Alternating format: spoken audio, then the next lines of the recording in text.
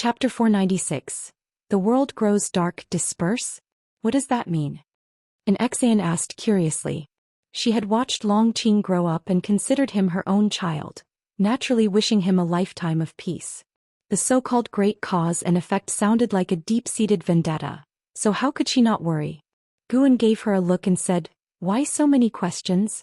When your cultivation level is higher, you will naturally understand everything."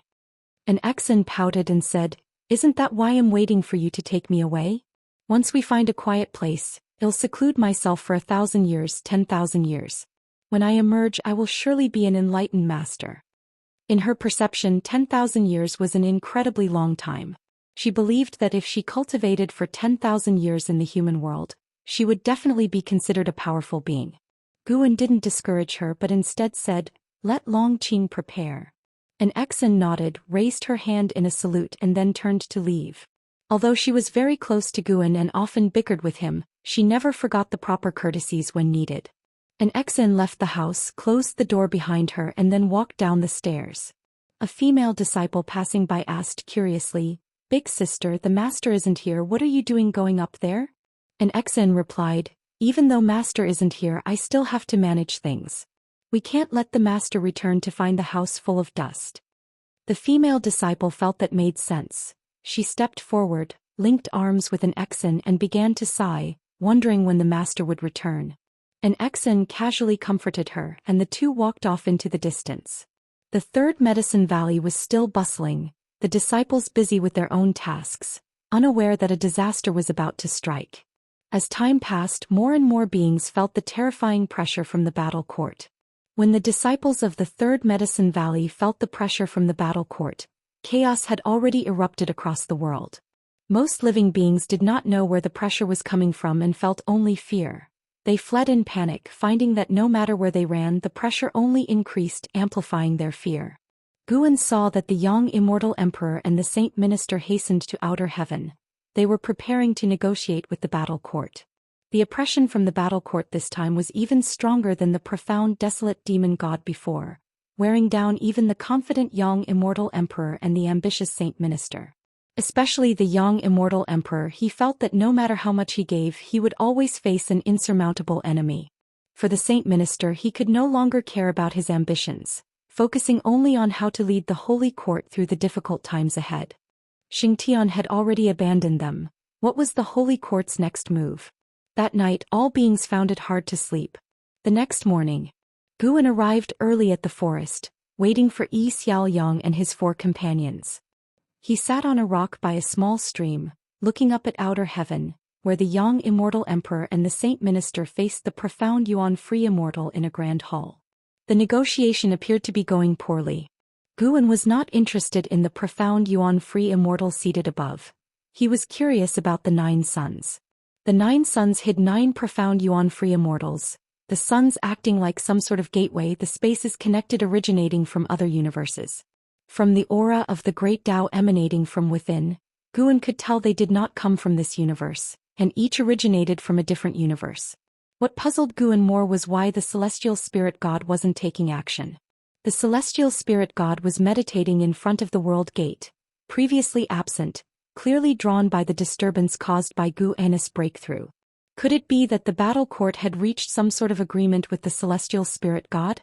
Guan could determine that there was no direct connection between the celestial spirit god and the battle court because the celestial spirit god had a dense aura of celestial Tao destiny, which was not the kind of destiny that belonged to the battle court. Meanwhile, on the massive battle court, the young Immortal Emperor and the Saint Minister stood side by side, looking up at the formidable Yi Tianji like they were gazing at a deity, the light from the 9 suns illuminating their faces, highlighting their grim expressions. The grand hall was surrounded by floating figures, all sneering at the young Immortal Emperor and the Saint Minister, as if they were looking down on reptiles. The Saint Minister took a deep breath and said, "We indeed do not know who the descendant of the Long clan is, and there are countless incarnations of heavenly demons among the heaven and earth. As for the celestial Tao golden core," he glanced at the young Immortal Emperor, then turned to Yi Tianji and said, "If the celestial Tao golden core were to leave the celestial spirit great world, the celestial spirit great world would shatter. How is that different from killing us directly?" Yi Tianji was expressionless and said, "The difference is you can live. At this point, do you still want to save others?" The Saint Minister furrowed his brow. If he really only cared about his own life, he could have escaped from the celestial spirit great world long ago. At this moment, he could only place his hopes on the supporting Dao Sword Venerable. He was just trying his best to stall for time, waiting for the supporting Dao Sword Venerable to make his move. The young Immortal Emperor spoke up. "Aren't you afraid of the heavenly Daoist backlash?" Yi Tianji snorted. "Heavenly Daoist backlash? Seems you don't know what heavenly Dao really is."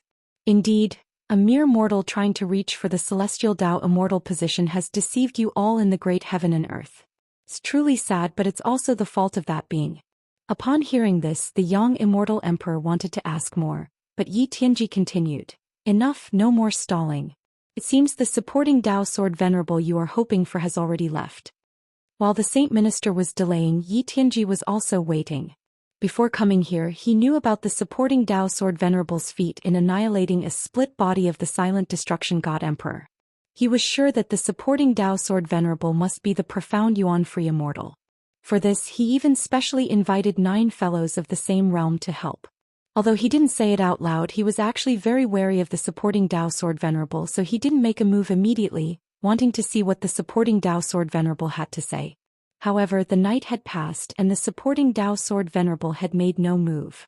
Yi Tianji guessed that the supporting Dao Sword Venerable might have been scared away by the reincarnation phenomenon. It was normal, given that the phenomenon capable of causing such fear was unimaginable and certainly not something the profound Yuan-free immortal could match. As for whether it was the supporting Dao Sword Venerable, he never even considered that possibility. He learned from the 9 fellows above him that other universes also had such phenomena, with an unimaginably vast scope. The faces of the young Immortal Emperor and the Saint Minister changed drastically. They hadn't expected Yi Tianji to know what they were waiting for. Yi Tianji raised his right hand, and seeing this, the young Immortal Emperor immediately began cultivating energy. The powerful aura of the Daoist Zhang Zizai Immortal suddenly burst forth, and the Saint Minister of the Zizai Immortal Realm, standing next to the young Immortal Emperor lacking the strength, was immediately pressured to retreat in a flash. The creatures surrounding the grand hall in the battle court all turned and faced the young Immortal Emperor, their auras likewise bursting forth.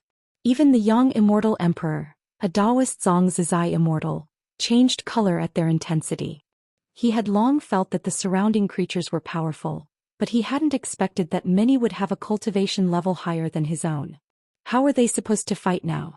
The young Immortal Emperor looked towards Yi Tianji, his face intensely uneasy, his eyes filled with a chilling look as he tried hard not to show any signs of fear. Yi Tianji's smile was wild and contemptuous as he directed the palm of his right hand towards the celestial spirit great world. In an instant, the entire celestial spirit great world shifted abruptly from daytime into nighttime, with neither the bright moon nor the stars visible. Walking through the forest, Yi Xiaoyang and his 4 companions screamed in fright, hurriedly hugging each other, no longer daring to move forward, with some even scared to tears. The cultivators and demons standing on the celestial Dao light layer were utterly horrified. Under their watchful eyes, an indescribable giant hand descended from above the universe, stretching towards the celestial spirit great world. The vast and boundless celestial spirit great world seemed like a small pebble in front of this giant hand about the size of a finger. From far atop the grand hall, both the young Immortal Emperor and the Saint Minister stared in shock. "The descendant of the Long clan, it's time to awaken." Yi Tianji's voice resounded throughout the celestial spirit great world. Under the darkness, his voice seemed like that of a demon god from the abyss, instilling endless terror into all living beings. In the 3rd Medicine Valley, Long Qing was looking up at the night sky when he suddenly sensed something and abruptly clutched his head as a flood of memories burst forth from the depths of his mind, assaulting his spirit. He had never felt such intense pain in his head before, as if it were going to explode. In pain, he then knelt on the ground. As the world had already darkened, everyone else was watching the night sky, and no one noticed his abnormality. How could this be? Long Qing gritted his teeth and murmured to himself, struggling as he saw himself fighting and slaughtering across a realm filled with the blood of all living beings, his world tinged with red. Chapter 497. Is this the battle court you take pride in? Guan heard Yi Tianji's words but did not take action. He watched Yi Tianji help Longqing awaken his past life memories. It's time for this young man to face his own destiny. If Guan had helped him recover his memories, Longqing might still have entertained some hope. Now that Yi Tianji was helping him awaken the memories, Longqing realized just how heavy the causality he bore was. Guan couldn't take care of Longqing forever. Longqing was already over 1,000 years old. It was time to face his destiny. The fate of the Long clan, though tragic, was also wrought with many evil deeds. Their downfall was lamentable yet seemed only natural. Of course there were good people in the Long clan, but because of Long Zhan the clan was prone to producing violent individuals. Just like Longqing, Guan could see that in his past life, Longqing had also committed evils. Guan defended Longqing from the battle court as a favor for Long Zhan. Moreover, since the battle court was no good either, destroying it would mean Guan was thoroughly erasing the causality left by Long Zhan. The battle court was created by Long Zhan, and Longqing was his only descendant. Guan felt it necessary to reverse this bad karma. Besides, if he did not intervene, the celestial spirit Great World would probably not withstand the battle court's assault, which was not something he wanted to see. Guan looked up at the night sky, his divine sense locking onto Yi Tianji, as he examined the deeper causality of the battle court. The battle court that had descended upon the celestial spirit Great World was merely a branch, just as the silent destruction god emperor before it. The real battle court was being blocked outside the world gate. If Guan were to destroy this branch of the battle court, then it would mean a fight to the death with the real battle court. To this he was not afraid. What he dreaded was only the group of immortal gods, not the battle court. The causes that arise from me shall be eradicated by me. Guan looked at the night sky, thinking so, his face as calm as ever. In the void atop a grand palace, the young immortal emperor and the saint minister trembled as they looked at the terrifying giant hand above the celestial spirit Great World. They had no will to fight in the face of such a hand, only a sense of despair. Even though the young immortal emperor had glimpsed such a vision in the celestial Tao golden core, when he saw it for real he was chilled to the bone. How vast was the celestial spirit Great World, yet it seemed insignificant before this colossal hand. The young immortal emperor turned his head, looking at Yi Tianji, and with gritted teeth asked, "Who exactly are you all and from where have you come? If you want us dead, can you at least let us die in the know?" Yi Tianji's right hand was half raised. Upon closer examination his hand's shape was identical to the giant hand above the celestial spirit Great World, intensifying the pressure on the young immortal emperor. Facing the young immortal emperor's inquiry, Yi Tianji sneered, "Then I shall satisfy your curiosity. We come from the battle court. My name is Yi Tianji and I possess the power to discern heavenly secrets. The destinies of both of you lay clear before my eyes. You are destined to die without even the hope of reincarnation." The battle court. The saint minister seemed to remember something, his eyes revealing a horrified expression. The young immortal emperor, however, fell silent, not that he had chosen to surrender without a fight, but because a domineering power suppressed him, leaving him immobilized. All he could do now was wait for his death. He didn't even dare to use the power of the celestial Tao golden core, fearing Yi Tianji would detect its existence. Finally found it. It really was under the care of the supporting Tao sword venerable. Yi Tianji suddenly said, redirecting the thoughts of the young immortal emperor and the saint minister. The supporting Tao sword venerable became the only hope in their minds. They clung to this lifeline like drowning individuals, their eyes lighting up. Yi Tianji then lifted his left hand, reaching toward the palm of his right. But at that moment, a hand suddenly landed on his shoulder, causing his heart to jolt violently and his pupils to dilate. In his view, the young immortal emperor suddenly grew larger. Not just the young immortal emperor, but everything around became enlarged. No, it was he who had shrunk. His gaze drifted sideways unconsciously, and from the corner of his eye, he saw a figure shrouded in a dark purple demonic chi. It was this figure's hand pressing down on his shoulder, shrinking him to the size of a mortal. The battle court beings around the grand palace turned their gaze to him, figures appearing out of thin air before Yi Tianji, surrounding Guan, who had performed the celestial dark purple micro Saint Tao body. The celestial dark purple micro Saint Tao body was a transformation of the demon shadow divine skill, possessing an even greater mystery and creation. Guan had chosen to appear in this form, wishing to intervene under the identity of the supporting Tao sword venerable. He was unconcerned about being surrounded by 9 profound yuan-free immortals. Even if he stood still, those 9 profound yuan-free immortals wouldn't be able to breach the defense of the celestial dark purple micro-Saint Dao body.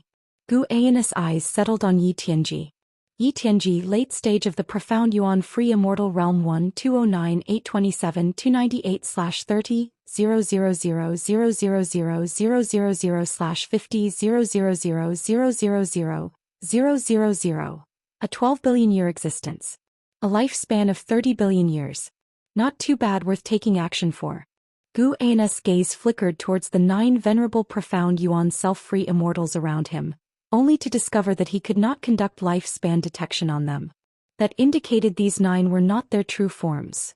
Their auras seemed just like that of living spirits. No wonder those 9 suns connected to other universes. They were merely some special power transmission channels. For their true bodies to come here, they probably needed to pass through a world gate. Seeing Yi Tianji shrink, Yang Immortal Emperor was momentarily stunned and then saw Gu Ayan's figure. Supporting Dao Sword Venerable. Yang Immortal Emperor became excited, ecstatic with joy. The distant Saint Minister followed his gaze, equally surprised. His senior had indeed taken action. Yi Tianji glanced at Gu Ayan with a taut heart that gradually calmed and coldly said, "Supporting Dao Sword Venerable, you truly have taken action. What exactly is your relationship with the Long clan?" The 9 venerable profound yuan self-free immortals all around emitted black gas, their true faces obscured, as mysterious as Gu Ayan. They didn't speak, but their mana had already formed a barrier to prevent Gu Ayan from escaping. Gu Ayan could even feel their invisible power attempting to probe the surface of his celestial dark purple micro-Saint Dao body, but they simply could not achieve it. "I have said do not involve all living beings. No matter who you are, no matter where you come from," Gu Ayan's voice sounded hoarse and ice-cold, with utmost killing intent that brought Yi Tianji's recently stabilized emotions of terror surging back. Yi Tianji felt the same as Yang Immortal Emperor. Unable to move. Mana nearly solidified inside. How could this be? Could it be that he has surpassed the profound yuan self-free immortal realm?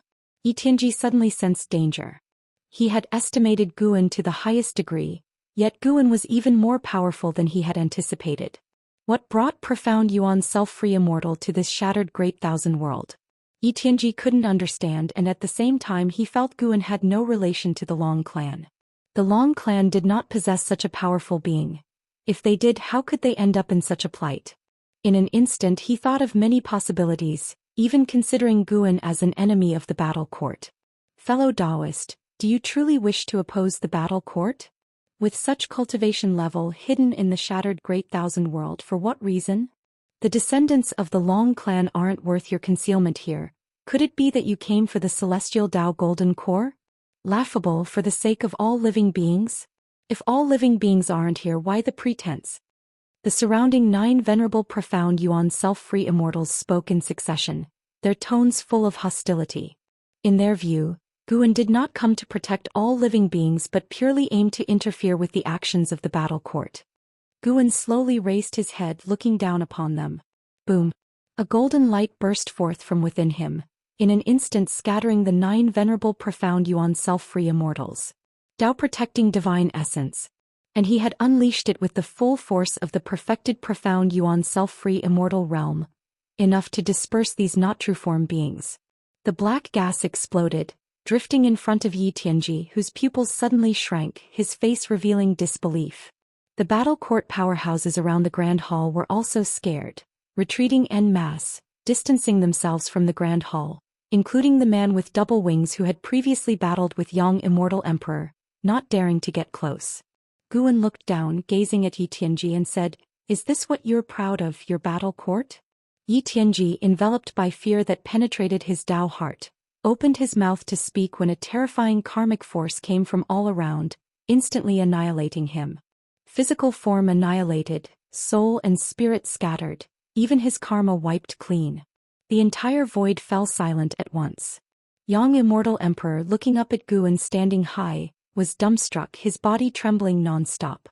The Saint Minister was equally shaken. When Yi Tianji's oppressive force suddenly vanished, he collapsed to the ground, his gaze fixed upon Gu Ayan, as if a mortal spirit looked up to a god. Chapter 498. Sword Against Sword, The time-transcending struggle of Sword Dao. You have successfully seized 2,809,837,622 years of lifespan from Yi Tianji, profound yuan-free immortal late stage. Looking at the prompt before him, Gu An's mood improved and he looked up. The warriors from the battle court maintained their distance, staring incredulously at the grand temple. Yi Tianji had vanished directly under Gu An's hand, making it feel surreal for them. In their minds, Yi Tianji was so powerful, how could he have died so easily? It wasn't until the giant hand above the celestial spirit great world suddenly dissipated that the warriors of the battle court snapped back to reality. Our Lord has fallen. How is that possible? Who is he exactly? And those divine envoys too. Bad news. Run. It can't be, absolutely impossible. The battle court exploded into chaos with many warriors promptly fleeing. Gu An's right foot shifted slightly, and in an instant several warriors from the battle court burst apart, turning into mist of blood that spread across the void. Since he was taking action, how could he not earn some more lifespan? However, he wouldn't kill all these creatures from the battle court. Doing so would seem like a vendetta. He wanted to continue maintaining the image of someone acting on behalf of all beings of the celestial spirit great world. Randomly selecting a few creatures from the battle court to eliminate was an unfortunate fate that befell them. One prompt after another appeared before Guan, making his mood even more delightful. Protecting all living beings while profiting himself, how could he not be pleased? Young Immortal Emperor and Saint Minister still stood in place. Despondent as the warriors of their battle court were so easily defeated in front of supporting Dao Sword Venerable, they felt both excitement and despair. They thought about their own ambitions and previous schemes, and suddenly felt how ridiculous their past selves were. At the same time, they admired supporting Dao Sword Venerable even more. Possessing such strength yet still interacting gently with them demonstrated a powerful attitude of kindness towards the weaker. Soon the void fell into silence again. Guan felt many powerful divine senses sweep across but quickly withdraw. This battle eventually did alarm some beings of great power in the depths of the universe, yet no one dared provoke Guan. They even regretted their curiosity, fearing being targeted by Guan. Without interacting with young Immortal Emperor and the other, Guan soared up, collecting 9 suns into the palm of his hand, and then headed towards the depths of the universe. The creatures of the celestial spirit great world returned to daylight, and as the oppressive terror enveloping the world vanished, they began to communicate, discussing what exactly had happened. Even without clear understanding of the events, they felt like they had narrowly escaped a disaster. Long Qing was still kneeling on the ground, holding his head with both hands, gasping heavily in extreme agony. Eventually, people noticed his condition and gathered around. Even an Exan was drawn over. Watching supporting Dao Sword Venerable disappear into the depths of the universe, Saint Minister approached young Immortal Emperor, frowning. Has he left?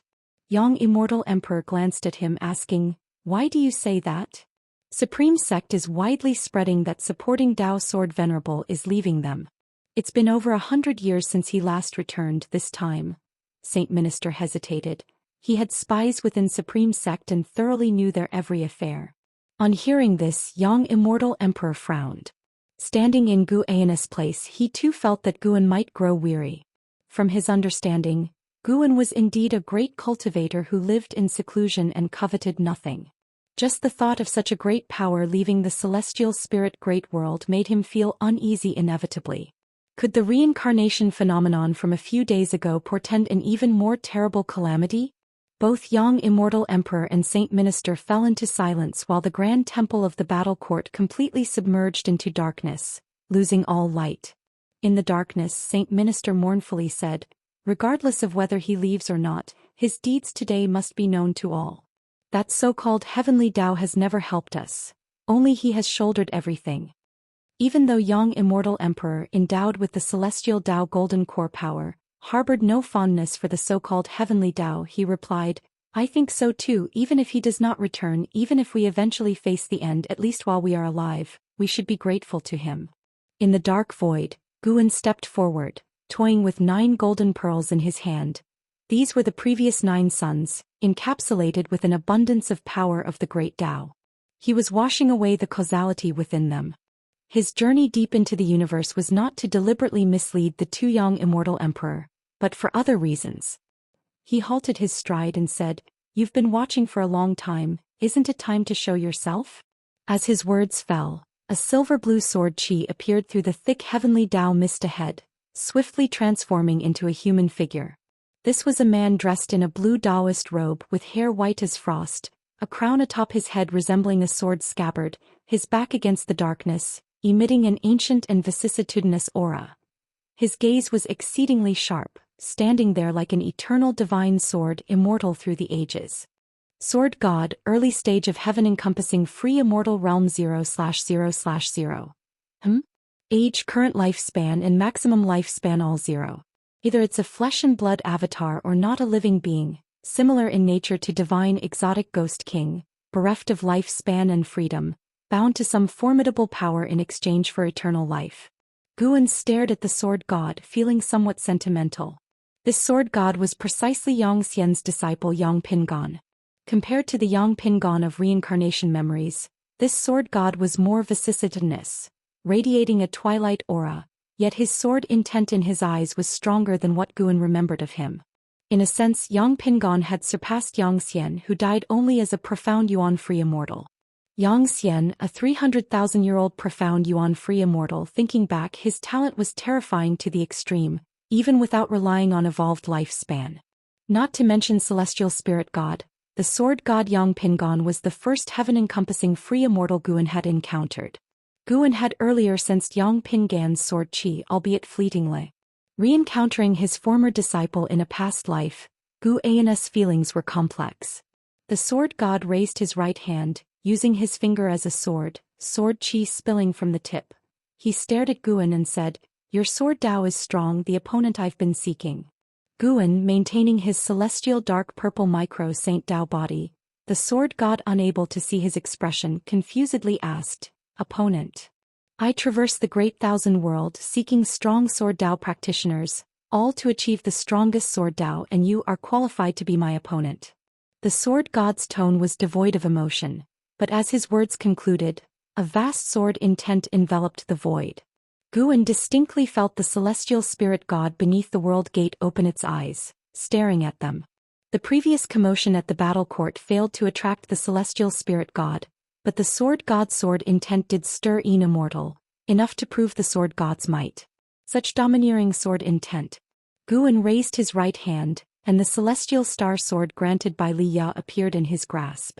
This sword, regarded as a divine weapon in the mortal world, was less sturdy here than a meteor, yet as Guan's sword chi covered the blade, this sword from the mortal world became the sharpest sword in the universe.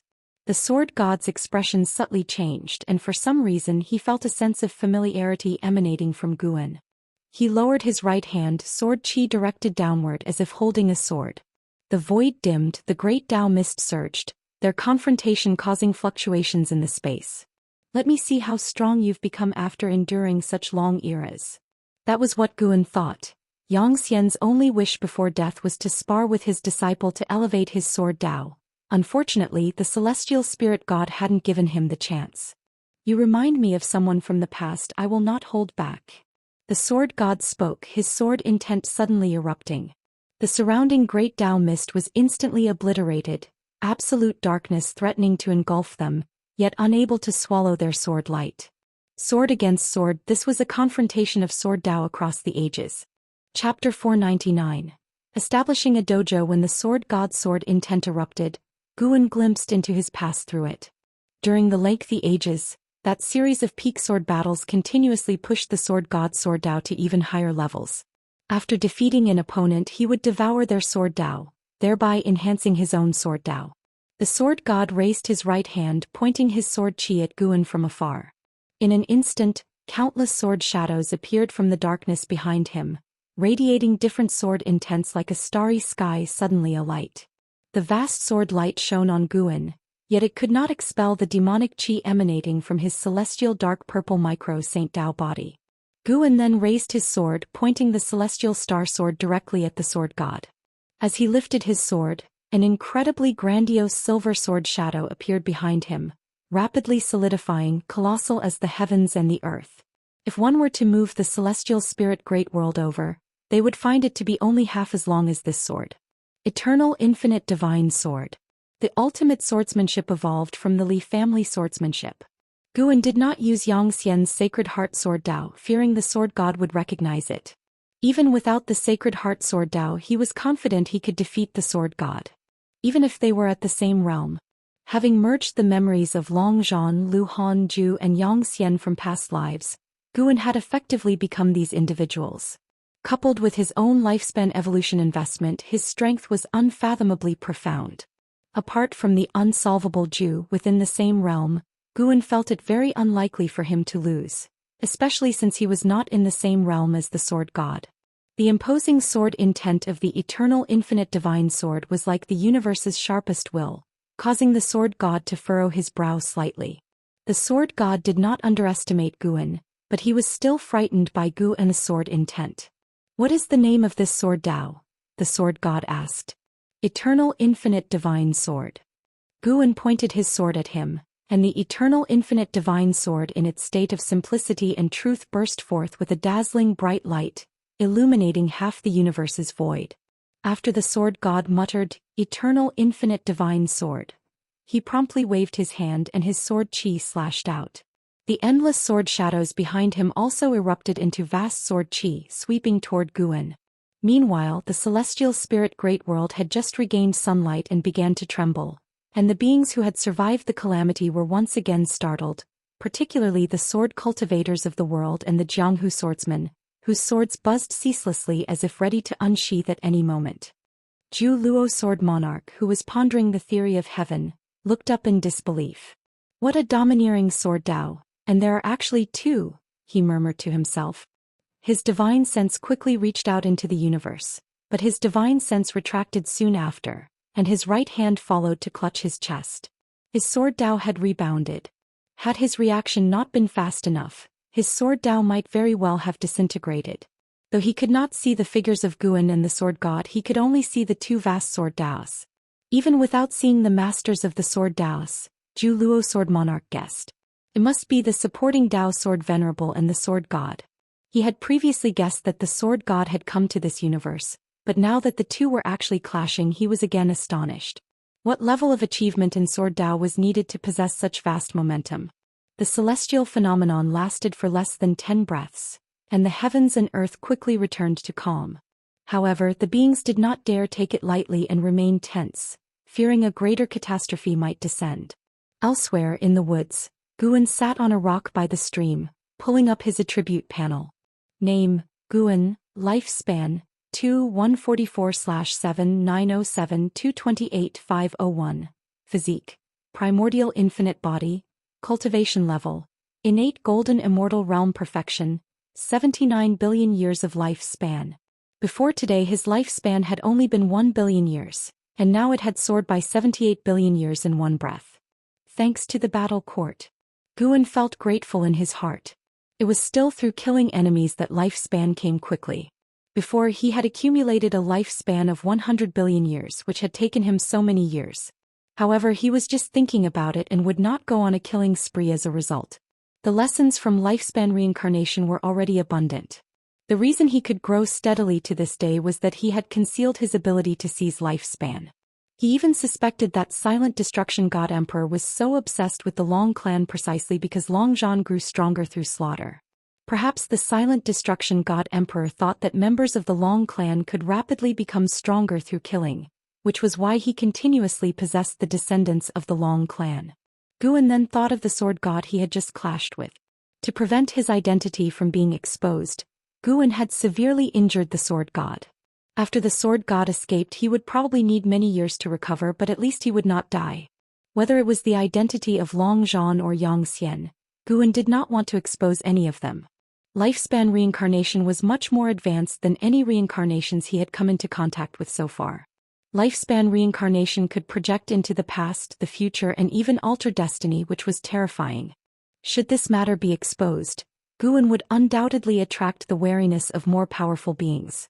He saw the sword god enter the river of sword Dao and disappear. The river of sword Dao, the river of destiny, the river of time, and others were all existences independent of the universe, accessible only through the great Dao. They were dangerous and mysterious, and whether they could lead to other universes was still hard to say. Perhaps the sword god had come through the river of Sword Dao. But Guan felt that the world gates were not for show. To cross universes, one always had to get past the celestial spirit god. Time passed quickly in Guan's thoughts. An hour later, all the beings of heaven and earth finally relaxed. Although they did not know what had happened, the return of tranquility to the world was a good thing. After a little less than half an hour, Xiaoyang and his 4 companions finally arrived at the agreed-upon location. When they saw Guan, they were all pleasantly surprised and immediately rushed over. 3 youths burst into tears on the spot, having been scared out of their wits by the sudden darkness that had fallen over the world. Guan watched them with a smile and did not comfort them, letting them vent on their own. Xiaoyang turned to Guan and asked, "Immortal, do you know why the sky suddenly darkened earlier?" Guan shook his head and said, "How would I know? I only know a little about the art of immortal cultivation. You really think I'm an immortal? This world is much bigger than you think. It will be more interesting for you to explore on your own than to ask me." Upon hearing this, Xiaoyang fell into endless daydreams. Once they had calmed down, Guan began to teach them the method of qi refinement. The talents of these 5 were not bad. In less than half a day, all had cultivated a thread of spiritual power. It was not until evening that Guan let them go back. Compared to their first farewell, the 5 felt more relaxed, believing that Guan truly intended to teach them. After watching them disappear into the depths of the forest, Guan headed in the opposite direction. With one step he arrived thousands of miles away. This place was rarely tread by mortals, abundant in spiritual energy with more plant demons than beast demons. Guan arrived at the top of a high mountain. He stood on the edge of a cliff, his mind moved and he began to create the lifespan dojo. "Please choose the range of your dojo." A prompt appeared and Guan instantly made a decision. He marked off an area with a radius of 5,000 miles in one go. "You will need to consume 500 million years of lifespan. Would you like to continue?" 500 million years of lifespan, not too bad, acceptable. Guan was actually afraid that this thing would consume a huge amount of lifespan, even an endless amount. If that were the case, he could only give up on the lifespan dojo.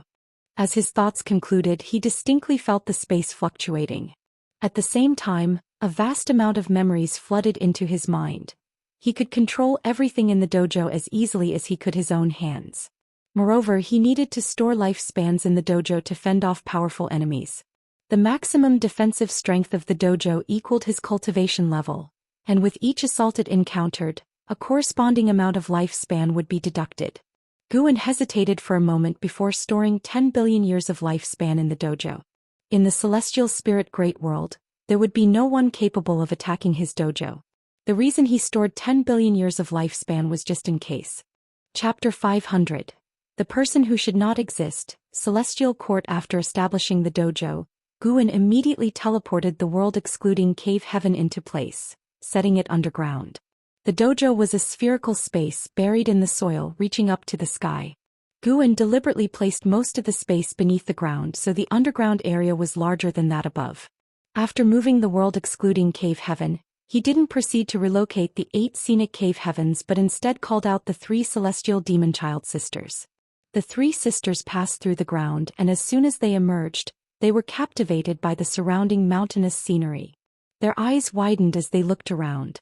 Standing at the edge of the cliff overlooking them, Guan said, "From now on the land within 1,000 miles is my dojo. You will all live with me here in the dojo from this day forward."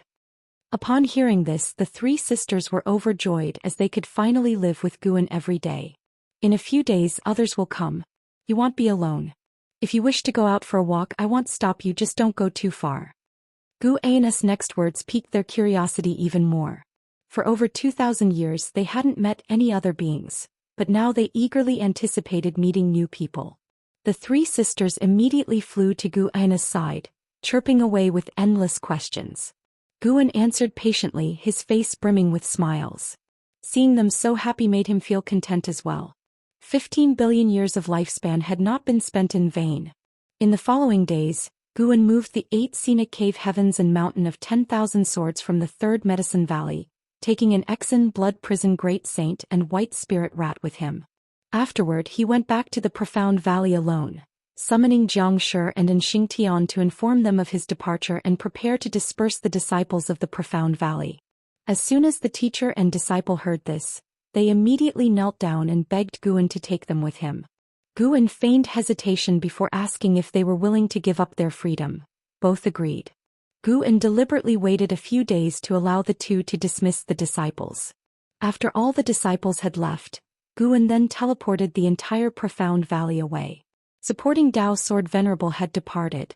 This event eventually spread within the Supreme Sect, causing a significant stir. The Third Medicine Valley also experienced a brief tumult, with Long Qing taking over as Valley Master to prevent the disciples from feeling disheartened. The Supreme Sect's higher-ups began to ingratiate themselves with Long Qing, believing that he would become a go-between with Gu, and supporting Dao Sword Venerable was sure to return. Meanwhile, the Holy Court and Immortal dynasty announced the truth about the calamity from a few days prior to all the world's people. The words Battle Court spread rapidly, and supporting Dao Sword Venerable's merits were widely publicized. In this era where the heavenly Dao was the ultimate truth, the name supporting Dao Sword Venerable made beings feel it was even stronger and more trustworthy than the heavenly Dao for the first time. One evening, Xianxia stood on the cliff, gazing at the still bustling Third Medicine Valley with her eyebrows furrowed and eyes filled with grievances. Beneath her veil she bit her lip, silent. "What are you thinking about?" A familiar voice came from behind, startling Xianxia as she swiftly turned around. Upon seeing Guan, her eyes sparkled with surprise. How are you here?" Xianxia began to express her joy, but she held back, asking with a scoffing tone instead. Guan smiled inquisitively. "I feel my dojo lacks a scribe. Without her writing, the dojo would be quite dull. Would you like to come?" Xianxia's eyes immediately crinkled in laughter. She put her hands on her hips and asked, "You still have a dojo? Aren't you leaving this great heaven and earth?" "Yes, I am leaving far, far away. Would you like to come with me? If you're unwilling, I won't insist." Guan was amused by her posture. He could hear her heart speaking. The girl felt greatly wronged internally. She even muttered some things that gave him goosebumps. "You came to invite me personally, so I have to go." Xianxia raised her chin in pride. "Do you need to say goodbye to your family?" "Forget it, I've been away for 2,000 years. Our bond has long since been severed. They haven't written to me in 1,000 years." Xianxia said nonchalantly. Hearing this, Guan didn't ask further and simply waved his sleeve, taking her away. A breeze blew past, leaving no trace of their footsteps. Xianxia only felt darkness before her eyes, and when she opened them again she was still standing on a mountain, but the scenery in front had changed abruptly. She just happened to witness Xianxia and Blood Prison great saints sparring figures, battling fiercely in the sky, casting various spells with ease, a truly spectacular sight. The wind stirred up by their combat blew her veil, causing her eyes to widen involuntarily. "Elder Xin, you came too?" A voice of surprise came through, only to see an Exan appear out of thin air beside Xianxia. Xianxia turned her head to look at an Exan and was secretly astonished. Such quick speed. Suddenly she found an Exan gave her an unfathomable feeling. She subconsciously looked back at Guan, relieved to see that he was still there. "It's not an illusion realm. An Exan take care of her." Guan dropped these words and then turned and left, preparing to make a trip to the North Sea mountain ridge. Xianxia just wanted to speak when Guan disappeared on the spot. An Exan covered her mouth and laughed. "Stop staring, your eyes will fall out. In the future you'll see him day and night until you grow tired of it." Xianxia turned her head to look at her, unable to refrain from asking, "What place is this exactly?" The setting sun was desolate and beautiful, with strong winds rising. An Exan turned and looked toward the distant continuous mountains, her gaze becoming evasive. "This is Master's dojo, he calls it Wuxia." Under the starry sky, the mountains undulated, the hills were covered with white bones, devoid of flowers, grass, or trees. A sword chi suddenly appeared on the hillside, followed by the figure of the sword god who sat cross-legged, surrounded by sword shadows. His face was deathly pale, with even golden cracks appearing as if it were about to split open at any moment. "You failed." An old voice sounded, echoing through the mountains, lingering for a long time. The sword god remained silent, his eyes tightly shut, clearly enduring immense pain.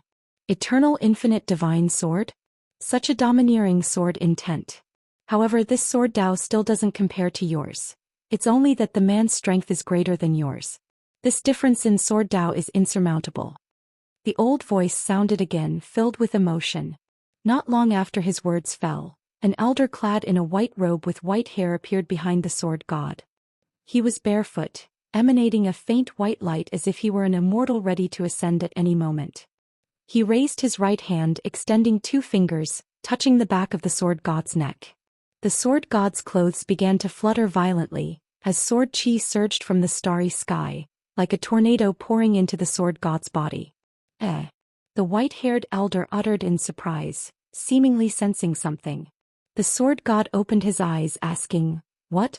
Even you can't drive it away?" The white-haired elder spoke. "Though I cannot see its form, I can confirm, this is Zhou Xian's Dao Destruction Destiny Seal. That person must have a connection with Zhou Xian." The sword god frowned, his eyes full of confusion. "Zhou Xian, like you, is attached to the river of the great Dao. However, he is even older than you. Who knows how many destinies are intertwined in his long life? It's normal that you can't calculate it." The white-haired elder spoke with a sense of loss, but then a smile appeared on his face, asking, "Encountering such a sword Dao master is a good thing for you. You've won too many times, it's about time you lost. At least this time your opponent didn't finish you. From their sword intent, it would not be difficult to completely destroy you."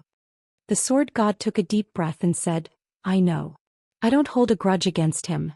It's just that he makes me feel like a person, like someone who shouldn't exist." The white-haired elder couldn't help but shake his head, speaking, "Your master died a long time ago, why be so obsessed with him still?" "No, you don't understand. I have a feeling that although my master is dead, he still exists. The strengthening Sacred Heart Sword Dao in the River of Sword Dao is the best proof." The sword god looked up at the starry sky, his gaze unwaveringly firm. The white-haired elder sighed, no longer speaking. After a while, the sword god withdrew his gaze, asking, "A celestial Dao golden core has appeared in the shattered celestial spirit great world. It's very likely left by the celestial spirit ancestor. Don't you wish to resurrect? This is an opportunity." The white-haired elder laughed softly. "The celestial spirit ancestor's golden core is not easy to take. Do you think the celestial spirit god stands guard there for nothing? The so-called celestial Dao golden core is just bait. After so many eras, I didn't expect the celestial court to still not give up." Chapter 501. 1,000 years, 10,000 years. The morning sun penetrated the mountain forest, shining on the stream, sparkling with light. Guan still sat on that rock. A year had passed since he left the supreme sect, and the Daoist field of the beginningless was already filled with various grades of medicinal herbs. It wouldn't take many years before his yearly income from lifespan would increase. Surpassing the peak would not be difficult. An Xian, Xianxia, and others also began to cultivate in seclusion, and Guan taught Xiaoyang and the other 4 each day outside the dojo. Xiaoyang and his group had to climb mountains and wade through waters back and forth every day. Initially it was very tough, but after a year of cultivation, they had grown accustomed to it, even considering this journey as part of their cultivation. While waiting for them, Guan was watching Zhenqin. Since Yi Lan passed away, Zhenqin had been continuously gaining experience and opportunities outside, yet regrettably she was still about to face her life's limit. And she was still a long way from reaching the Nirvana realm. Zhenqin seemed to sense her celestial mandate, preparing to take revenge on the ghost mother of ephemera. The death of Su Han had always been a thorn in Zhenqin's heart. Her reason to cultivate was also to avenge her senior brother. Su Han, oh Su Han, you thought you were being kind, but have you ever considered that due to your kindness, your junior sister would carry a millennium of vengeance until her death? Guan murmured to himself, lamenting human nature and fate. Su Han's corpse had long been moved by him from the Nianchu cave mansion to the world-excluding cave heaven, currently resting in a cave within the dojo. His soul had gone with the reincarnation long ago, but since his corpse was well preserved, Guan could use causality to seek his reincarnated soul.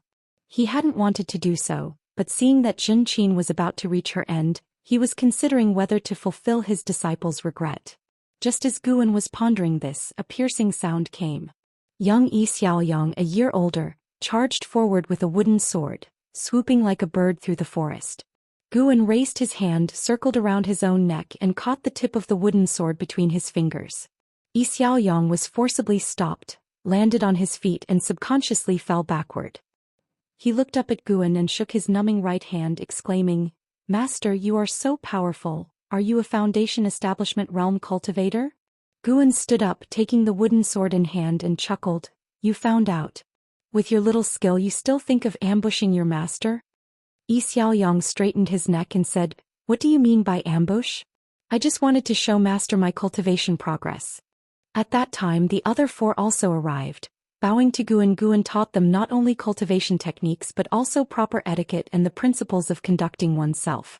In just 1 year he had imbued these 5 with a spirit of chivalry. Even with their cultivation levels and spells, the 5 did not bully the common people. Instead they supported the weak and opposed the strong. They had already gained a good reputation within 100 miles of their hometown. Seeing that everyone had arrived, Guan tossed the wooden sword to Xiaoyang, saying, "Today I will teach you the sword control technique." Upon hearing this, the 5 were not very excited, as the sword control technique did not sound like a very formidable spell, especially since they practiced sword fighting regularly. Guan saw their lack of interest but did not say much, instead just began teaching the mantra. Inside the mysterious space, young Immortal Emperor walked towards the celestial Dao golden core. Looking at the majestic and spectacular celestial Dao golden core, his eyes not as fervent as before. After the disaster of the battle court, he felt that the celestial Dao golden core could not grant him power to dominate everything, and heaven had no intention of saving all living beings. Whether it was the immortal dynasty or the holy court, most people felt a sense of mission to bear the destiny of all living beings. From the moment they stepped onto the path of cultivation, they had done both good and evil, but all felt that as long as they were powerful, they had to protect all living beings. The young Immortal Emperor felt the same. He believed he was destined to be the Lord of heaven and earth and must protect all living beings. He approached Hao, who was still meditating, comprehending the celestial Dao golden core.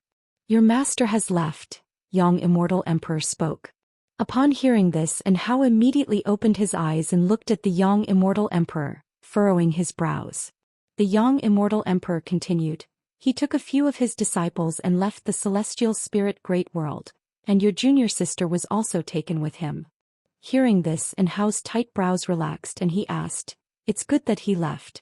This world is becoming more chaotic.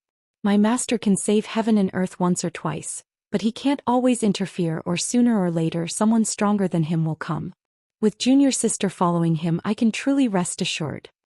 Young Immortal Emperor shifted his gaze to the celestial Dao golden core and said, "And how I suddenly feel that this golden core doesn't represent the heavenly Dao."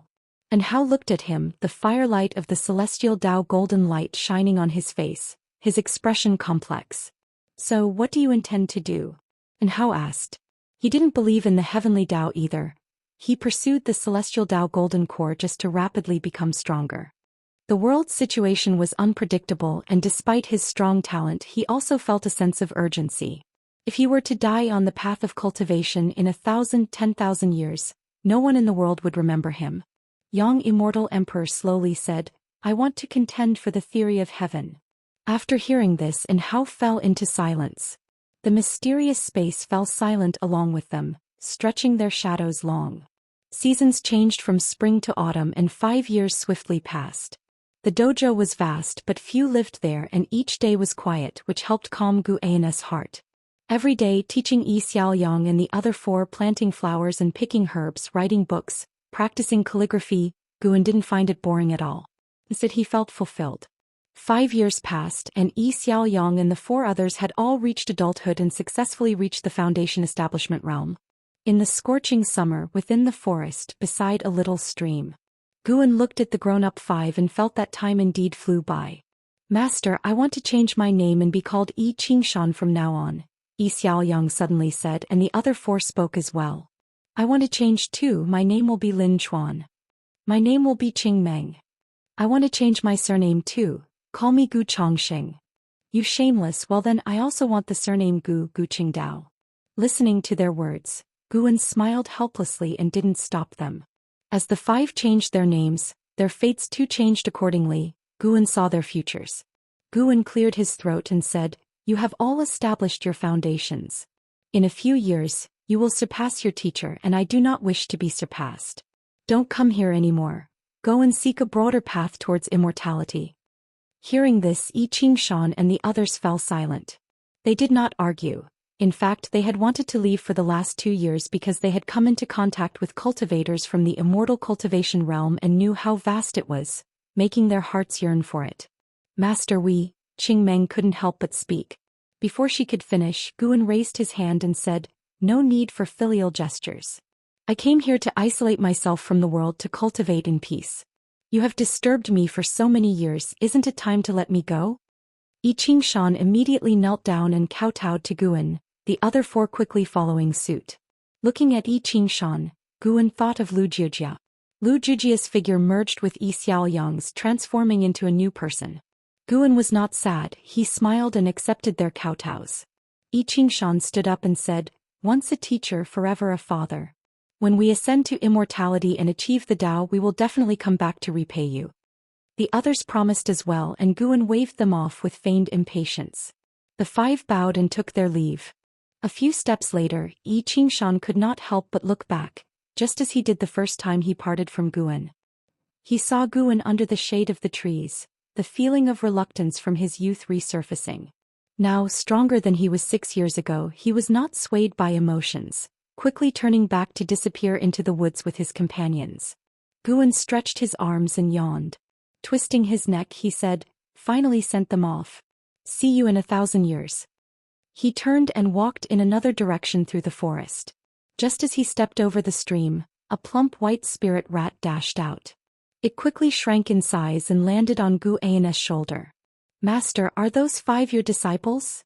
the white spirit rat asked curiously, still with the voice of a young boy. Guan laughed and said, "Of course they are, why do you ask? You only taught them for a few years before sending them away. I thought they were like the disciples from the 3rd Medicine Valley or Profound Valley. They will come back. They will accompany us for 1,000, 10,000 years, and you will have to be their support." "Really?" The white spirit rat widened its eyes in surprise. Chapter 502. Once yearned for dark clouds cloaked the sky, and a drizzle fell unceasingly. Between the mountains, trees were toppled. Pits and holes covered the landscape, reeking of the burnt aftermath that extended for 100 miles, a testament to the battle that had occurred. At this moment, 3 women stood in a standoff. Zhenqin, Jiangqiong, and the ghost mother of Ephemera, each bearing injuries. The ghost mother of Ephemera, with disheveled hair, stood amidst the wreckage, her face smeared with blood as she scanned her surroundings, trapped by an array of 8 flags. Outside the formation, Jiangqiong hovered in the air. Her injuries were not as severe as the ghost mother's, but her heaving chest betrayed her exhaustion.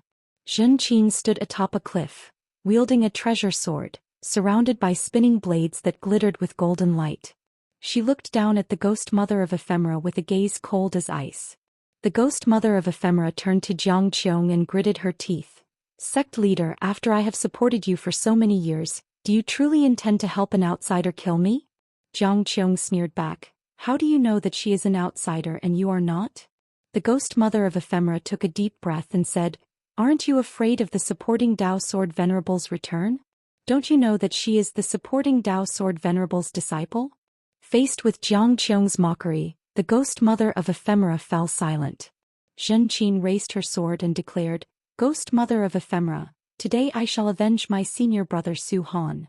Upon hearing the name Su Han, the face of the ghost mother of Ephemera did not change. She lowered her head, seemingly resigned to her fate.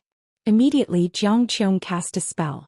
The flags around the formation fluttered violently, whipping up a fierce wind that stirred chains of cyan to bind the ghost mother of Ephemera, who did not resist. Zhenqin charged into the formation, her sword slashing through, its frosty light shattering the forest. With one slash, blood spurted and the head of the ghost mother of Ephemera floated into the air.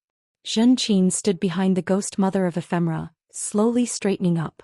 She turned her head and saw not only blood spurting from her neck but also flames of a golden blaze. The soul of the ghost mother of Ephemera emerged, unable to escape from her severed neck. Zhenqin, looking upon this, felt no joy, only a sense of relief followed by an overwhelming fatigue. Years had passed and she no longer hated the ghost mother of ephemera. Avenging Zhou Xian had become her obsession. Xianxia descended from the sky. Looking at the golden flames at the neck of the ghost mother, she clucked in wonder. Are you trying to make her soul disperse? Where did you learn such an evil skill? Xianxia, devoid of expression, replied, to deal with an evil demon, one naturally uses evil methods. The soul of the ghost mother of ephemera struggled in agony, silent, but her twisting form was horrifying to behold. A breeze passed, scattering the golden flames around her neck, which alarmed both Xianxia and Xianxia, prompting them to instinctively look around. Let's end it here. This life's grievances have been settled. A voice sounded, and upon hearing it, Xianxia stopped mid-sentence. This voice belonged to Guan. Xianxia showed surprise and looked around in search of Guan. The soul of the ghost mother of ephemera flew out from her corpse. Xianxia's sword was no ordinary sword. Its slash severed all her lifelines, leaving her either to find a new vessel or wait for reincarnation. Her soul knelt beside her body as if paying homage to Guan. You have two choices. Guan's voice spoke again, detached as if a god spoke. Reincarnation, to let go of this life's karma and start anew the next life, or redemption, to lose your freedom and continue living. The ghost mother hailed from the ephemera sect. Though not affiliated with the ephemera sect that caused chaos in the Taitsong continent, she had harmed many in her lifetime, Zhou Xian being only one. Even when she founded the Gathering Flower sect, she resorted to wicked methods. The reason why Guan offered her a choice was that, at her core, she believed she acted for the supporting Dao Sword Venerable, that she belonged to him. After following the Sword Venerable, she had indeed restrained her methods and attempted to incline towards goodness. Guan did not wholly shield her, not just because of Zhou Xian, as Zhou Xian had long since severed ties with him, but because she genuinely had committed evils. Stopping evil actions did not erase past deeds like smoke. One must bear the consequences of their choices. The ghost mother of ephemera immediately looked up and shouted loudly, I am willing to follow you even if I lose my freedom forever. No sooner had her voice faded than her soul vanished into thin air. Peace then returned to all of great heaven and earth. Xianxia pursed her lips and looked toward Xianxia, offering comfort. Regardless, she is considered dead and probably won't be at ease in the future. Xianxia took a deep breath and said, I know. Master said she wouldn't let her be free, and she certainly won't. The blood prison great saint was the perfect example. When Guan said to make him a mount for 1,000 years, he indeed suffered for an entire millennium. Seeing that Xianxia was not fixated on the matter, Xianxia also felt relieved and then asked, What are your plans now? Xianxia looked into the distance and replied, No plans. After her words fell, her body suddenly leaned backward. Xianxia's eyes widened as she instinctively reached out. However, a hand moved faster to catch Xianxia's shoulder. Xianxia looked up and a smile appeared on her face involuntarily. Master, Xianxia said weakly. Guan looked at her and sighed softly. Xianxia had reached the last year of her maximum lifespan.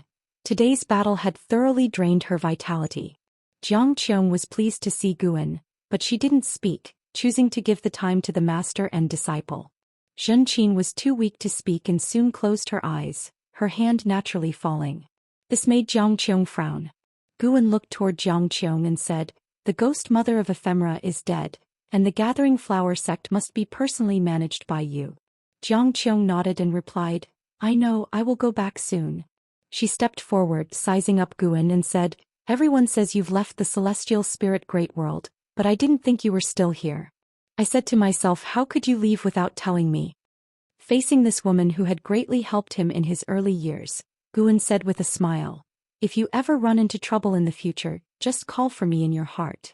He could hear Xianxia's heart's voice and knew she was not one to leave the secular world, so he did not invite her to the dojo. Xianxia stared at him and asked, Can I summon you if I miss you? Guan rolled his eyes at her and replied, I am very busy. Xianxia huffed coldly and said, Take her away quickly, don't let her die. She couldn't see the end of Xianxia's lifespan, but she could feel her life force rapidly draining, a sure sign of ill. Guan nodded slightly, then disappeared from the spot with Xianxia. Xianxia didn't leave immediately but walked toward the corpse of the ghost mother of ephemera. After working together for over 1,000 years, she didn't want the ghost mother's body to be left in the wilderness. Xianxia had a very long dream where she returned to her youth, a time when she, Su Han and Yi Yan lived carefree in Profound Valley. Back then they all aspired to reach the Foundation Establishment realm. When Xianxia awoke, she opened her eyes to the blue sky. She sat up instinctively and then saw Guan sitting at a stone table not far away, with an ice coffin next to her. Seeing Guan, her heart settled down instantly. She stood up immediately, ready to go and pay her respects. But as soon as she stood up, she saw the scene inside the ice coffin and froze completely. She couldn't help but blink, but no matter how many times she blinked, the scene inside remained unchanged. How can this be? Xianxia became agitated, her body shaking slightly. Inside the ice coffin lay Su Han's body intact. She looked back at Guan, who was sipping tea, not looking at her. In that moment, Xianxia's heart was filled with emotion and shame, and 1,000 words were stuck in her throat, unable to be spoken. Chapter 503. A lifespan of 256 billion years. Guan and Xianxia sat opposite each other and talked for a long time. After seeing Su Han's corpse, the burden and obsession in Xianxia's heart completely dissipated, and she returned to her usual lively and clever self. The mentor and disciple talked about the past, endlessly, finding it impossible to cover all the old times. However, everything has an end, including life. When dusk fell, Xianxia looked at Guan and said earnestly, "Master, thank you for your care in this life. As a disciple, I've been incapable and have never repaid you. If there is an afterlife and I am worthy of repaying you, I surely will strive to do so." Unlike the ghost mother of Ephemera, who, though dead, was not at the end of her natural life and could still possess another body to be revived, Xianxia's fate had run its course, without any technique to turn back time. Guan smiled and nodded, saying, "There will be an afterlife." Hearing this, Xianxia showed a smile, her eyes filled with expectation. She then lay down on the table and whispered, "Master, I feel a bit sleepy. May I sleep here for a while?" Guan nodded and replied, "Sleep, I will stay by your side." Xianxia closed her eyes, mumbling, "I suddenly miss Master Yi so much. It feels like she has been gone for a very long time." Guan's hand, which was holding a teacup, paused. He said nothing and continued drinking his tea. After Xianxia fell asleep, Xinjin came over. She looked at Xianxia about to speak, but her brow furrowed and she approached Guan, asking, "Are you okay?" She knew Xianxia's place in Guan's heart, and thinking of how Yi Lan, Xiaochuan and others' deaths affected Guan, she couldn't help but worry. "I am naturally fine," Guan said, looking at her with a smile and gesturing for her to sit down. Xinjin took a seat, her gaze constantly on Guan. As Guan poured her tea, he said, "Do you think it's absurd? Someone with my cultivation level, yet unable to control life and death?" Xinjin was secretly surprised. How did Guan see through what she was thinking? She spoke truthfully, "Indeed, you are the strongest being in my mind. It seems like life and death should be trivial matters to you, but..." Guan laughed and said, "This means I am not the strongest being. There is a celestial mandate that governs all, and those I help already have good fates. I merely add a touch of splendor. You can glimpse the past and the future, but can you glimpse the celestial mandate?" Glimpse the celestial mandate? Xinjin fell into deep thought. In fact, she was also confused about her own path of cultivation. She didn't enjoy sitting meditation and qi refinement. She preferred the arts and sought to improve her cultivation level through enlightenment, but inspiration was scarce, and her cultivation level had been stagnant for many years. Seeing that she was seriously contemplating, Guan did not disturb her. He looked towards the horizon where the slanted sun was like blood, and the seas of clouds seemed ablaze. Looking at the celestial vault, Guan suddenly felt that the future he saw wasn't far enough. How high must one's cultivation level be to see to the end of this universe? Time flies like an arrow and the years pass like a shuttle, slipping away never to return. A millennium is like a cloud of smoke with worldly affairs vast like waves. Without the support of supporting Tao Sword Venerable's millennium, the celestial spirit Great World faced no calamities from outer heaven, but internal strife remained intense. Ancient secret realms, Daoist fields, and the cave mansions of great powers emerged one after another, causing widespread deadly conflict among the realm's cultivators. Guan's Daoist field of the beginningless was now filled with medicinal herbs, and to this day, the lifespan provided by these herbs each year had surpassed 20 million years. Located at the edges of the world, the Daoist field of the beginningless on the Nine-Spirit continent had not faced any disturbance for 1,000 years. However, nearby human race cities were increasing and approaching the Daoist field of the beginningless. In that year early summer, Guan stood on the edge of a cliff watching Qin Chuan spar with the blood prison great saint. Qin Chuan, now of the Nirvana realm level, was able to hold his own against the blood prison great saint, who was at the level of the loose immortal realm. The two combatants clashed in the sky, Guan establishing a barrier that allowed them to fight to their heart's content without affecting the dojo.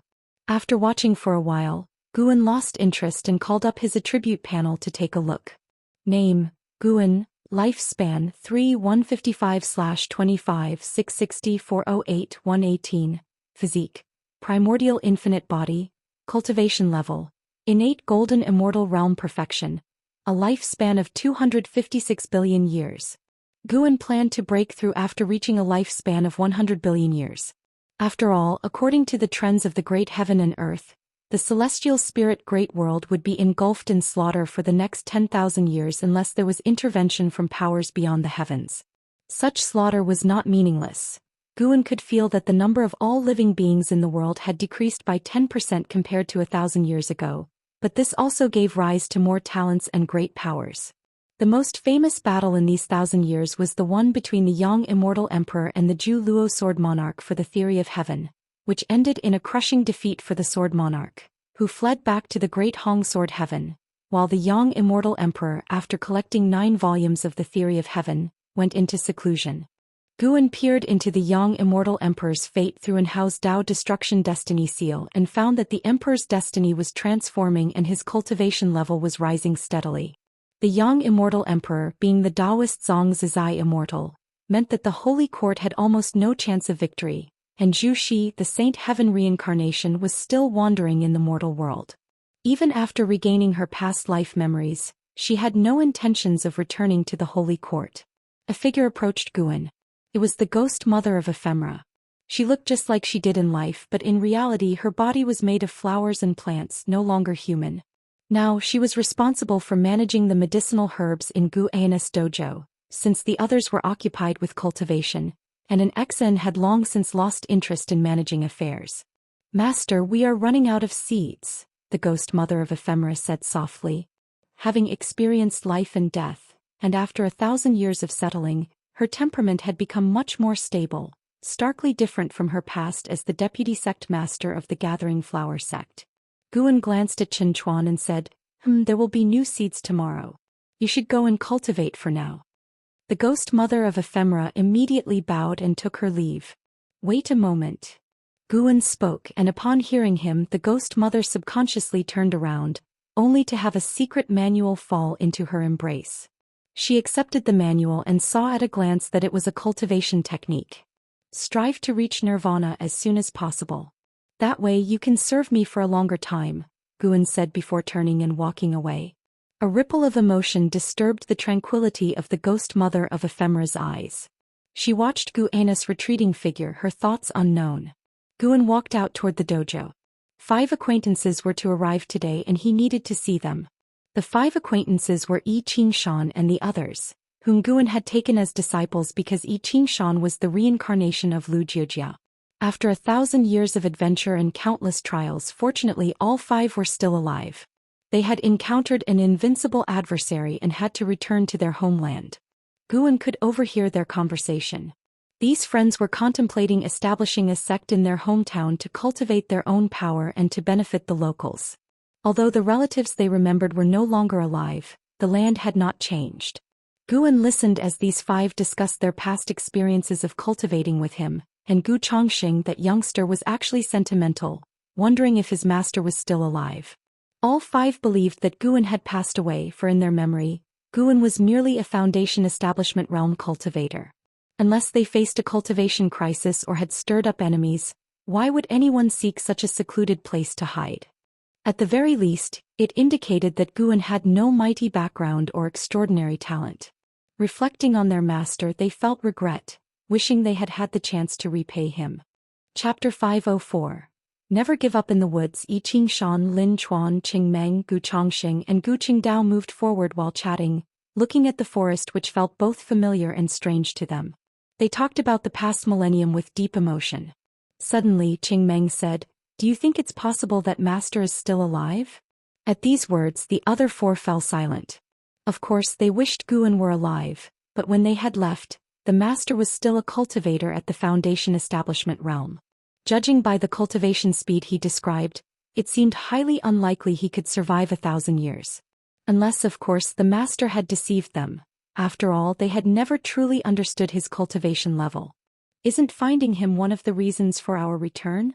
Gu Qingdao, the youngest yet most composed of the five, spoke up. He always felt that their master was not like ordinary people. After roaming the great heaven and earth for 1,000 years and witnessing countless exceptional individuals, he still felt his master was in no way inferior to any of them. I Qingshan spoke. "Now that we're back, establishing a sect can wait. Let's first look for our master." His words met with the agreement of the others. Even if their master were no longer of this world, spending several years in search for him was worthwhile. Gradually, their conversation turned to their sworn enemies. Mentioning their enemies made their teeth itch. Their disciples and friends had been slaughtered by these foes, and they themselves had narrowly escaped death. Even with all the hatred, they had no means of revenge, as their enemies were cultivators of the Immortal Dao realm, backed by a major sect. As they talked, they came to a small stream and were struck dumb. Lin Chuan couldn't help but ask, "Could this be the same stream from 1,000 years ago? How is it still here?" I Qingshan was somewhat bewildered, responding, "A millennium isn't enough for the great heaven and earth to undergo massive change, especially since there hasn't been sect conflict or demon mischief around here. Naturally, there wouldn't be much alteration." They looked around, recalling the past intricacies of their lives. After a while, the sound of footsteps came from deep within the woods across the stream, drawing the attention of I Qingshan and the others. They hadn't sensed the presence of humans or demons, so the sound of footsteps was certainly startling. Looking intently, they saw a young woman in green clothes, carrying a bamboo basket, walking out from the depths of the forest. Her beautiful face and pure aura were like that of a celestial maiden descending to the human world, leaving I Qingshan and the others stunned. The newcomer was an Exane. 1,000 years had passed, and an Exane had entered the Nirvana realm, her aura transcending the ordinary, while I Qingshan and the others were still stuck at the Mahayana realm, unable to find the opportunity for Nirvana. An Exane stood before the stream, smiling at them, awakening them from their reverie as they hurriedly bowed and made a fist and palm salute. "Senior, I am I Qingshan. 1,000 years ago I cultivated here for several years. We have now returned in hopes of finding our master. Have we perhaps offended you in any way?" I Qingshan spoke first. After all, if someone had claimed this area over the past millennium, they would have no choice but to leave. He couldn't fathom Enzin's cultivation level. Thus, he was sure she was an entity of the Immortal Dao realm. Even just being a great cultivator at the lowest Nirvana realm would be far beyond their ability to provoke. An Exan laughed. "I have been cultivating here for 1,000 years. Could your master's surname be Gu and his given name in?" At her words, the five displayed great surprise and answered affirmatively, eagerly inquiring about Gu Anna's relationship with her. An Exan answered, "I have indeed met him. He is currently in closed-door cultivation. I have established a dojo in this area. I share a deep connection with him, so if you need assistance in the future, feel free to reach out to me." Hearing that their master was in closed-door cultivation, the five were overjoyed, thanking an Exan for her kindness. I Qingshan wanted to ask more about Gu Anna's situation, but an Exan shook her head, saying no more, and he could only let the matter rest. "Senior, we wish to establish a sect nearby to aid mortals in their immortal cultivation. Will we be disturbing you?" Qingmeng asked cautiously. An Exan lifted her hand, pointing to the stream before them. "As long as your sect does not cross this stream, you won't be causing a disturbance." Guan had informed her that I Qingshan was the reincarnation of Lu Jiujia, so she also anticipated what kind of sect I Qingshan would establish.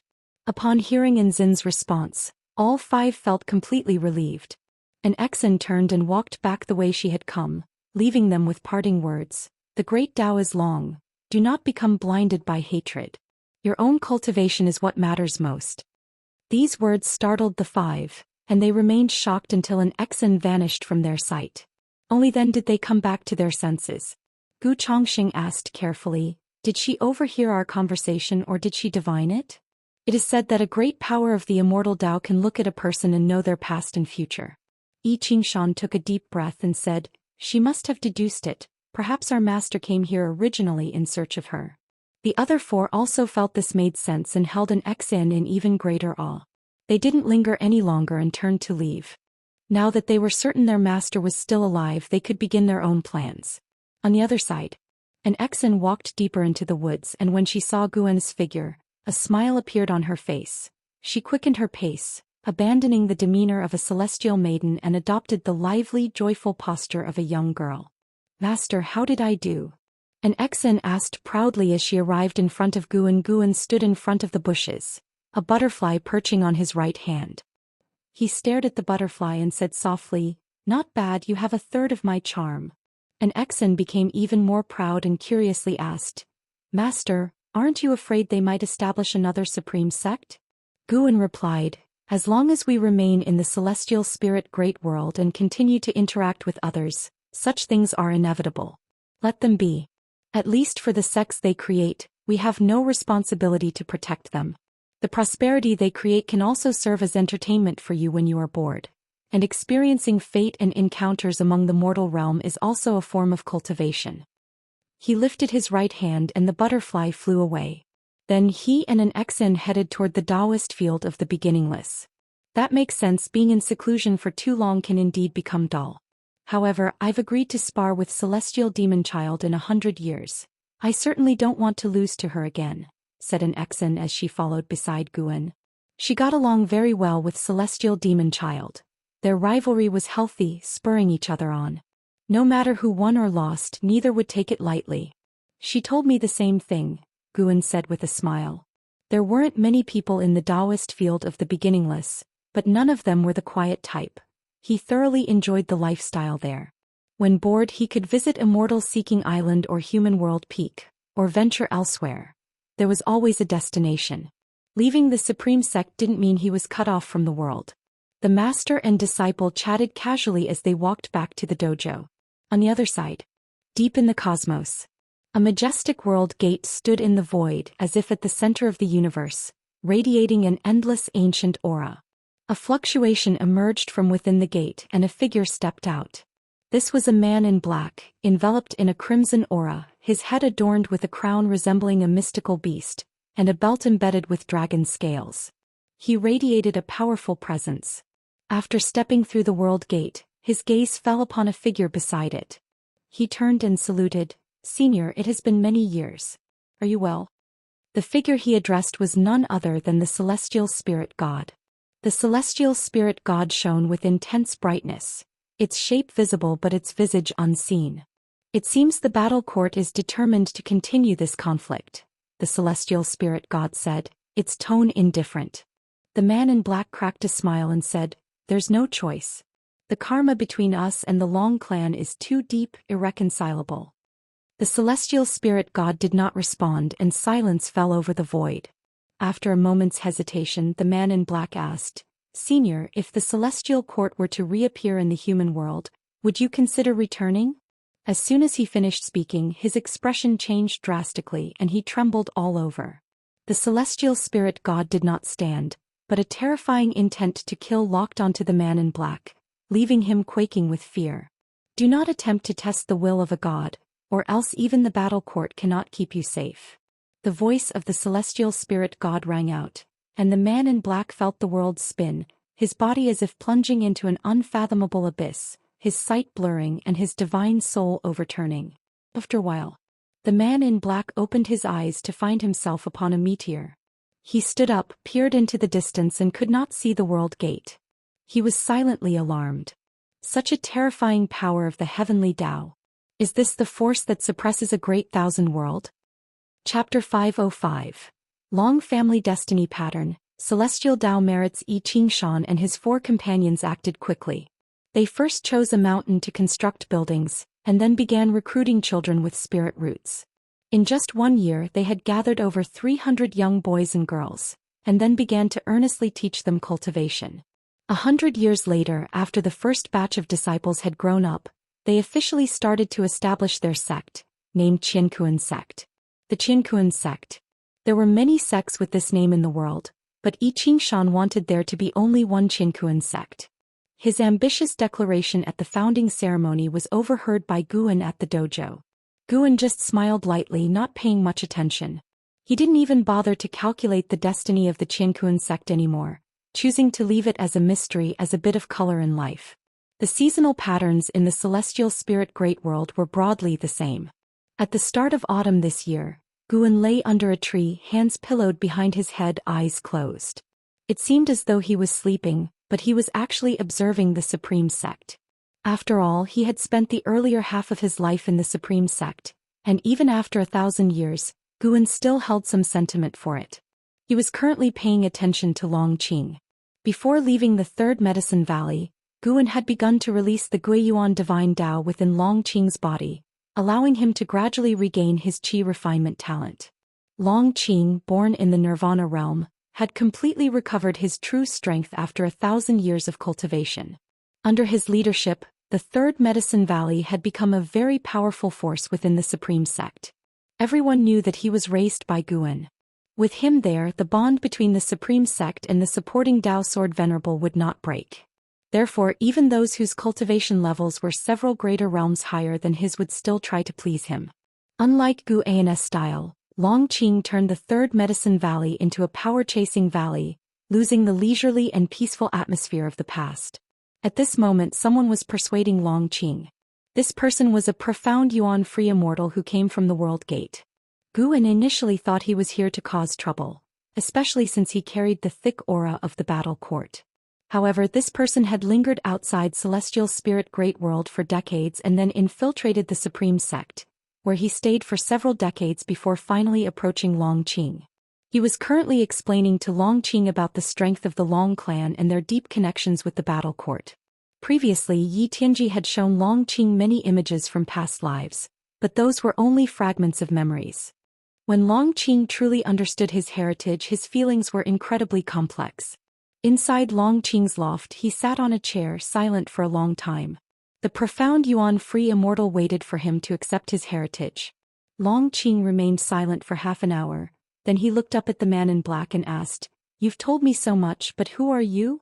The man in black smiled and said, "My name is Candle Star from the Battle Court, a disciple of the Lord of the War Court. I have lived far beyond your imagination, and much of the history I've told you I witnessed personally." Hearing this, Longqing frowned. He was not frightened into standing up.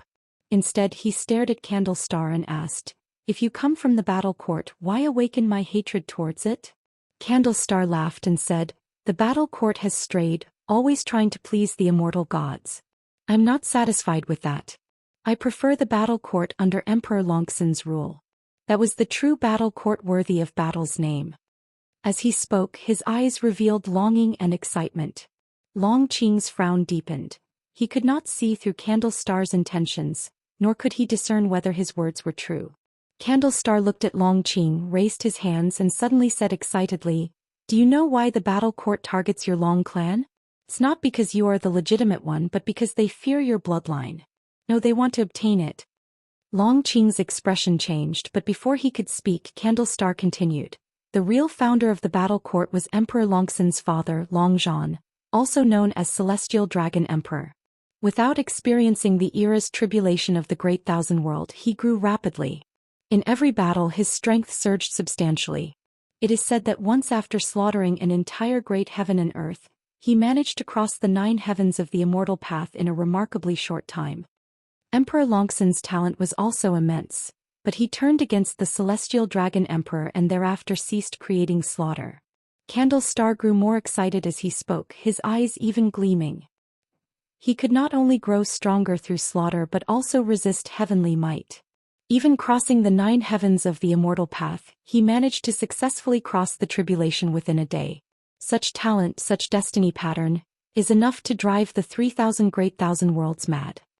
Candle Star's intense gaze made Longqing uncomfortable. Longqing couldn't help but say, "Are you suggesting that the Long clan inherited such talent and destiny pattern?" Exactly, the grandson of Emperor Longxin once inherited such talent, and that was also why the Long clan headed toward decline. Candlestar replied, his gaze sizing up Long Qing with greed filling his eyes. Long Qing snorted, so you want to possess me? Candlestar quickly shook his head. No, no, no, the talent of the Long clan, and you who cannot be killed no matter what. Obviously your clan hides a great cause and effect. The fools of the war court can't see this clearly. Of course, the most important thing is that I also believe in my own talent. I want you to retake control of the war court, and together we can establish everlasting great celestial Dao merits. Long Qing furrowed his brows again. He muttered, with my current cultivation level, how many years would it take to overthrow the war court? Candlestar answered, if it's fast, several tens of millions of years. If slow, several hundreds of millions of years. Of course you have to survive and you cannot slack off. Tens of millions of years? Long Qing widened his eyes, unable to remain calm. He couldn't help but exclaim, are you joking with me? Even if it really took that many years, could you wait that long? Candlestar huffed, why can't I wait? I also need time to cultivate. Don't feel that it's too long. To reach my current cultivation level, closing my eyes, 1,000,000 years pass in an instant, not to mention those who are in seclusion seeking enlightenment. For them, even 10 million years are not worth mentioning. The reason you haven't felt time passing so quickly is that this great thousand world is currently undergoing an era transition. The heavenly Tao promotes the movement of heaven and earth, and living beings are continually fighting. You've experienced too many changes. Long Qing fell into silence. Candlestar then looked around, examining the furnishings within the room. Long Qing took a deep breath and asked, since that's the case, how will you assist me? Candlestar turned his head towards him, smiling, you first become the sect leader of the Supreme Sect. By then let the Supreme Sect unify the world. After the era of tribulation ends and the celestial merits fall onto the Supreme Sect as its sect leader, and me as the vice sect leader, we will receive vast celestial Tao merits, aiding us in our enlightenment. In the silent extinction domain, there is a world gate that will limit the war court, preventing them from invading in large numbers. Previously, your master killed Yi Tianji, which has already placed the war court in a dilemma, causing internal divisions. Now is the best time for us to develop our sect. After hearing this, Long Qing's brows gradually smoothed. Elsewhere, far in the Daoist field of the beginningless, Guan listened to their conversation, and he was not too surprised because he had previously guessed why the war court was hunting the Long clan. The silent destruction god emperor used a person from the Long clan to cultivate the celestial dragon reincarnation dharma aspect, which was the best proof. He was more interested in the celestial Tao merits mentioned by Candlestar. If Long Qing and Candlestar could indeed lead the Supreme Sect to become the ruler of the world, it would be a good thing, providing Guan with a sense of presence as well. Of course, if Long Qing were to go astray, Guan would not ignore it. He had protected Long Qing, so he had the responsibility to keep an eye on Long Qing, to prevent him from walking the path of slaughter followed by his previous life and ancestors. Guan stood up and headed towards the mountain forests. With the establishment of the Qianquan sect, the sect had been aggressively recruiting disciples, and the number of disciples had quickly surpassed 10,000. With so many people, there were bound to be some who caused trouble. Indeed, someone was heading towards the forbidden area designated by the Qianquan sect, approaching the Daoist field of the beginningless. Guan felt it necessary to arrange a guard, pretending to be a hermit in deep mountains. An Xian who usually needed to focus on cultivation, didn't have the time to watch continuously. He had just entered the mountain forest when a streak of white light sped over and landed on his shoulder. It was the white spirit rat. Master, where are you going? The white spirit rat curiously asked. Guan laughed heartily. You run around all day full of energy and you don't cultivate. How about becoming the demon king? The white spirit rat's eyes lit up at hearing this. It asked, really? Come, I'll transform some demons and you can choose from them. From now on, you'll be in charge of guarding around the Daoist field, and you will not allow anyone to trespass without permission. That's great, master. I definitely won't let you be disappointed. The white spirit rat said excitedly. Even though it had shrunk its rat body, it still looked chubby, laughing like a trembling white fur ball. Guan began instructing the white spirit rat on what it could and couldn't do. This guy was too mischievous. Rules must be established to prevent it from becoming utterly lawless. He couldn't allow it to become like the Cyan Bull Demon under Lord Lao Zi of the Great Monad. Chapter 506. The strongest sword. Time passed swiftly, and another 200 years went by. Guan enlightened 100 demons, taught personally by the white spirit rat. And Xian introduced them to Xianxia and others, enabling the white spirit rat to quickly establish a relationship with the Qianquan sect. Under the guidance of Xianxia and his peers, the Qianquan sect occasionally presented gifts to the white spirit rat and its subordinate demons, making the relationship between the two parties increasingly close. After 200 years, the Qianquan sect had risen to power, becoming a first-class sect in the nine-spirit continent with aspirations of sweeping across the world. With 9 Mahayana practitioners, the Qianquan sect was truly invincible in this land, and unifying the continent was only a matter of time as long as no forces from overseas intervened. Conflicts continued between heaven and earth, and the spiritual energy from nature surged towards the heart of the continent, prompting the strong practitioners to follow it. This weakened the immortal cultivation atmosphere in the peripheral regions. That was the case for the 9-spirit continent and neighboring continents. Almost no creatures from the immortal Dao realm visited this area, though many lower realm beings wanted to spend their remaining life here. On this day, inside the Daoist field of the Beginningless by a lake in the mountains, Guan was fishing. Blood Prison Great Saint stood by, curiously watching the lake's surface and couldn't help but ask, "Master, are these fish of a special kind?" In his mind, the master was the strongest. In his view, the master wouldn't engage in meaningless activities. Even the leisurely ones would, upon reflection, hold significance, just like how the master enjoyed reading and writing, which Xinjian emulated and then attained enlightenment. There were also the games of Go and chess created by the master which could enhance one's comprehension of the Tao. Even gardening held many subtleties, allowing for deeper contemplation. Even serving as a bullock, 1,000 years of reflection had helped the Blood Prison Great Saint shed his impetuous and arrogant temperament. This lake was newly created by Guan yesterday. When he went to the hidden spirit palace to gather medicinal herbs, he brought back several small fish, all of which were released into the lake. Guan replied, "Nothing special, they are just ordinary fish." Ordinary fish? The Blood Prison Great Saint was even more confused. He carefully observed the lake in front of him, convinced that it must hold some profound mystery, though he still couldn't see through it. Little did he know, Guan simply wanted to fish for the sake of fishing. His fishhook was formed from concentrated mana, and once it stuck to a fish's mouth, the fish couldn't escape but wouldn't be hurt either. He merely wanted to experience the process of fishing. After leaving the Supreme Sect, although he had a broader dojo, Guan still had idle moments. Although he didn't practice chi absorption, he still wouldn't do nothing when idle. He gained insights into the natural world through seemingly mundane activities. As long as he observed naturally occurring phenomena, he could sense the great Tao. Having reached the innate golden immortal realm, Guan didn't feel invincible and continued to pursue the great Tao. The evolution of his lifespan eliminated the need for chi absorption cultivation, making him treasure the time for attaining enlightenment even more. Guan was sitting on a stone with the Blood Prison Great Saint standing beside him, both quietly observing the lake. Sunlight fell on them and blended with the landscape, creating a peaceful and beautiful picture.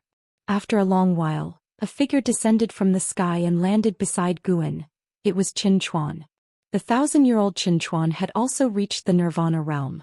From Nirvana to the loose immortal realm, the time required was incomparable to that of the mortal realm, so those at Nirvana realm around Guan still hadn't reached the loose immortal realm.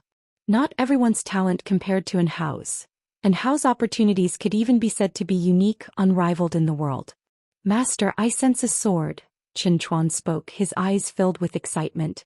Before Guan could respond, the Blood Prison Great Saint curiously asked, "What sword?" Since arriving at the Daoist field of the Beginningless, the Blood Prison Great Saint hadn't sensed any dangerous aura.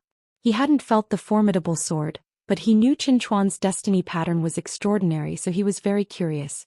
"I can't explain clearly, but I feel a sword has descended upon this world, continuously emitting sword cries as if waiting for me to seek it," answered Qin Chuan, pondering and recalling his previous sensations as he spoke. His words made the Blood Prison Great Saint even more curious. When Guan moved from the Supreme Sect to this place, he didn't bring Long Qing or other close disciples but brought Qin Chuan. The Blood Prison Great Saint always felt that Qin Chuan's talent might match that of an Hao or Yang Jian. In fact, Qin Chuan had indeed shown dazzling comprehension in the sword Dao, although the blood prison great saint felt it still wasn't enough. There is indeed such a sword coming from outer heaven. It is the strongest sword in the world. Possessing it qualifies one to contend for the world. Not just you but anyone who diligently practices the sword Dao will sense it, Guan responded, his gaze fixed on the lake surface, never wavering. Hearing this, Qin Chuan frowned. Blood prison great saint widened his eyes and asked, "This is clearly a conspiracy. Is another power from outer heaven about to attack?" Throughout the previous cataclysms of heaven and earth, it was always the forces from outer heaven that initiated them. The conflicts between the Immortal dynasty and the Holy Court were never a threat to all living beings. It's the work of the great Hong Sword Heaven behind Zhu Luo Sword Monarch, Guan answered. Hearing about Zhu Luo Sword Monarch, both Blood Prison Great Saint and Qin Chuan exchanged glances. Hey, could it be that guy lost to Yang Immortal Emperor and couldn't accept it? Blood Prison Great Saint guessed with schadenfreude.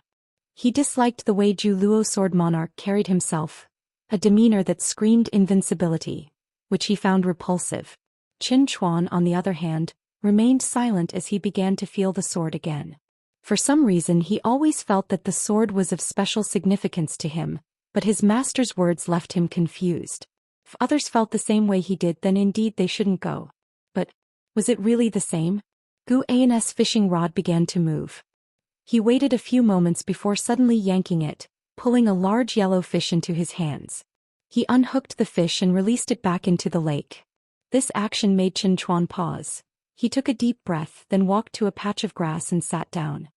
He took out his own sword, placed it on his lap and quietly contemplated. Blood Prison Great Saint looked at him with a curious expression. Guan remained silent, just the corners of his mouth lifted. In his eyes, that number 1 divine sword was nothing exceptional. Qin Chuan didn't need to compete. By cultivating by his side, he would eventually surpass that sword.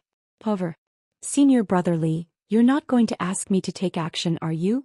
Guan looked up towards the horizon with a teasing gaze. Meanwhile, on the other side of the world, above an endless ocean dressed in black, Liya stood on a black eagle, soaring across the sea of clouds, with divine exotic immortal spirit perched on his shoulder, gripping his hair, shivering.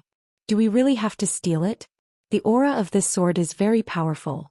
It will definitely attract terrifyingly strong individuals. Don't forget, my master has already left the celestial spirit great world. Divine exotic immortal spirit couldn't help but ask. It had deliberately conveyed the news of Gu An's departure to Liya, hoping that Liya would be less reckless in the future. Its method indeed worked. Liya had been peaceful for 1,000 years, but today he was embarking on an adventure again. Liya's eyes were cold as he said, "How can I become stronger without striving for it? By meditating in seclusion? Don't worry, if it really comes to dying, I'll let you go. I won't drag you down." His heart, though, was aflame, because he felt that the sword was calling to him. He was the true master recognized by the sword. Divine exotic immortal spirit couldn't help but say, "Do you really think I could escape if it comes to that?" Liya glanced at it and said, "Then why don't you leave now?" "I must go regardless. Perhaps this is my only chance to catch up to Anhao." Divine exotic immortal spirit rolled its eyes, retorted irritably, "You're always talking about Anhao. It's been years without any news of him. He might already be dead. Don't always fantasize about how strong your opponents are and then force yourself. That's impossible. He can't be dead. His cultivation level must be outrageous. With my current abilities, I doubt I could withstand even one of his moves." Liya shook his head. No matter how far the places he had visited or how strong the people he had met, he always believed that Anhao was the foremost talent in heaven and earth. He felt that fate had made him encounter Anhao, and that was a blessing to him. With Anhao there, he would never be complacent about his achievements. He would always feel not strong enough and thus continue to strive. Divine exotic immortal spirit scratched its head, feeling that Liya was delusional and beyond persuasion, but it was not panicking. After all these years, it suddenly wanted to see its master, and Liya should be able to help it. Chapter 507. Heaven and Earth Dao Fruit. Celestial beings. Guan could hear the divine exotic immortal spirit's heart voice. Although he could maintain spiritual communication with it, he rarely paid attention to it. The main reason was that the divine exotic immortal spirit was too annoying. Guan had responded before, and as a result, It chattered constantly, bothering him without end. Guan was neither worried about Li Yi going to seize the sword, nor was he afraid that Li Yi would cause any trouble for him. He would only save Li Yi's life but wouldn't help him seize the sword. Saving a life was not difficult for Guan, as simple as blowing out a breath. Guan continued fishing until after an hour he finally stood up and left. The blood prison great saint hurriedly followed his pace, while Qin Chuan continued to stay by the lake, his eyes tightly closed, comprehending his own sword intent. He wanted to resist the attraction of that sword, feeling that if he could withstand it his sword Dao would ascend a level. Tens of miles away in Xingtian was practicing qi absorption on a cliff, the breeze blowing through his hair. Another 10 miles ahead his master Xianxia was sowing seeds. Xianxia didn't use spells, but planted them by hand, treating it as a form of cultivation. Looking to the east, the celestial demon child was discussing the Dao with the ghost mother of ephemera, exchanging cultivation insights. Others were in seclusion within their respective cave mansions, all steadfastly advancing on their own paths of cultivation. The winds rolling through the Daoist field of the beginningless swept toward the celestial vault, carrying away the seasons. By the next late summer, the battle over the divine sword inevitably erupted. The sword drew sword cultivators from all over, and Li Yi at the Nirvana realm couldn't even get involved. Let alone having Guan save him, he didn't even have the qualification to see the divine sword. The battle between two divine immortals of wondrous dharma prevented him and the divine exotic immortal spirit from moving forward, forcing them to wait in the distance. Sadly, as time passed, Li Yi not only couldn't advance but was also pushed back because higher-level sword cultivators joined the fray. The setting sun cast a pall over an opulent city where Zhou Xian, dressed in yellow robes, strolled along the street. She looked just as young as ever, like a girl of 16 or 17, her eyes shining as she looked around with interest. No one could have imagined that this seemingly innocent girl was the Xingtian of the Holy Court, once the strongest being of heaven and earth. Just as Zhu Xi became engrossed with the sights on either side of the street, a figure approached her. "Young friend, please halt." A laugh came from ahead and Zhu Xi fixed her gaze before stopping in her tracks. She saw a young monk draped in a kasaya blocking her path. This person was none other than the immortal seeker who had taught the Daoist expansion skill. It was because the Daoist expansion skill had advanced to the innate reincarnation skill that Guan was able to help the people he cared about extend their ultimate lifespan. Zhu Zai's smile vanished and she calmly looked at the immortal seeker. The immortal seeker chuckled. "The humble monk observes that you possess extraordinary destiny. Would you like to ascend to immortality? The humble monk can assist you." Zhu Xi focused on him, saying, "You, a monk, refer to yourself as humble monk? Do you think you're credible?" Of course the humble monk is credible. His Majesty Saint Heaven is nurtured by the celestial spirit and destiny. Even as a reincarnated being, a pair of eyes can see through everything, can't they? The immortal seeker said with a chuckle, causing Zhu Xi to furrow her brow. When he mentioned Saint Heaven, a passing cultivator threw a suspicious glance at him, but quickly disappeared with the flow of the crowd. Zhu Xi and the immortal seeker faced each other amidst the throng. They were out of place in this world and indifferent to the gazes of the people. Zhu Zai's eyes gradually became piercing as if she had transformed into someone else. She exuded the aura of someone who reigned supreme, looking down at the immortal seeker asking, "A person from heaven?" The immortal seeker laughed. "Your Majesty is indeed formidable." Zhu Xi lifted her right foot and took a step forward. As her toes touched the ground, the world suddenly changed. The streets and the people coming and going all vanished, and they found themselves in a dim, desolate mountain wilderness, with dense clouds in the sky and faint thunder rumbling. Immortal Seeker did not panic and continued to smile at Zhu Xi. "Are you sure you have what I'm looking for?" Zhu Xi asked, and as she lifted her right hand, the earth around them split open, and roots emerged from all directions, swiftly intertwining in the sky to form a huge sword that pointed straight at Immortal Seeker. This wooden sword was more colossal than the mountains between heaven and earth. It seemed to occupy half of the sky upon its appearance. "You're looking for the heaven and earth Dao fruit. What you want isn't just to unify the current celestial spirit great world, is it? What you desire is the entire celestial spirit great world, right?" Immortal Seeker answered. Zhu Xi narrowed her eyes but did not respond. Immortal Seeker continued, The heaven and earth Dao fruit is bound to appear sooner or later, but now there's already a presence stronger than even the free immortal. Your Majesty, how will you snatch it then? Zhou Xian huffed. So you're saying, you can't give me anything and you've merely come to remind me? Not at all, Immortal Seeker said leisurely.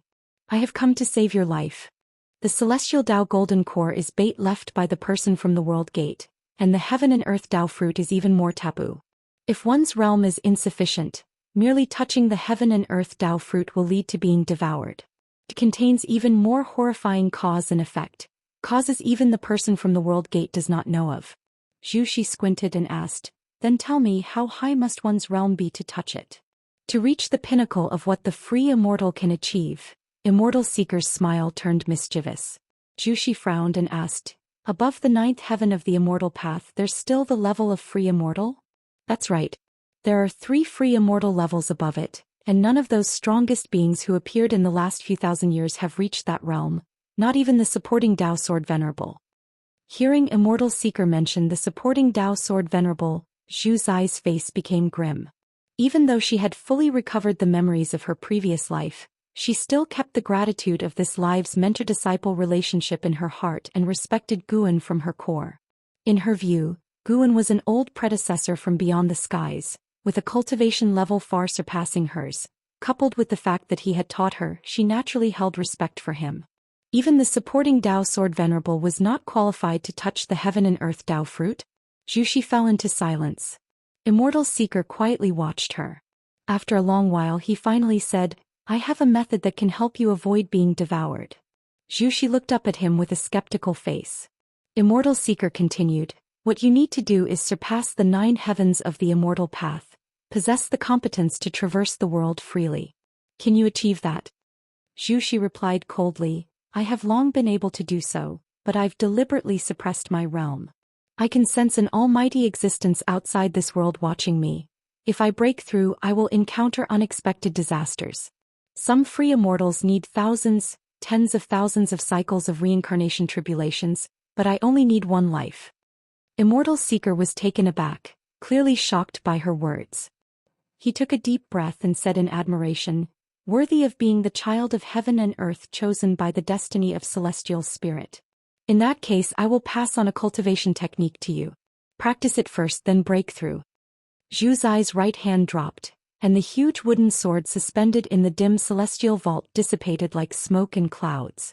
Who exactly are you and why do you want to help me? Zhu Xian stared intently at Immortal Seeker, hoping to get an answer. Immortal Seeker turned, looking towards the horizon, and said, I indeed come from above, but I do not affiliate myself with those self-important folks. The reason I assist you is merely to fulfill a wish. My disciple died in this great thousand world. Zhu Xian asked in surprise, the death of your disciple requires all this scheming?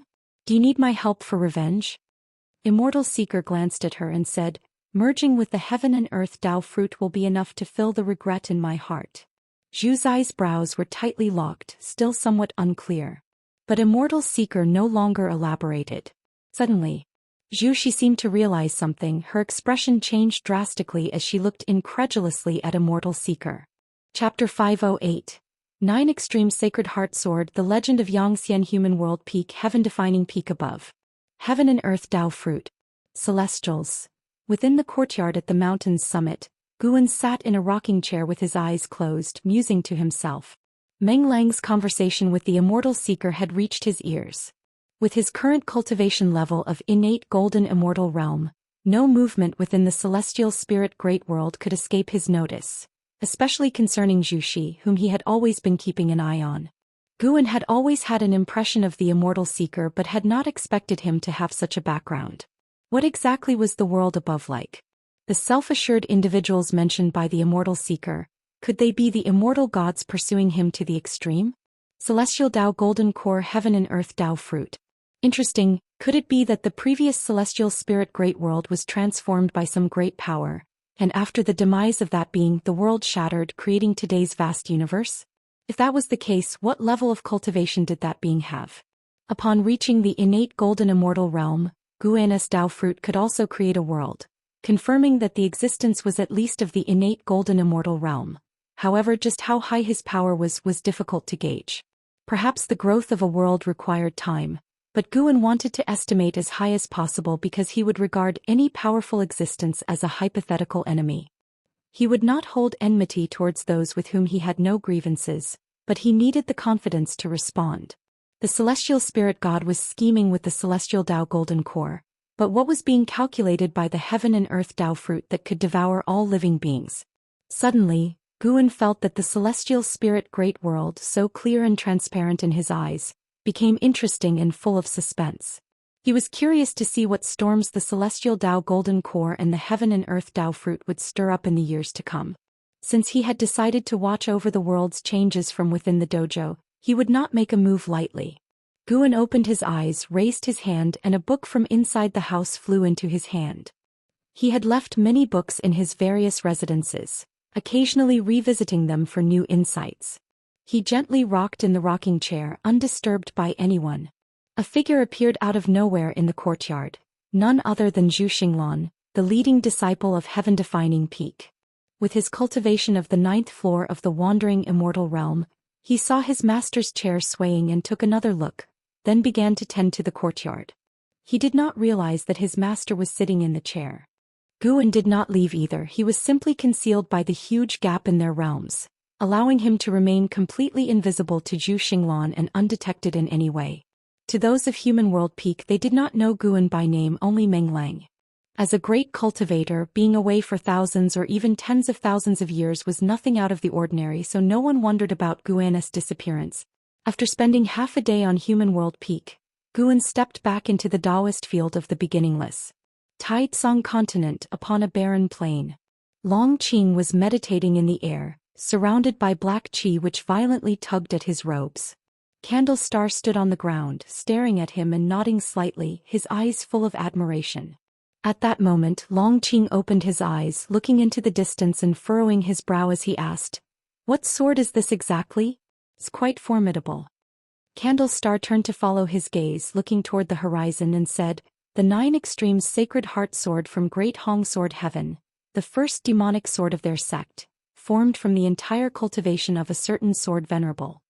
His soul was forged into a sword soul, which was then placed within the sacred heart sword Dao in the river of sword Dao, nurtured for countless years to take today's form.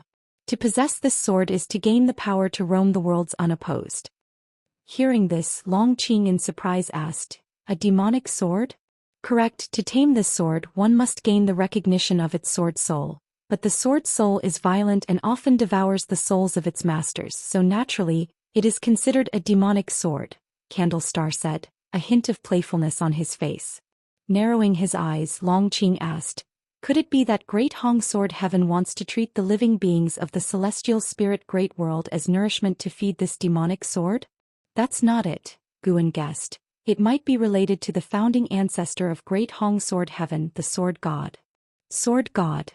Along with the roar, Candle Star recounted the feats of Sword God Yang Pingon, and also mentioned Sword Dao Saint Ancestor Zhou Xian. Long Qing listened with rapt attention, never having imagined that such formidable figures existed in other great heaven and earths. After a brief pause, Candle Star said, "The Transcender who guards this great thousand world once declared that Sword Dao Saint Ancestor possessed the highest level of comprehension in this great thousand world and could even be considered an anomaly." Long Qing asked with curiosity, "Where is that Sword Dao Saint Ancestor now?" "I don't know," Candle Star admitted. "Some say he has perished, while others believe he is hidden deep within the river of Sword Dao. Because the Sacred Heart Sword Dao has merged with the river of Sword Dao, other sword cultivators from the Great Thousand Worlds can also comprehend the Sacred Heart Sword Dao. Countless sword cultivators and Sword Dao sects now look up to the Sword Dao Saint Ancestor. I too have sensed the Sacred Heart Sword Dao, and truly it's boundlessly vast." Candle Star shook his head as he spoke, his tone filled with longing for the Sword Dao Saint Ancestor. Long Qing too began to fantasize about the Sacred Heart Sword Dao. Candle Star suddenly exclaimed with suspicion, interrupting Long Qing's thoughts. Long Qing couldn't help but turn to him and asked, "What's wrong?" Candle Star narrowed his eyes and said, "The 9 Extremes Sacred Heart Sword is about to have a master. I never expected him to come. What exactly are these old creatures seeking after reincarnating?" Long Qing was even more confused, but no matter how he inquired afterward, Candlestar refused to reveal more, merely saying that he would know in time. Although he didn't get an answer, Longqing felt fired up. From what had heard from Candlestar, he learned about a vaster heaven and earth and became aware of more awe-inspiring legends and great powers. He too wanted to become an existence like them. He suddenly thought of his master. What exactly was his master's name? Supporting Dao Sword Venerable was just a title given by the Supreme Sect. His master surely had his own Dao name. Mountains stretched endlessly, and within the forests on the ridges, Liya followed an elder. The divine exotic immortal spirit on his shoulder intently watched the elder, as though fearing that the elder would stop. The elder wore white clothes under a black robe, a bright red belt wrapped around his clothing. His white hair was tied under a jade crown, and even with an aged face he still had a noble aura. On the elder's back was a sword case with a piece of talisman paper attached, its blood-red characters faintly glowing with a cold light. The elder suddenly stopped walking, startling Liya into halting as well. "You wouldn't think of snatching the sword from me with your Nirvana realm cultivation level, would you?" the elder asked Liya without turning around. Liya took a deep breath and said, "Of course not, but having witnessed your power, I wish to take you as my master to cultivate the most powerful sword Dao." His eyes burned with fervor. The astonishing great battle he had witnessed still echoed in his mind. The image of the elder suppressing the crowd with a single sword strike made a profound impression on him. He had heard from a senior observer that among the great cultivators vying for the divine sword was a powerful being who stood at the 9th heaven of the immortal path.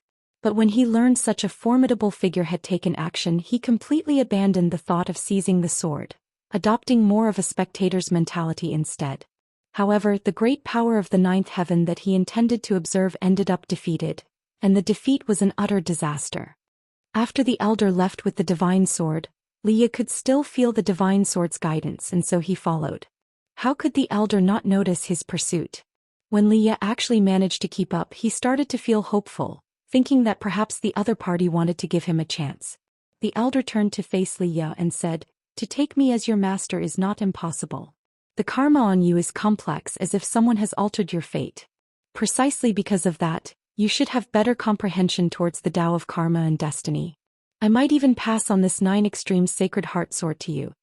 "But," Liya immediately asked, "but what?" Hearing that he could possess the sword, his breathing quickened.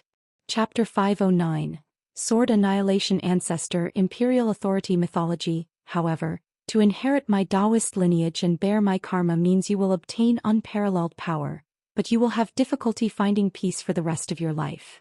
The old man stared at Liya, speaking slowly and deliberately, his gaze icy cold. Liya was frightened by his eyes. He didn't answer right away but instead carefully reflected on his life. Although he had faced hardships, he always felt that his current status was entirely due to the aid of others. In the first half of his life, his imperial father had shielded and protected him. Later, Guan, under another identity, had protected him and taught him swordsmanship. When would he be able to repay these people? Liya found himself caught in a difficult decision. He feared that he would mess things up and that, in the end, Guan would have to rescue him. He couldn't help but turn his head to look at the divine exotic immortal spirit resting on his shoulder. This time, the divine exotic immortal spirit remained silent, merely looking at him steadily as if to say, "This time it's up to you to decide." Liya believed that the old man had no intention of deceiving him, for there was no need. The gulf between their cultivation levels was vast, and if the old man truly wished to force him to do something, he would have no power to resist. As Liya hesitated, the old man turned and walked away. Liya fell to his knees and kowtowed in the direction of the old man's retreating figure, shouting loudly, "Master above, please accept your disciple's bow." The old man stopped in his tracks and then slowly turned around. He looked at Liya with an expressionless face and said, "Remember, my Daoist name is Sword Annihilation. Many refer to me as the Sword Annihilation Ancestor." Having said this, the Sword Annihilation Ancestor continued to walk away, and Liya quickly got up and followed his pace. Excitement was unmistakable on Liya's face. He stared at the back of the Sword Annihilation Ancestor, with many questions he wanted to ask, but he restrained himself. There is plenty of time ahead. Having seen the Sword Annihilation Ancestor's actions, he felt that the Sword Annihilation Ancestor was a rare existence that could match up to Guan. Of course, It was only his feeling because he thought the Sword Annihilation ancestor didn't use his full strength when he claimed the 9 Extremes Sacred Heart Sword with such an ease and calmness. Such demeanor reminded him of Guan when he transformed into the supporting Dao Sword Venerable. Little did he know, Guan was listening in on his thoughts secretly. Comparing me to the Daoist Zhou Xian Immortal? Guan, who was picking medicinal herbs in the Daoist field of the beginningless, laughed. But this Sword Annihilation ancestor had quite a reputation. He must have an even stronger true form. Guan had encountered his true form before, back when he had broken through to become the profound Yuan-free Immortal. At that time, the skull that devoured the free Immortal had made a lasting impression on Guan. The aura of that skull was identical to that of the Sword Annihilation ancestor, and from the perspective of karma, they originated from the same source. The mere fact that a clone possessed the cultivation level of a Daoist Zhou Xian Immortal made him wonder just how powerful the Sword Annihilation ancestor's true form was. Ever since Guan defeated the battle court, the celestial spirit great world seemed to be distancing itself from the catastrophe of outer heaven. In reality, more beings of the Dao fruit realm had infiltrated the celestial spirit great world, behaving more covertly, probably out of fear of Guan. Every choice has its pros and cons. His own lifespan reincarnation had left behind unfavorable karma, but within the life he could control he had always done good deeds. He was satisfied with that and never tired of it. Guan's mood became increasingly cheerful, and he began to give pointers to the ghost mother of ephemera following him. Although the ghost mother of ephemera had lost her freedom, she did not slack off because she saw greater hope. She even felt that her current life was better and more meaningful than before. Pursuing longevity, that was far more meaningful than being a vice-sect hierarch. The ghost mother of ephemera made note of every word Guan said and pondered them deeply. Guan knew what she was thinking, but he never spelled it out. He let her muse wildly, thinking maybe she might stumble upon something significant. An hour later, Guan finished picking herbs, and then he had the ghost mother of ephemera sow the seeds while he walked to his own loft, ready to take a nap. Even innate golden immortals can sleep, and Guan occasionally enjoyed dreaming, finding enlightenment in his dreams a particularly interesting experience. The white clouds above drifted slowly, yet in the blink of an eye, one might feel they moved quickly. The passage of time in the human world is the same. 1,000 years, like those clouds, is both fast and slow. It seems quick to cultivators but slow to mortals. On an early summer day at high noon, in the Taizong dynasty within the Zhangzhou imperial city. In the imperial study, Li Xiandao held a petition, his face expressionless. He had been the emperor for over 4,000 years. His long-standing and domineering rule had become mythologized in the hearts of the people. The commoners were unfamiliar with the name supporting Dao Sword Venerable, unaware of the great cultivators of the immortal cultivation realm. In their eyes he was a living immortal. At this moment 2 people were kneeling in the room, their heads bowed and bodies tense, one of them sweating profusely on the forehead. After a while Li Xiandao looked up. He glanced at the 2 kneeling before him and asked, "What is the Crown Prince's opinion on the Yang family's actions?" One of the elderly ministers raised his head to look at Li Xiandao, hesitated for a moment and said, "His Highness did not respond to us, but one of my spies told me that the Crown Prince once said he found the position of Crown Prince rather dull, and he did not know." He did not know what? He did not know what it tastes like to sit on the imperial throne. After speaking, the old minister quickly bowed his head, pressing his forehead against the ground. Li Xuando's eyes flashed with a chill upon hearing this. He closed the petition he was holding and set it down gently. "Leave," Li Xiandao said with closed eyes. The 2 ministers immediately stood up, performed a salutary bow and left quickly.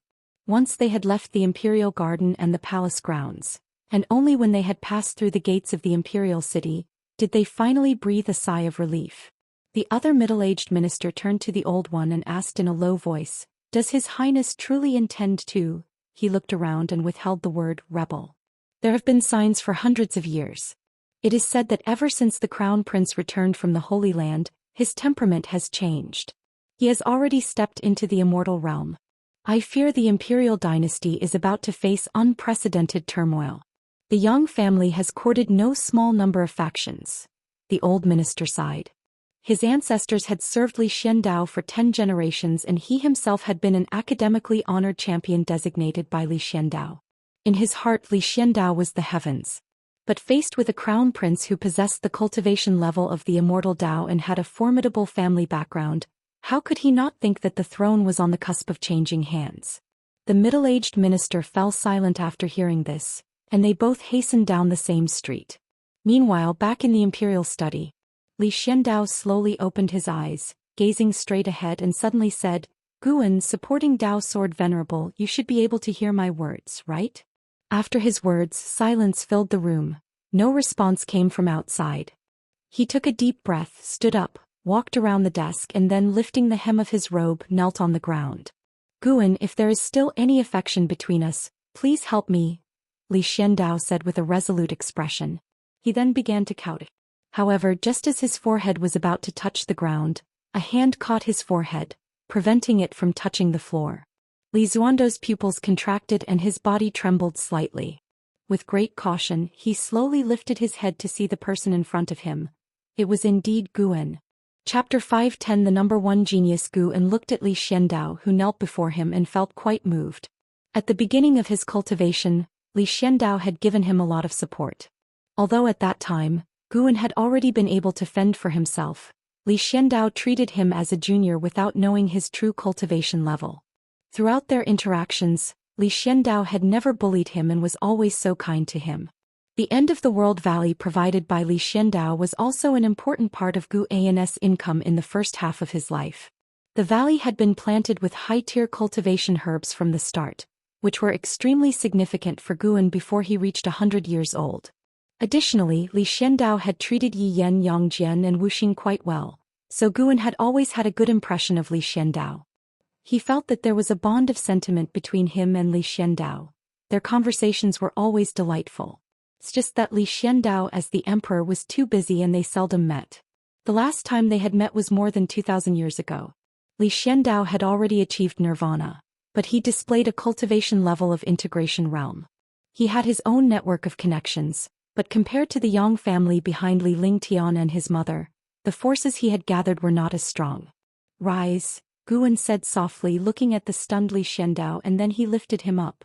After Li Xiandao stood up, he took a deep breath and said, "You really didn't leave." Guan smiled and responded, "It seems we truly are people of the same path. You know what I'm thinking." Hearing this, Li Xiandao knew that Guan had seen through his hidden cultivation. He wasn't too surprised considering how high Guan's cultivation level was. "Let's sit down and talk."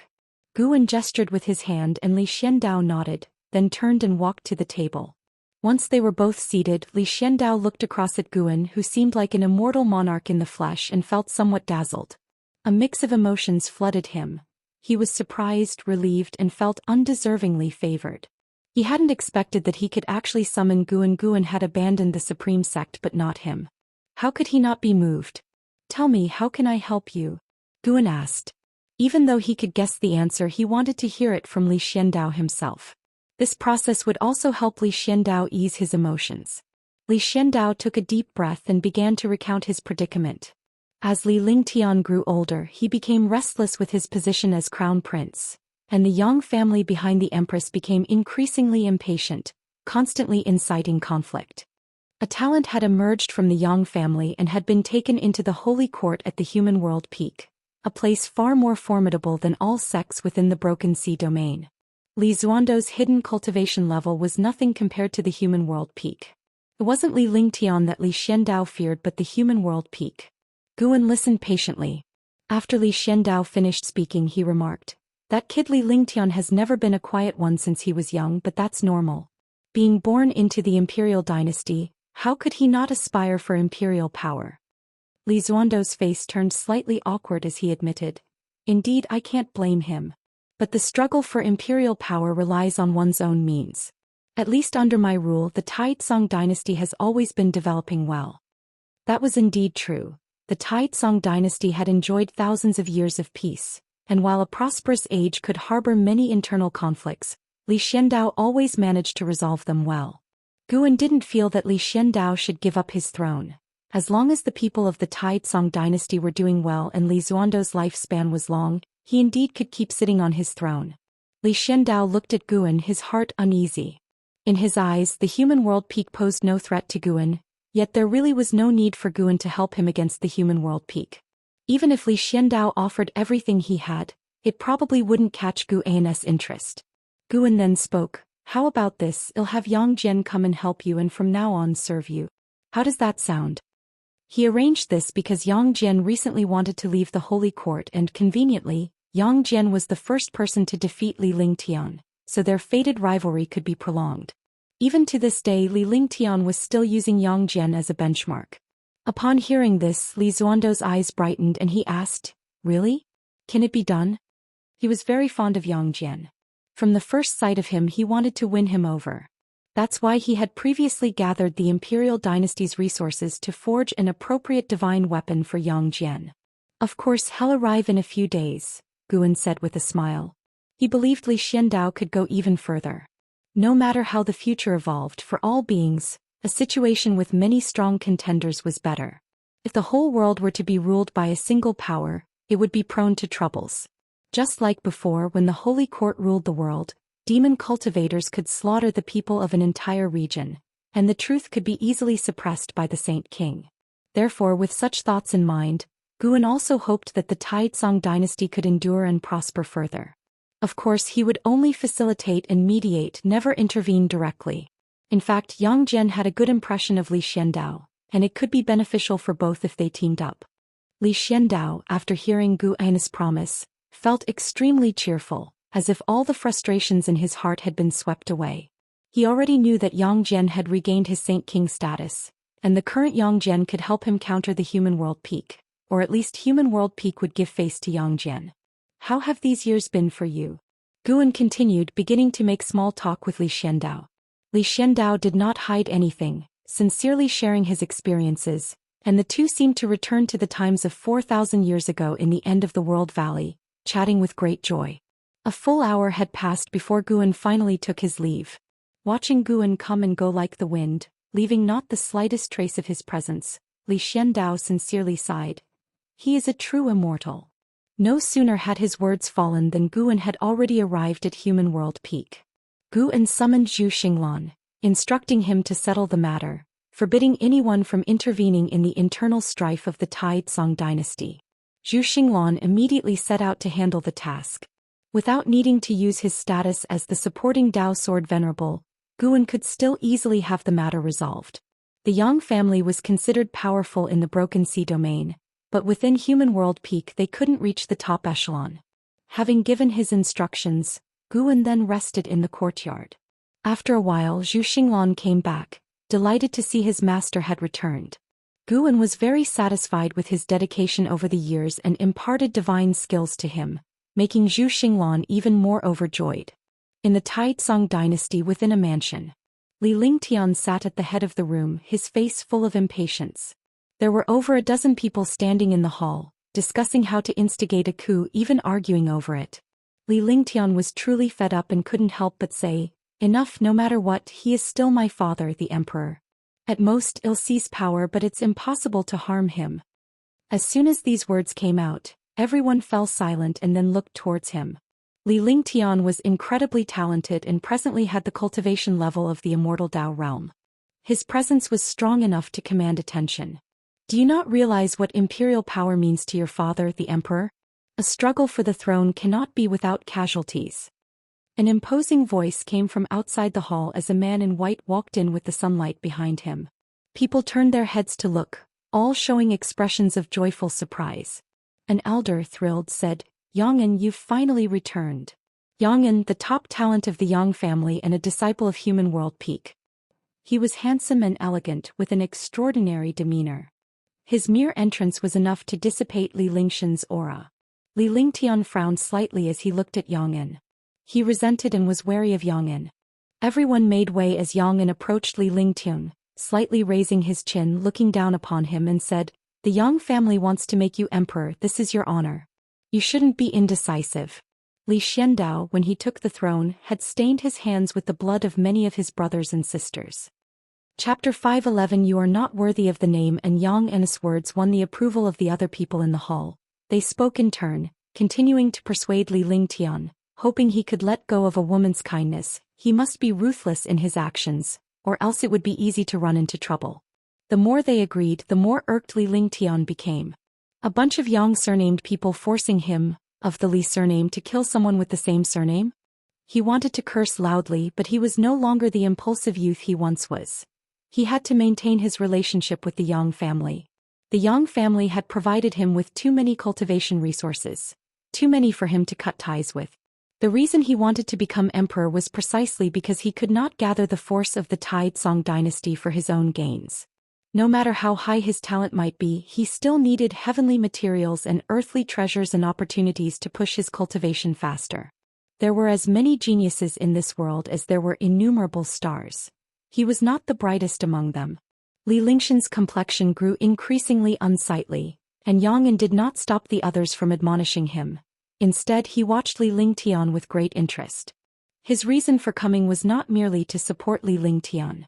In the eyes of the Yang family, their seizing the throne was already a done deal. What they needed to do was suppress Li Lingtian and make the imperial authority a plaything in the hands of the Yang family. When did the Yang family become the masters of the Taizong dynasty? How is it that I, who am also surnamed Yang, do not know this? A resounding voice echoed through heaven and earth, reaching the ears of everyone in the hall. Before they could react, a figure, glittering with silver light, appeared out of nowhere beside Yang An. Yang An glanced over and his pupils suddenly dilated. The blade's edge was at his throat, making his body feel like it was in a cold cellar, chilled to the bone.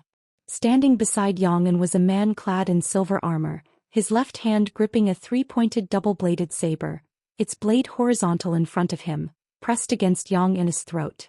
His posture was so casual that it brought an indescribable shock to everyone present. Li Lingtian stared at Yang Jian, his eyes widening and his mouth opening involuntarily. It's you? Li Lingtian could never forget Yang Jian. The two had spent many years together and he had often sparred with Yang Jian, never winning once. How many years had it been? He had fantasized about the scene of meeting with Yang Jian again, but he had never imagined it would be under these circumstances. After a brief silence, a female cultivator of the Yang family couldn't help but ask, "Who are you?" The others hastily took out their magic artifacts. Even though they were frightened by the Yang family, they had no intention to run because this was the Yang family's ground, and their descendants were outside. They could not flee. Yang An looked at Yang Jian, sweating profusely. He was locked in by Yang Jian's intent to kill, his mana frozen, unable to mobilize it. He couldn't see through Yang Jian's cultivation level at all. But one thing was certain. He was no match for this person. Yang Jian glanced at Yang An and said, "Given your connections with Li Lingtian, put away your delusions." His gaze then shifted to Li Lingtian, his eyes indifferent. "Kid, nobody can touch your father's imperial seat, including you. Don't forget the ambitions you told me about. How did you end up so vulgar?" On hearing this, Li Lingtian's face turned red, but he had no rebuttal. Because he once told Yang Jian that he wanted to become the #1 cultivator in the world. He wanted to pursue longevity and immortality, not to be some prince or crown prince. However, as his realm grew higher, he felt increasing resistance, and he couldn't help but ponder worldly possessions. "Who are you really? The person you are holding is from the human world peak. You had better weigh your options," another middle-aged cultivator said through gritted teeth. Yang Jian glanced at him, his eyes so cold that it terrified the man, who instinctively stepped back. The human world peak is formidable, and their peak master, the Daoist monarch of eternal years, is indeed a great power. I have discussed the Dao with him. "Oh, that's right, I am Yang Jian, the Candle World Saint King from the Holy Court. Have any of you heard of me?" Yang Jian's words made everyone's complexion change dramatically. The Saint King of the Holy Court. The cultivators of the Yang family were so frightened that they knelt down, foreheads to the ground, begging for Yang Jian's forgiveness. Li Lingtian sat stunned in his chair. Although he was puzzled as to why Yang Jian had become a Saint King, he was very clear about one thing. In front of the Holy Court, the human world peak was nothing. Yang Jian's gaze moved back to Yang An, making Yang An's Dao heart tremble. "You are not worthy of the name, and from today on, change your name," Yang Jian said with an unquestionable tone. Yang An's throat bobbed as he involuntarily uttered a word. "Oh." Seeing Yang Jian easily suppress the Yang family, Li Lingxian's mouth opened slightly, a sense of overwhelming defeat welling up inside him. The gap between him and Yang Jian was getting bigger and bigger. The seasons of the human world cycled, and early autumn had arrived once again. In the woods outside the Daoist field of the beginningless, Guan lay on a tree branch, dappled sunlight speckling his face as he examined his attribute panel. Name: Guan. Lifespan: 4458/50,802,675,392. Physique: primordial infinite body. Cultivation level: innate golden immortal realm perfection. 50 billion years of lifespan. He had reached halfway to 100 billion. This was the accumulation Guan had achieved without massive slaughter or causing any upheaval, yet his lifespan had grown rapidly. Given such an advantage, he naturally did not have to struggle and risk his life like the common folks in the mortal coil. Because of this, he had to be more careful and cautious, never arrogant. Beneath the tree, Celestial Xian and Tian Bai were practicing their swordsmanship, a dual-blade harmony technique created by Guan for them. The two women were vigorously immersed in their practice, while the celestial demon child was in the midst of a deep, extended cultivation retreat. It's been a while since I've initiated a lifespan reincarnation. Should I give it a go? Suddenly feeling an urge, Guan felt that his understanding of the Great Tao had slowed down recently, and he needed a new stimulus. Lifespan reincarnation was the perfect way. Even with its risks, they wouldn't immediately affect him in reality. A gamble. It had been many years since the last one. It was time. With a thought, Guan immediately initiated the lifespan reincarnation. You have expended 10 million years of lifespan to commence a session of reincarnation evolution. Starting to connect to Tao rules. Searching for reincarnation worlds. You have the following worlds to choose from. Select 1. 1. Celestial Spirit Great World. 2. Great World of the Heavenly Tome. 3. Dark Great World. Great World? Heavenly Tome. Guan was drawn to the second option, but why did he feel like this world existed within the pages of a book? So he might encounter terrifying beings akin to the celestial spirit god.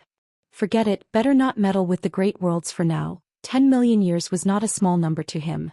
He'd have to work hard for half a year to attain it. Guan's gaze settled on the dark great world. Ever since Zhou Xian defeated the Black Profound Emperor, Guan was no longer so cautious of him. This time he could attempt to confront the Black Profound Emperor again, to personally vanquish him. Having made his choice, a series of prompts appeared before his eyes. You have chosen to reincarnate into the dark great world. Considering the Tao rules of this world cannot conceal your talent, you will retain the ability to seize lifespan but cannot activate stage-specific functions. Reincarnation evolution begins. In the first year, you are born in a town within the Western Extreme Domain. As a newborn, the town faces a demon beast attack, your parents are killed, and you are carried away by a demon beast, only to be fortuitously rescued by a cultivator. You are named by the cultivator as Black Profound. Chapter 5:12.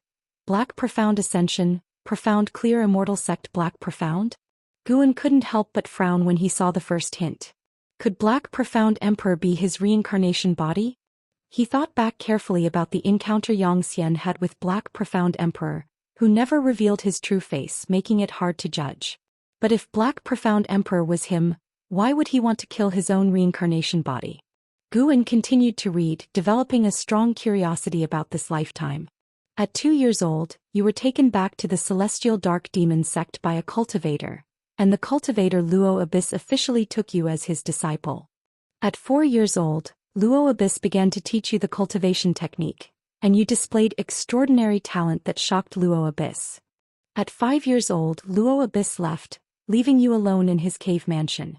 A python he was keeping broke out of its cage wanting to eat you. After a fierce battle, you killed the python and accidentally gained 30 years of lifespan, marking a turning point in your destiny. At 6 years old, you built your foundation establishment successfully with the demon core of the python. At 7 years old, Luo Abyss returned. Knowing that you had killed the python, he didn't say anything but handed you a secret manual. You took the manual and saw 5 words written on the cover: Yin-Yang Reversal Skill. The following were years of cultivation. Black Profound showed strong talent, but whether he was the strongest among the reincarnation bodies was still hard to tell. Until the age of 20, Black Profound was sent down the mountain by Luo Abyss to gain experience for a century. At 21 years old, you met an elderly Daoist. He noticed your extraordinary demeanor and wanted to tell your fortune. Do you accept? Why does every reincarnation involve such encounters? Could there be a scheme? Guan didn't believe in coincidences and he chose to refuse. You refused for the Daoist to tell your fortune. The Daoist shook his head with regret, saying that you would meet again one day. You watched his retreating back and remained silent for a long time. At 22 years old, you encountered a demon race attacking the city. Without hesitating, you joined the battle along with a group of cultivators and successfully repelled the demon race. Because of your heavy killing aura, the city's civilians kept their distance from you, and even other cultivators were wary of you. Unable to integrate, you silently left. At 23 years old, you encountered a demon cultivator committing evil acts. You eliminated the demon cultivator. The grateful mortal family from the city invited you to stay at their mansion for a few days. You agreed, and during the journey thereafter, you protected the family while defeating demons along the way. This caused the family to fear you even more. On the night before reaching the destination, you overheard them discussing how to send you away, and you left alone before dawn. At 24 years old, you came to Hanji City and heard that the city was hosting a magic battle conference. Only young talents under the age of 100 could enroll, and you decided to sign up. In the end, you defeated all the competitors, claiming first place powerfully and becoming famous citywide. At the celebration banquet, the city lord wanted to betroth his daughter to you. Do you accept? No. Although Black Profound might be the Black Profound Emperor, now it's Gu An's reincarnation body, and he can't allow his reincarnation body to have any weaknesses. Finding a Dao companion is alright, but not now. You refused the city lord's goodwill, and he shook his head, chuckled, and did not persist. The very next day, you took the heavenly materials and earthly treasures you had won at the Magic Battle Conference and left. When you were about 100 miles from Hanji City, you encountered a group of mysterious cultivators who ambushed you. After a fierce battle, only one of them was left alive. Through coercion, you learned that it was the city lord's arrangement, which infuriated you. At the age of 25, you entered the demon race's forest and began slaughtering demons extensively. At the age of 26, you returned to Hanji City and made your way to the city lord's mansion, where you chose to force your way in. A great battle erupted, and in the end you left the city lord's mansion full of corpses. The exhausted city lord knelt on the ground, begging for your forgiveness.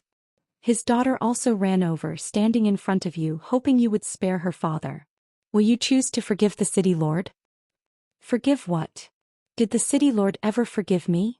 Guan, identifying with the role of Black Profound, also felt angered and immediately chose no. You ignored the pleas of the city lord's daughter and beheaded the city lord with a single sword strike. Then you turned and left. Under the gloomy sky, the city lord's daughter knelt on the ground, cursing you hoarsely and vowing to seek revenge in the future. You were indifferent and walked away proudly. Guan, seeing this, felt that Black Profound might have developed feelings for the girl. Through this journey, how intense Black Profound's killing intent had been, almost catching up to Long Zhan. Could he actually have spared the city lord's daughter? The image of Black Profound in Guan's mind became even more nuanced, and as for the consequences of sparing the city lord's daughter, Guan was not worried. With the life-controlling Black Profound Emperor evolving rapidly, his early life's enemies would hardly impact his future. In the subsequent prompts, Black Profound clearly relied heavily on life evolution, killing relentlessly each year, even routinely slaughtering the alien race, making Guan feel his growth rate would exceed his past lives. After a century, Black Profound returned to the Celestial Dark Demon sect. At the age of 121, you returned to Luo Abyss Cave Mansion and unexpectedly learned of Luo Abyss' death, the cause being demonic possession that led him to harm his fellow sect members, and he was slain by a great cultivator from within the sect in time. You found the incident highly suspicious. While staying at the Celestial Dark Demon sect to cultivate, you began investigating the truth behind your master's death. At the age of 122, you stumbled upon another disciple of Luo Abyss within the sect. After a discussion, you opened your heart, believing that your master could not have been possessed demonically. After hesitating, the other disciple suggested that the cause of the master's death might have been offending the vice sect hierarch, giving you a direction for your investigation. At the age of 123, while you were cultivating in the cave mansion, you felt strong auras approaching. Before you could think further, the restriction of the cave mansion was broken, and a group of law enforcement disciples forcibly entered, accusing you of demonic possession and harming your fellow sect members. They attempted to execute you on the spot. After a fierce battle, you escaped but were met with more opponents.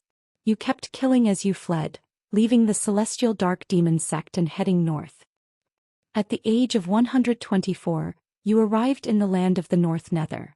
Standing on a cliff, you were awestruck by the sight of Kuan leaping from the boundless ocean, which led you into a state of profound mystery and enlightenment. At the age of 125, deep in the glacier, you discovered a mysterious cave mansion. After days of research, you successfully deciphered the clues of the restrictions left on the cave mansion. You stepped inside and, after facing 9 mechanisms, saw a stele inscribed with the words cause and effect. Feeling the dense spiritual energy within the cave mansion, you decided to go into seclusion there, planning to seek revenge on the celestial dark demon sect later. At the age of 135, you entered the Mahayana realm, prepared to return to the celestial dark demon sect. Just as you were about to leave, the cause and effect stele vibrated, and a powerful force absorbed you into it. You found yourself in a dimly lit cave. Turning around, you saw that the stele behind you was different from the previous cause and effect stele. It had no inscriptions and was covered in cracks and dust. No matter how you applied your powers, the stele remained inert. You chose to walk out of the cave. Outside the cave wasn't the glacier anymore but a world resembling the immortal realm, filled with abundant spiritual energy that astounded you. Just as you were immersed in the magnificent scenes of nature, a white-robed woman resembling a fairy descended from the sky and landed beside you. You couldn't discern her cultivation level, so you were very vigilant. The white-robed woman asked if you had ascended from the lower realm, which puzzled you further. She invited you to join the profound clear immortal sect. Will you agree? Ascended. Guan had never heard of the profound clear immortal sect, but it seemed Black Profound had no other choice. If the other party harbored ill intentions, even if he refused, he would still face trouble. Why not join and see? Chapter 513 Celestial Court, God of Destruction. Guan chose to join the profound clear immortal sect, hoping that Black Profound could follow the right path within the profound clear immortal sect. Excessive killing was not a good practice. You chose to join the profound clear immortal sect, and the lady in white was pleased. She then introduced you to the profound clear immortal sect, and during the conversation you learned her name, Fairy Xian. Under Fairy Xian's guidance, you successfully joined the profound clear immortal sect and officially entered the profound pure great world. Profound pure great world. Guan pondered. He knew that the Great Thousand World was considered a whole universe, and the celestial spirit Great World had been part of the Great Thousand World before it shattered. Not all Great Thousand Worlds were as fragmented as the celestial spirit Great World. How strong a complete Great Thousand World was, even Guan could not judge now, for he had not witnessed it. Alerts kept popping up in front of him as Fairy Xian introduced Black Profound to her mentor, making Black Profound her junior brother. In the years that followed, Black Profound no longer engaged in battles but practiced cultivation with his master and Fairy Xian. The more this happened, the more uneasy Guan felt. He had a feeling that something big would happen, something very significant. Black Profound practiced in the profound clear immortal sect, spending hundreds of years as if he had forgotten the vengeance for Luo Abyss. At the age of 178, the profound clear immortal sect welcomed a Millennia Dao conference, with various teachings from all over the world coming to participate. You heard from Fairy Xian that she admired a man known as Emperor Ziwei, a peerless prodigy. You secretly took note of this name, then inquired about Emperor Ziwei. When the Millennia Dao conference began, you went above the sea of clouds and saw the elegance of Emperor Ziwei among many disciples. This sight made you lose interest in watching the spectacle, and you returned to your cave mansion to continue in seclusion. Then came various cultivation alerts. Guan couldn't help but wonder what kind of elegance Emperor Ziwei possessed. One glance at whom had deeply affected Black Profound. Emperor Ziwei used Emperor in his name, and Black Profound later became the Black Profound Emperor. Could it be because of him?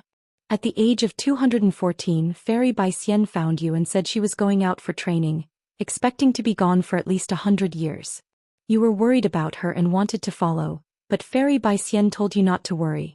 Did you choose to insist on following Fairy Xian? If it had been before, Guan would definitely have chosen no, to avoid falling into a romantic entanglement with his reincarnation body. But he remembered how Zhou Xian had to bury his wife, and the two had never been together. Perhaps constantly preventing it might not be a good thing either. And in this life, Black Profound also had a tough time with no family, no friends, and even his master had died. Setting aside his prejudice against the Black Profound Emperor, Guan decided to truly treat Black Profound as himself, treating everyone equally. He chose to insist on following. You chose to insist on following Fairy Bai Xian. She looked at you, staring until you felt uneasy. Suddenly she smiled and said, "You better not hold her back." Hearing this, a smile also appeared on your face. Looking at your senior sister smiling like the bright moon in the sky, you secretly swore to protect her completely for life. At the age of 215, you followed Fairy Bai Xian to a sea, where you stopped on a deserted island. Fairy Bai Xian was preparing to collect herbs on the island while you meditated on the beach. Later, Fairy Bai Xian chose to stay on the island, where she began practicing alchemy, and she would let you taste any elixirs she made. At the age of 217, you left the island and ventured further into the sea, where you encountered a human race sea ship surrounded by demon beasts. You chose to help, rarely encountering ownerless demons unable to resist the urge to kill. Afterwards, Fairy Bai Xian cautioned you not to create too much slaughter. The profound, clear Immortal sect was not just a sect of the human race but also of all living beings without discriminating between races. You promised it wouldn't happen again. Seeing Fairy Bai Xian admonishing Black Profound, Guan felt that his decision was the right one. Lifespan could be considered as an aid and could be used in many ways, as long as one did not develop a killer instinct. He felt that Black Profound would not give up on lifespan, but as long as there was some restraint it was also a good thing. Black Profound followed Fairy Bai Xian traveling around the world, treasure hunting, saving demons and people, exorcising ghosts, their journey brimming with excitement. The two also encountered dangers and had been seriously injured, but luckily they took care of each other and always managed to turn peril into safety. Fairy Bai Xian had saved Black Profound and Black Profound had also saved her. All in all, nobody truly held the other back. At 307 years old, you unexpectedly stumbled upon a battle for treasure where one party was none other than the Emperor Ziwei, whom Fairy Bai Xian admired. He fought alone against hundreds of strong immortal Dao cultivators and ultimately defeated them.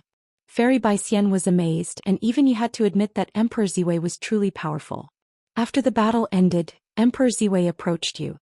He obviously recognized Fairy Bai Xian and wished to invite her to his dojo as a guest, but she politely declined. Emperor Ziwei then turned to you and extended the invitation. Would you choose to visit his dojo? No. Not going. Guan made his choice directly. He was somewhat displeased with Emperor Ziwei. Hadn't he seen Black Profound walking with Fairy Bai Xian? Why interfere? You chose to refuse the invitation to Emperor Ziwei's dojo. Emperor Ziwei did not insist and soon left. You turned to Fairy Bai Xian asking her why she did not go. Fairy Bai Xian looked at him and counter-questioned why they should go. You exchanged smiles, understanding each other without words. At 308 years old, you came to the most magnificent mountain in the land, rumored to house an immortal. Deciding to seek the immortal, you began the ascent but found that you could not use your mana. You had to proceed up the mountain as mere mortals. At 309 years old, after a year's journey, you reached halfway up the mountain and saw a courtyard with an old man resting inside holding a fan. Surprised, you recognized him as the old Daoist who had wanted to tell your fortune years ago. The Daoist also recognized you and with a smile he said it was finally time to meet, which intrigued Fairy Bai Xian. When she learned that you had met in the lower realm, it filled her with respect for the old Daoist. He did not say much more and threw 2 secret manuals onto the ground before returning alone to his house. You picked up the secret manuals from the ground and began to study them. At 320 years old, after 11 years of cultivation, you finally perfected one of the divine skills. The old Daoist finally came out of his house, praising you for having a destiny pattern fit for an emperor's path. However, you had suppressed your nature. This caused the still unskilled Fairy Bai Xian to be confused. Knowing the innate aggressiveness in your bones, Fairy Bai Xian fell silent, and you were also caught in a dilemma. Whether to keep your promise not to kill or to follow the old Daoist's advice and embark on the emperor's path. The hint stopped there. Guan did not hesitate, choosing to keep his promise and not kill. Who persuades someone to start killing? That old Daoist is fishy. You chose to keep your promise to Fairy Bai Xian not to kill and not to follow the Emperor's path, making Fairy Bai Xian very happy. The old Daoist said you would regret your decision one day. His gaze made you uncomfortable, so you made an excuse, took Fairy Bai Xian's hand and bid your goodbyes. At 321 years old, you and Fairy Bai Xian discovered the legendary divine beast, the celestial auspicious deer, in the forbidden demon forest.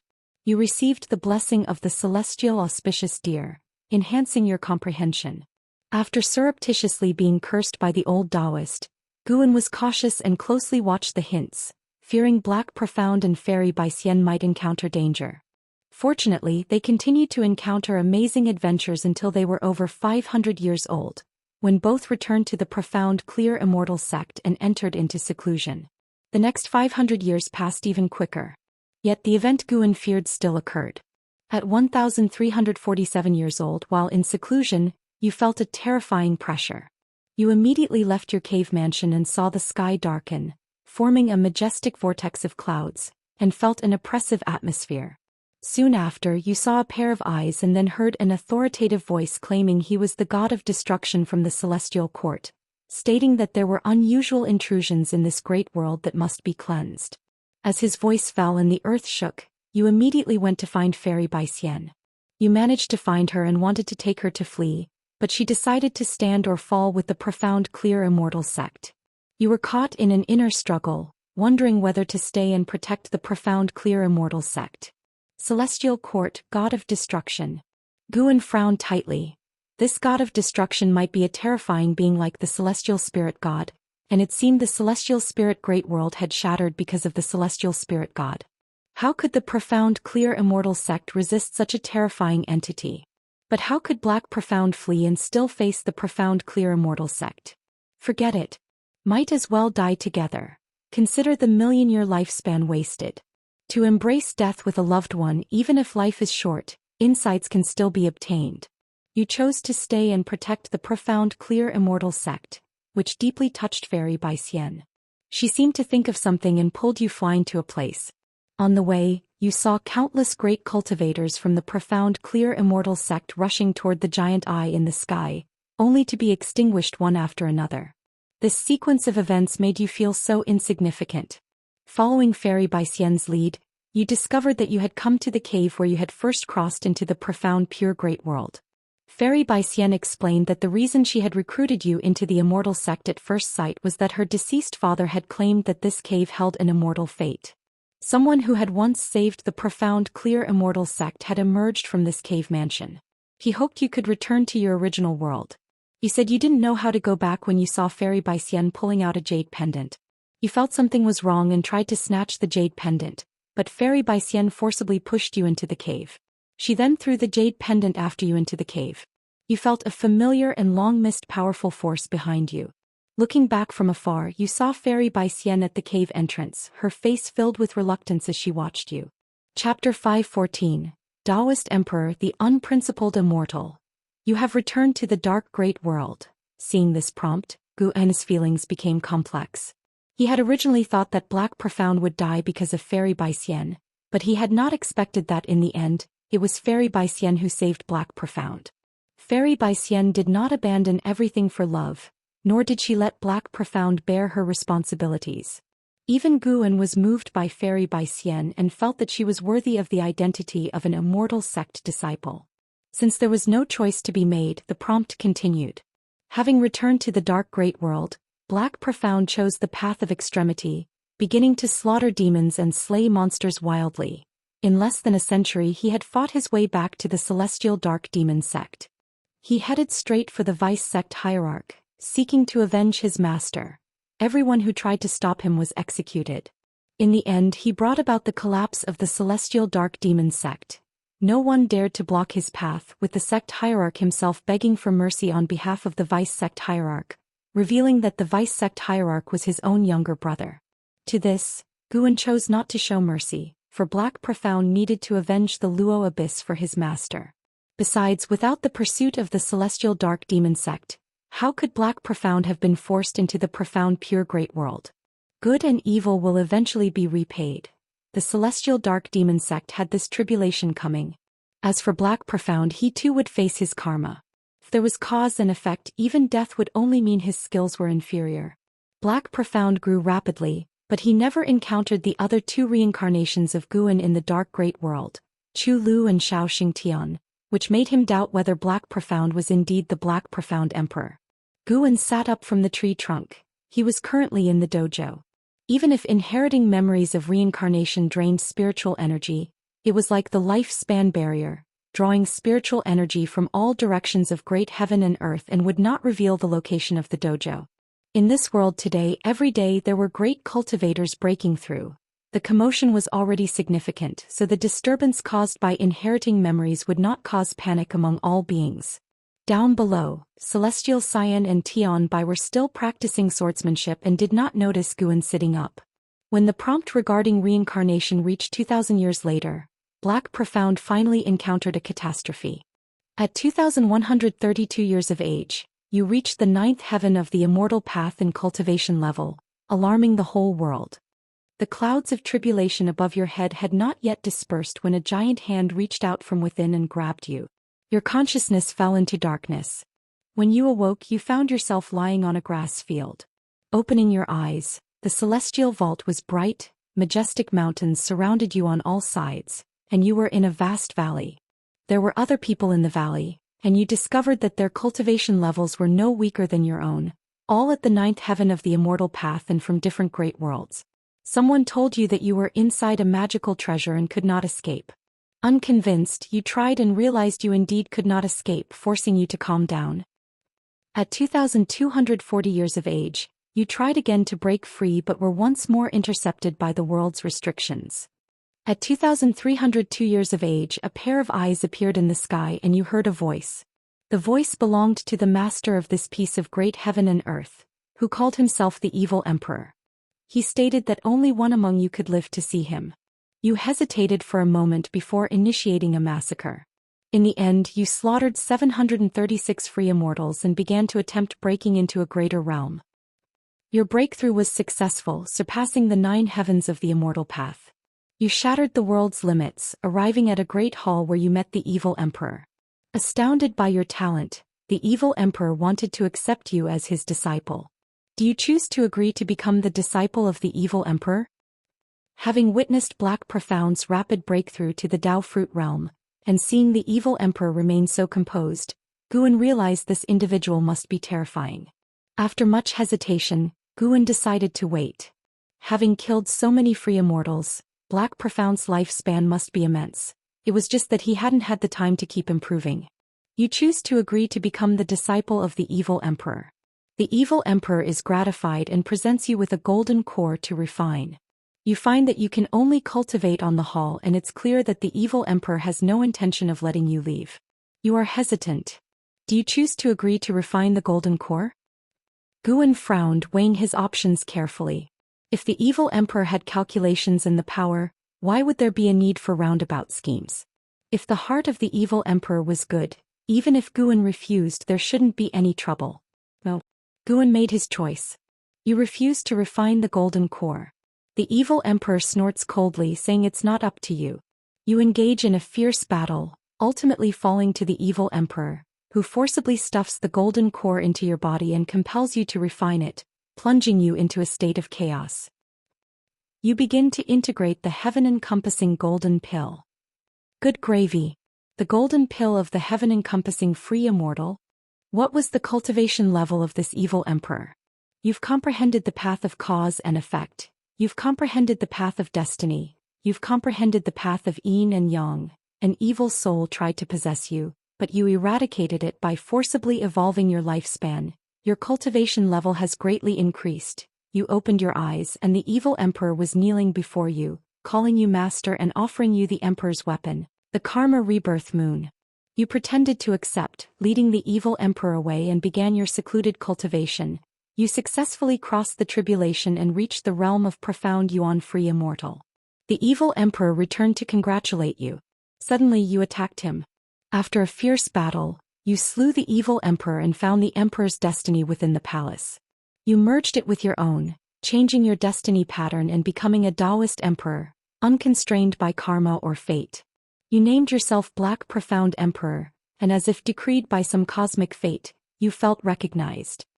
At the age of 2303, you stepped out of the evil domain and into the cosmos. You discovered the vastness of the universe. The dark great world was just a fraction of it, and you began to traverse the cosmos. Black Profound Emperor. It was indeed him. Seeing this prompt, Guan felt conflicted. He didn't understand why the Black Profound Emperor would want to kill his reincarnation body. The prompts kept coming.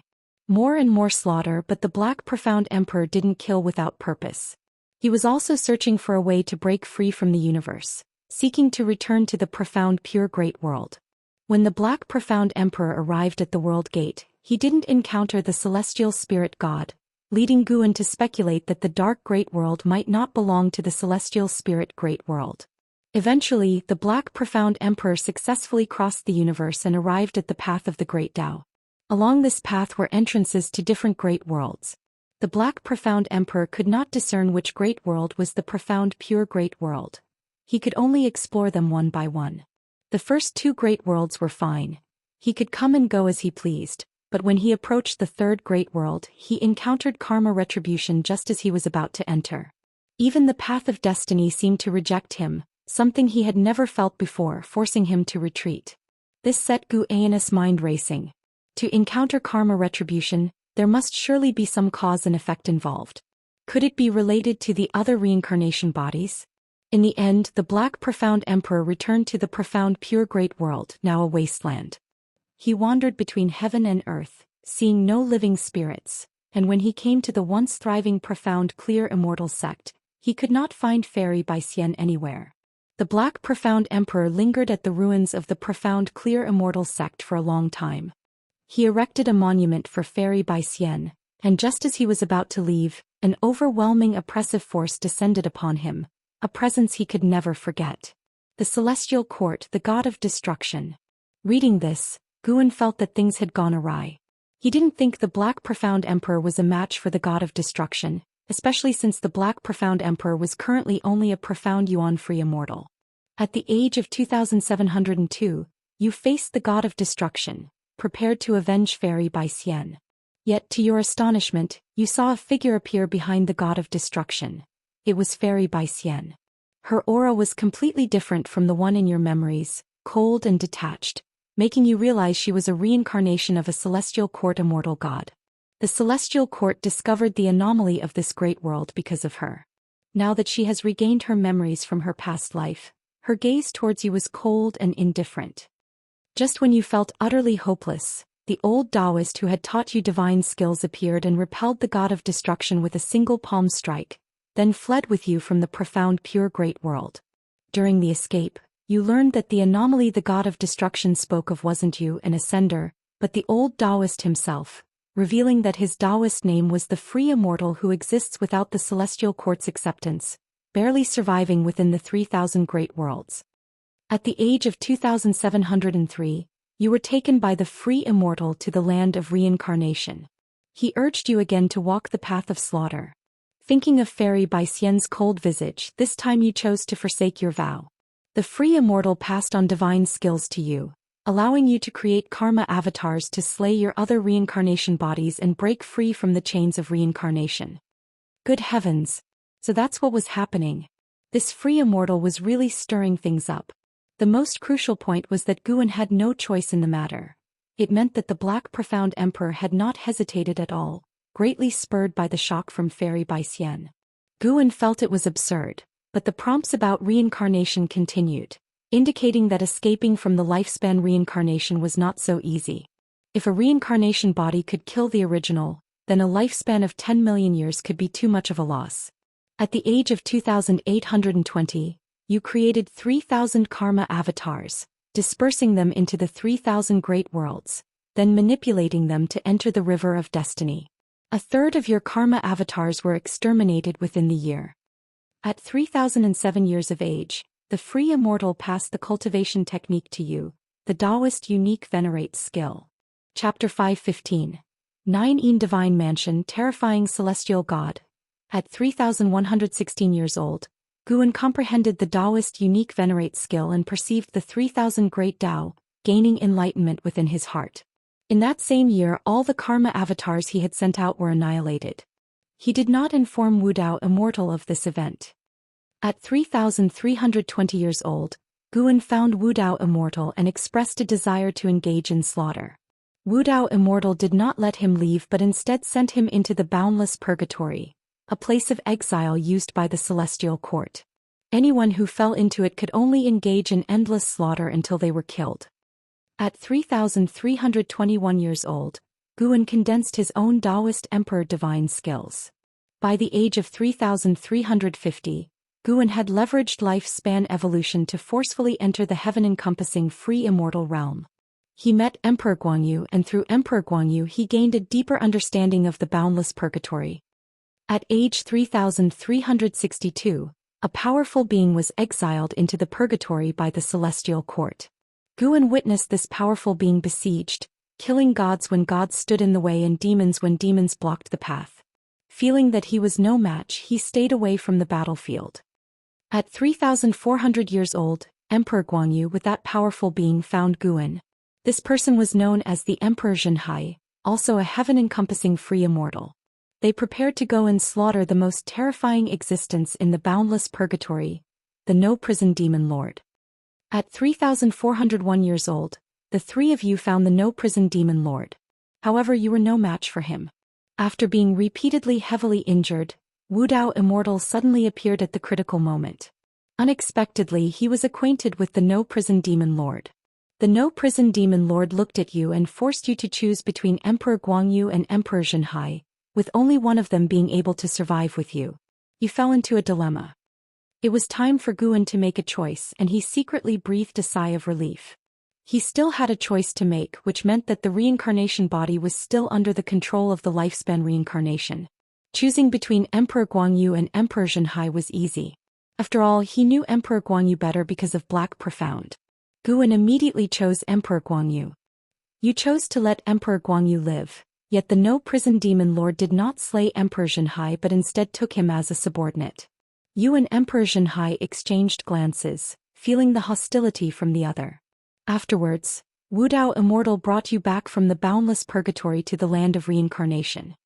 At 3,500 years old, you took advantage of Wu Dao Immortal's absence and stealthily left his dojo, embarking on your own adventure in the land of reincarnation.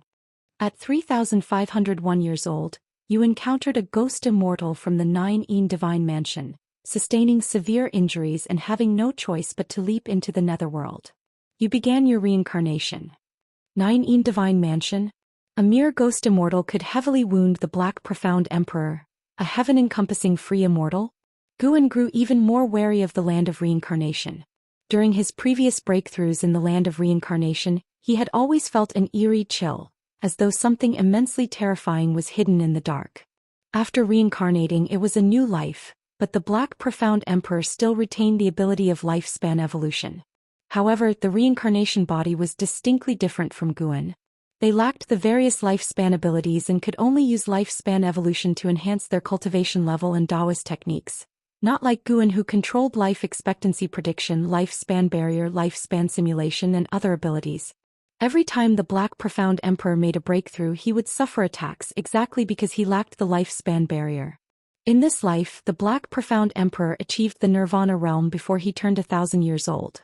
Then he began to regain his memories and, after sweeping away his enemies in a single lifetime, he stepped out of the path of reincarnation at the age of 2000 and returned to the land of reincarnation, restoring his cultivation as a heaven-encompassing free immortal. Free from the harassment of the ghost immortal, the Black Profound Emperor continued to advance.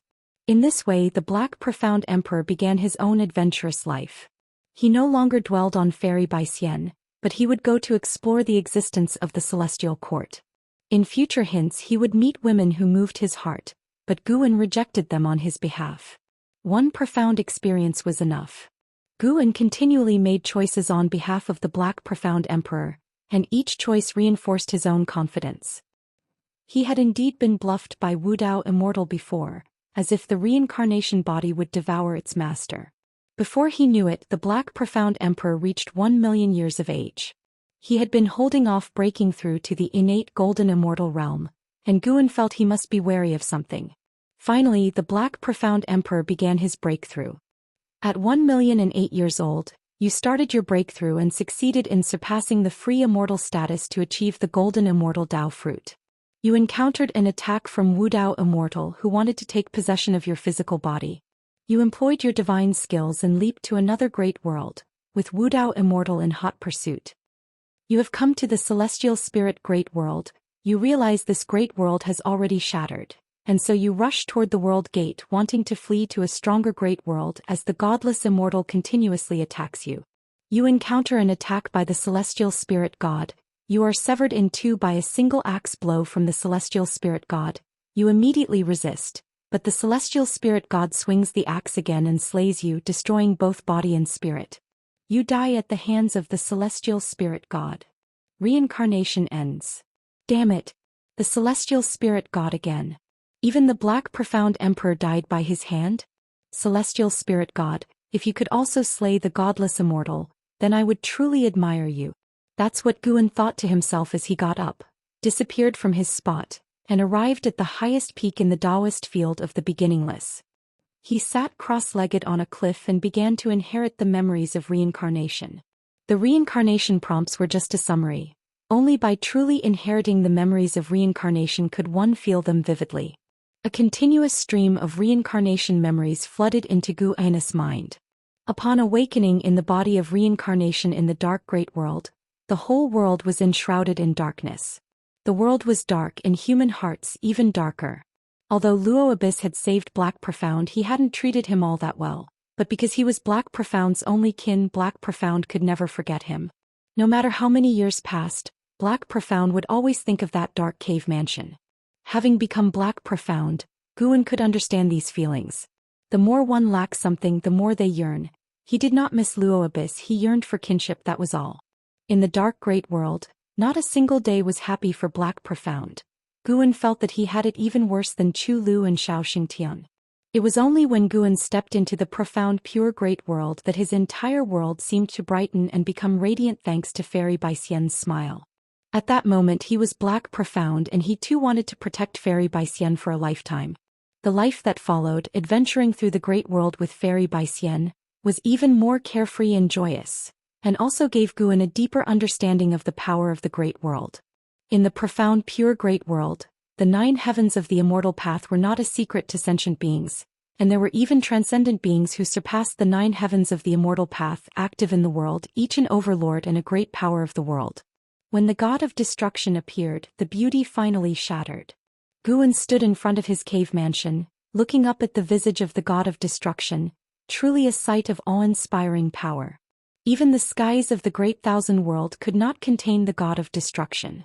How powerful the profound clear immortal sect was, yet those who surpassed the 9 heavens of the immortal path fell one after another in their assaults on the god of destruction, as futile as mantises trying to stop a chariot, moths to a flame, utterly powerless.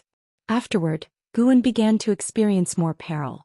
When the godless immortal brought him to the land of reincarnation and he started to cultivate his karma avatars, he caught a glimpse of the greed hidden deep in the godless immortal's eyes, which briefly exposed itself. When all 3,000 of his karma avatars were annihilated, even without the memories of that moment, he could still feel something.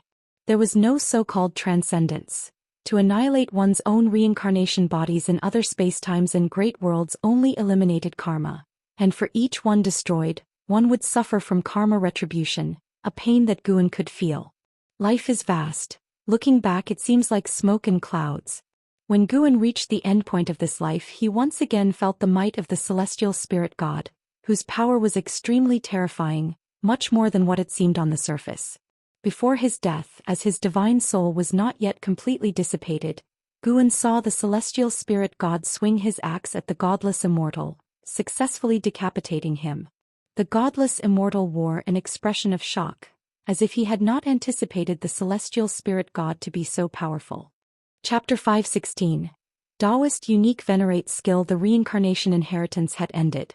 When Guan opened his eyes, the sky had darkened. He looked up to see the night sky sparkling with stars, making him feel as if a lifetime had passed.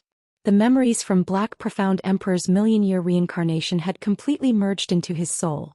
It was as if he had truly lived through those million years. Dark Great World, Profound Pure Great World, Path of the Great Tao, Land of Reincarnation. He had truly become the Black Profound Emperor, the two merging into one. The so-called reincarnation body is actually just the same soul, merely manifesting under different Tao rules. A reincarnation body can kill another reincarnation body, but it cannot kill the primordial soul. If the primordial soul perishes, all reincarnation bodies will cease to exist. It seemed that Black Profound Emperor realized this, which is why he stopped releasing karma avatars. As to whether Black Profound Emperor could differentiate if he was the primordial soul, Guan couldn't judge. But in fact, for a reincarnation body, it doesn't matter whether it is the primordial soul or not, as it does not affect the reincarnation body's ability to live. The primordial soul could even become a reliance for the reincarnation body. God of Destruction had Black Profound Emperor destroy all other reincarnation bodies just so he could escape all karmic ties and then possess a body to evade the celestial court's pursuit. Regrettably, what God of Destruction didn't understand was that Black Profound Emperor's reincarnation body operated differently from what he perceived as reincarnation. Guan's lifespan reincarnation was not bound by the Tao rules. No one could therefore infer his reincarnation body and primordial soul through Black Profound Emperor. This life, Black Profound Emperor had helped Guan understand the Great Thousand World, Path of the Great Tao and Land of Reincarnation, even revealing to him other paths of cultivation. Daoist Emperor. The Daoist Emperor is a branch in the path of cultivation, anchored in the Great Tao, obtaining the power of the Great Tao at an earlier realm, becoming an existence that realms cannot measure. To become a Daoist Emperor, one must gain the acknowledgement of the Great Tao, an exceedingly arduous task. Black Profound Emperor also became a Daoist Emperor through the inheritance left by the evil Emperor. The world established by the Great Tao is truly boundless. Even an innate golden immortal is not enough to comprehend the true essence of the Great Tao. Footsteps approached from behind, interrupting Guan's thoughts. Xianxia came and sat in front of him, curiously asking, "What's wrong? You've been here all day and night." She had watched for a long time and approached only after seeing Guan slightly move. Guan turned his head to look at her and smiled. "Naturally, I am comprehending the natural order of the universe." Seeing the smile on his face, Xianxia breathed a sigh of relief. She took out a painting scroll, then unfurled it. It depicted Guan's silhouette, looking so somber, radiating a morose and eerie aura of death. "This is a painting I made of you earlier. During the process I saw some visions," Xianxia said cautiously. This piqued Guan's interest. Could she have seen his reincarnation memories? "What did you see?" Guan asked with a smile, his smile also easing Xianxia's nervousness. Previously, Guan's silhouette had brought immense pressure on Xianxia, instinctively terrifying her. If it weren't for her relationship with Guan, she really wouldn't have dared to approach. Xianxia hesitated for a moment, then said, "I saw many visions, all fragments, but quite what? Quite shocking. The events and enemies you encountered are beyond what I could have ever imagined." Xianxia replied, thinking of the God of Destruction's form, and couldn't help but shudder. Who wouldn't despair when faced with such an existence? She thought again about Guan's parting with Fairy Baixian, and when she saw Fairy Baixian again, that aloof and lofty demeanor made her sympathize with Guan. No wonder so many beauties threw themselves at Guan, yet he remained indifferent. It turned out he had already experienced a deeply memorable love. Listening to her thoughts, Guan guessed the scenes she had glimpsed. Although they were fragments, the fact that she could see them proved her talent for understanding the way of cause and effect. It wasn't just the way of cause and effect. Perhaps Xianxia could also glimpse into the path of reincarnation and the way of fate. Guan pretended to be serious. "Those things you've seen, aside from those about me, don't talk about them and certainly don't draw them to avoid trouble." Xianxia nodded. She wasn't foolish. How could she dare to draw the God of Destruction, whom even Guan couldn't defeat? Looking at Guan's face, Xianxia felt that he was also carrying a burden, facing enemies he couldn't overcome. Perhaps Guan had come to hide in the celestial spirit great world just to avoid these formidable beings. For the first time, Xianxia felt a strong desire to become stronger.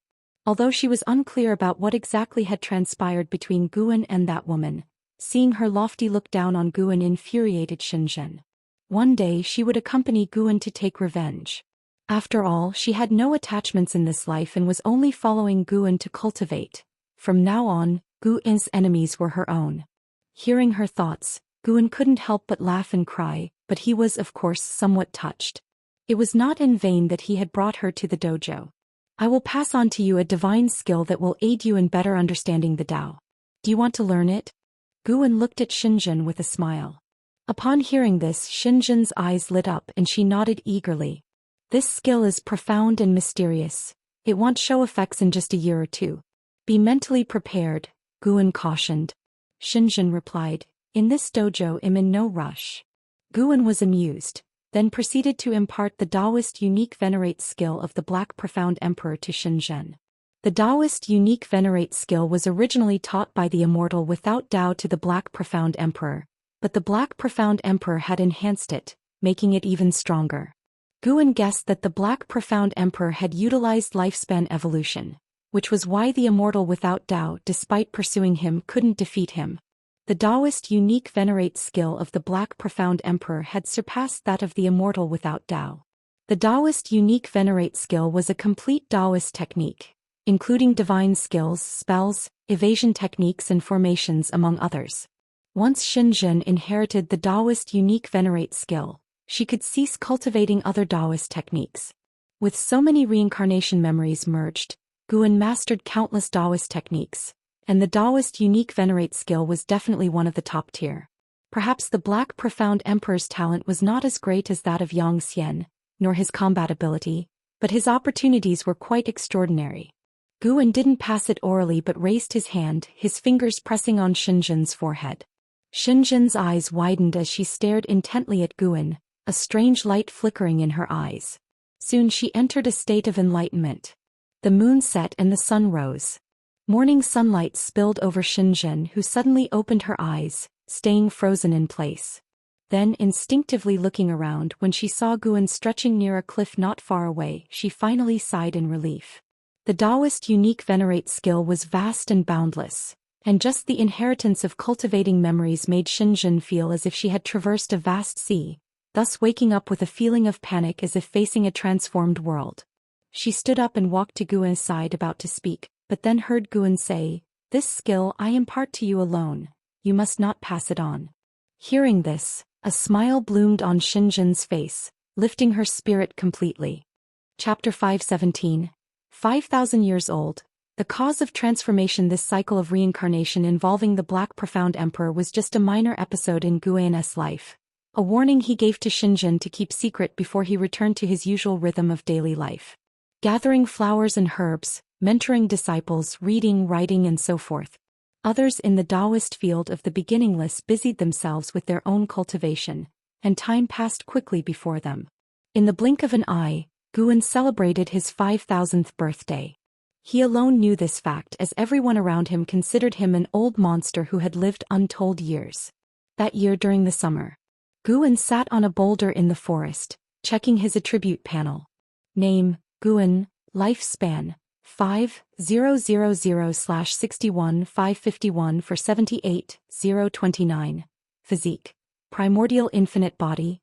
Cultivation level, perfection in the innate golden immortal realm. A lifespan of over 615 billion years. Not bad, steadily increasing. Gu In thought thus, a smile appearing on his face. Beside him was a stream, the very place where he had first met I Ching Shan and others, now a boundary line of the forbidden land of the Qinkuan sect. He stayed here to wait for someone. While waiting, Gu In looked towards the distance, observing the current state of his old acquaintances. Martial resolution had become a high-ranking member of the Supreme Sect, but power was corrupting his talent. Profound celestial intent was still traveling the world, having relinquished all responsibilities since the Supreme Sect had grown stronger and leading a carefree life. Jiang Qiong had become a supreme elder, currently in seclusion and cultivating. Li Xiandao, supported by Yang Jian, began to expand the boundaries of the Taizong dynasty. The world remained a battleground between the Immortal dynasty and the Holy Court, with both sides losing numbers but their overall destiny improving as they birthed more powerful and outstanding individuals. Without the intervention of the free Immortal, all was relatively peaceful.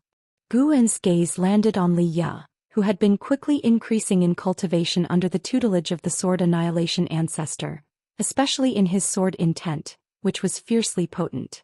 Having instructions surpassing even the 9 heavens of the immortal path from a sword Dao expert, Li Ya's opportunity was among the top in the world, only in how surpassing him among their generation. With the vast world filled with talents like fish in a river, the supreme sect producing 2 pinnacle geniuses gave Guan a great sense of achievement. With this feeling of accomplishment, Guan began to predict Li Ya's future. As he calculated, his expression grew peculiar. Such a possibility. Guan thought of the celestial Dao golden core and the sword annihilation ancestor, feeling that such a future was indeed reasonable. Everything had its advantages and drawbacks, and as Li Ya grew stronger he would also have to bear the karma that strength brought. After a long while, a figure approached from the depths of the woods, spotting Guan from a distance and immediately growing excited, rushing over. It was Zhou Xian, once the top talent of the Taizong imperial dynasty and the son of the sect leader Zhou Xian. He reached Guan's side, looking at him extremely agitated and somewhat at a loss. Guan, Zhou Xian was so excited he didn't know what to say. Guan looked at him, sizing him up and down, and smiled. No need to be nervous. Since you've crossed heaven and earth to get here, I naturally will fulfill my promise. Hundreds of years ago, Guan heard Zhou Xian calling out to him. It turned out that Zhou Xian had challenged Yang and suffered a devastating defeat which hit him hard. Thus he thought of seeking Guan's help, considering Yang was Guan's disciple. He knelt in his own cave mansion begging Guan to teach him. After all, with a friendship spanning over 4,000 years, Guan couldn't bear to refuse him, even if only out of respect for Zhou Xian, so Guan allowed him to come on his own while strictly forbidding him from revealing the matter. Thus, Zhou Xian crossed continents and oceans, and even with the cultivation level of the Nirvana realm, it still took him hundreds of years to reach the 9-spirit continent. Along the way he faced numerous hardships and experienced both resentment and affection. Can I follow you and cultivate now? Zhou Xian asked, his eyes burning with eagerness. Guan smiled and raised his hand towards a nearby stream, saying, You must think carefully. Once you cross this stream there will be no turning back. Until the catastrophe of heaven and earth ends, you cannot leave my Daoist field.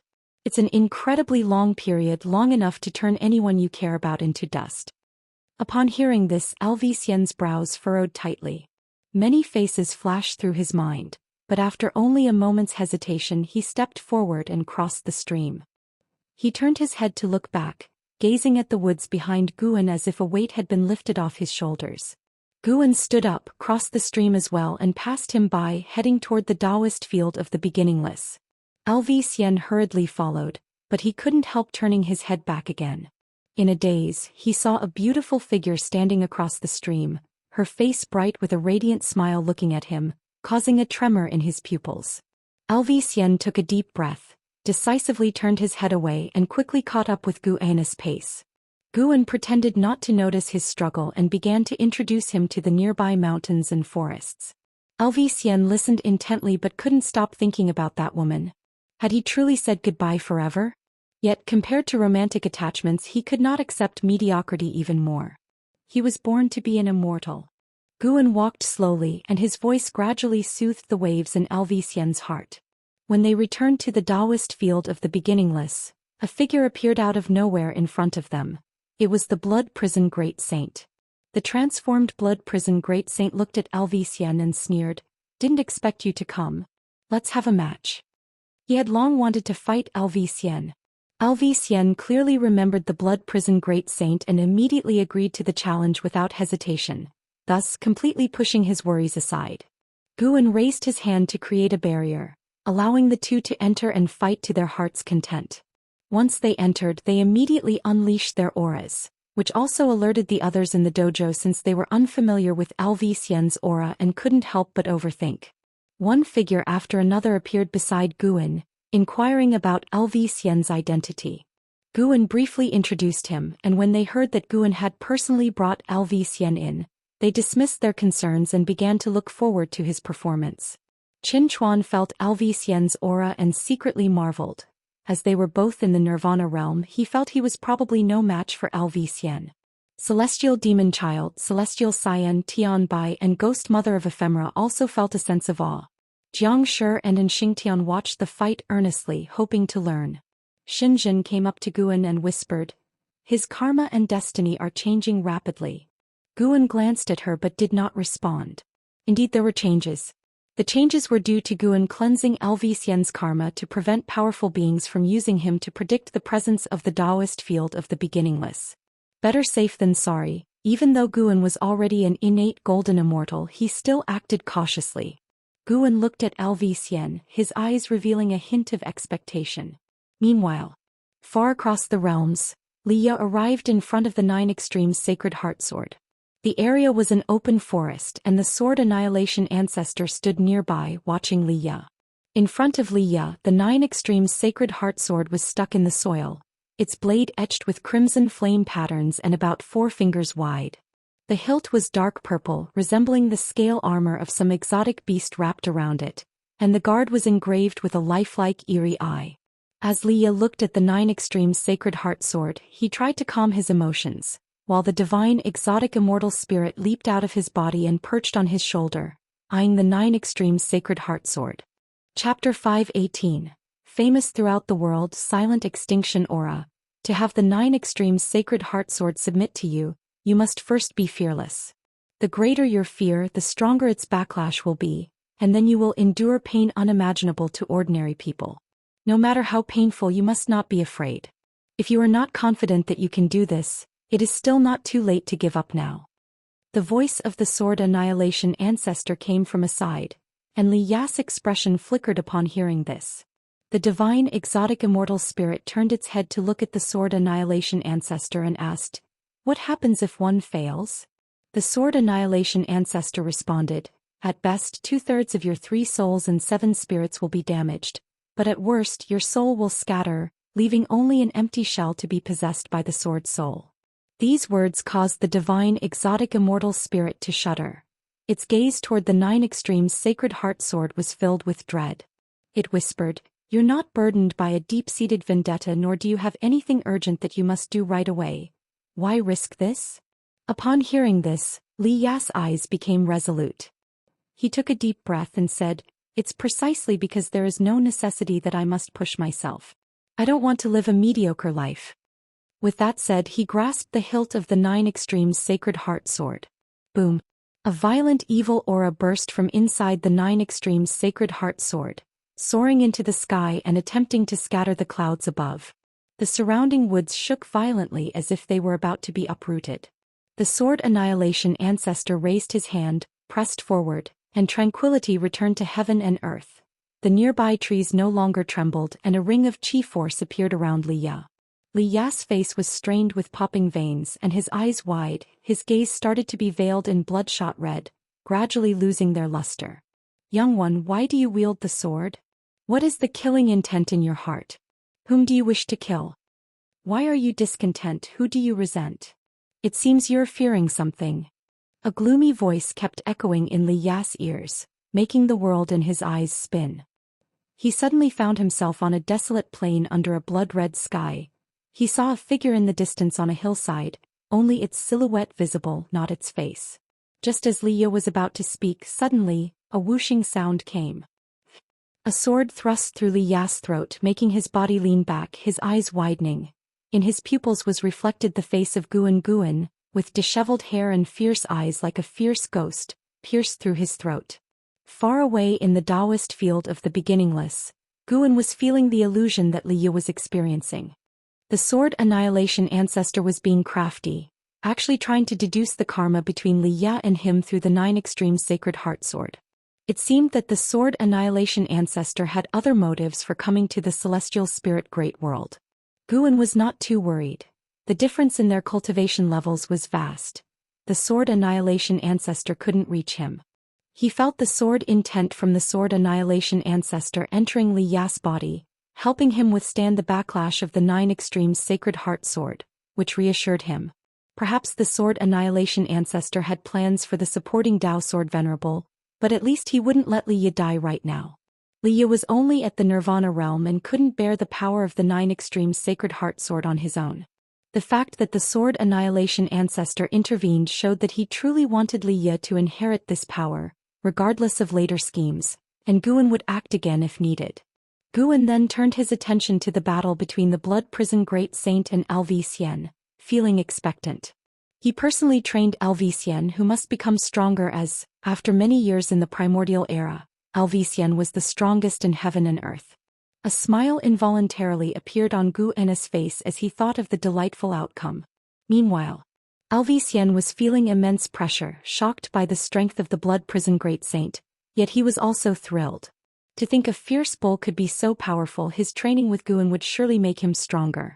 The celestial demon child and Xen Chenchuan and others were also discussing the battle, equally astounded by Zhou Xian's displayed strength since the Blood Prison Great Saint was a loose immortal. And for a Nirvana realm cultivator to fight a loose immortal to such an extent spoke volumes of his talent. At dusk, Supreme Sect, 3rd Medicine Valley. Long Qing came down from the pavilion. He saw Candlestar standing on a roof, gazing steadily into the distance. He immediately flashed to Candlestar's side and asked, "What are you looking at?" Candlestar replied, "The 9 Extremes Sacred Heart Sword. The sword is recognizing its master, and it's recognizing a cultivator from the Nirvana realm." Nirvana realm cultivator? Long Qing couldn't help but frown, finding it absurd. Candlestar continued, "Speaking of which, this person has some connections with you. To be precise, he is connected through the cause and effect of the supporting Dao Sword Venerable, and his name is Li Ya." Elder Li. Long Qing's tightly furrowed brows relaxed. "If it's him, it's not surprising. Perhaps my master is protecting him." Long Qing had grown up following Guan and knew well the relationship between Guan and Li Ya. Candlestar looked at Long Qing and asked with a smile, "Do you think your master has really left the celestial spirit great world?" Although Long Qing had already reached an agreement with Candlestar, he still retained a bit of wariness towards him, given the vast difference in their cultivation levels. Long Qing shook his head. "How would I know? After all, I didn't follow him." Candlestar smiled, deciding not to ask any further. How powerful will Elderly become after mastering the 9 Extremes Sacred Heart Sword? Long Qing asked curiously. The 9 Extremes Sacred Heart Sword had caused such a stir in the past, and he had longed for it too. Candlestar answered, "With this sword in hand, even the 9 heavens of the immortal path cannot kill him. However, the extent of the power he can wield reaches only as high as the heaven and earth flying immortal realm." Long Qing fell silent, his eyes filled with envy and astonishment. This was akin to soaring to the skies. It seemed Elderly was going to become famous throughout the world. As the years flew like an arrow, another millennium passed. Inside the Daoist field of the beginningless, Guan lay on a tree reading a book, while below on the grassland figures like an Xen celestial demon child, celestial scion Tian Bai Lv Xian Blood Prison Great Saint, and Xianxia were meditating, all immersed in the Dao intent imparted by Guan's sunlight sprinkled down, seeping through the gaps in the leaves and falling upon Guan. He slowly raised his head and looked towards the celestial vault. Ever since he had arrived at the Daoist field of the beginningless, time had passed much faster than before, but he did not feel uncomfortable. Instead, he enjoyed it as his lifespan also increased rapidly. The celestial spirit great world, which had known peace for over 2,000 years, was going to face turmoil again. The will of heavenly Dao always remembered to destroy all living beings. This time, it was other great worlds within the universe that were invading, preparing to take over the celestial spirit great world, with Dao fruit realm beings scheming in the background.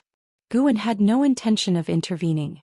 Nowadays, the celestial spirit great world was a place where many powerful beings were interconnected with bound interests, and many strong beings would not allow the celestial spirit great world to be destroyed at this critical juncture. He was more of a spectator. "Elder brotherly, although you have already become famous throughout the world, this calamity might cause you to stumble again," Guan murmured to himself, a smile appearing on his face. 500 years ago, Li Ya had emerged abruptly, wielding the 9 Extremes Sacred Heart Sword and challenging sword cultivators across the world. Victorious in every battle, his fame was unparalleled for a time, and people had forgotten about and how, considering Li Ya the greatest talent in the world, even though he relied on the 9 Extremes Sacred Heart Sword. Suddenly, Guan's expression changed slightly as he looked towards outer heaven. "This aura. Are you still not giving up?" Guan thought to himself, his gaze sharp. He felt the aura of the silent destruction god emperor, coming from the world gate. The silent destruction god emperor had possessed the Long clan's flesh, and in order to capture Longqing he even planned to harm all living beings. Such actions had already put him on Gu An's kill list. Chapter 519. The Great Tao Tree, Divine Emperor's Pawn in the Depths of the Universe. A world gate stood tall. Here it seemed as if there were no hours. The years could not taint this grand, towering gate. At this moment, a bright light shone from within the world gate. A figure slowly stepped out from the strong light, clad in black armor, a mysterious presence, a helmet underneath which was as black as a black hole, making it impossible for anyone to see his true face.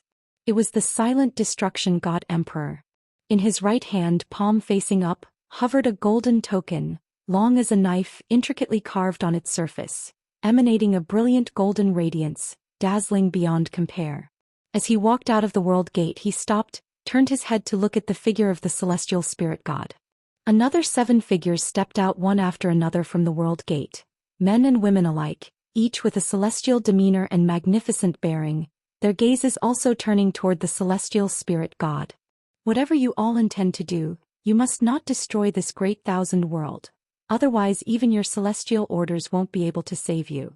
The voice of the celestial spirit god rang out, indifferent in tone, with an unyielding firmness that allowed no rebuttal. Before the silent destruction god emperor could speak, a man in a white robe behind him raised his hand in greeting and smiled.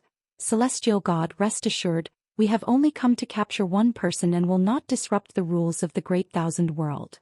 The celestial spirit god did not respond, and the silent destruction god emperor proceeded to step toward the depths of the universe, followed closely by the man in the white robe and others.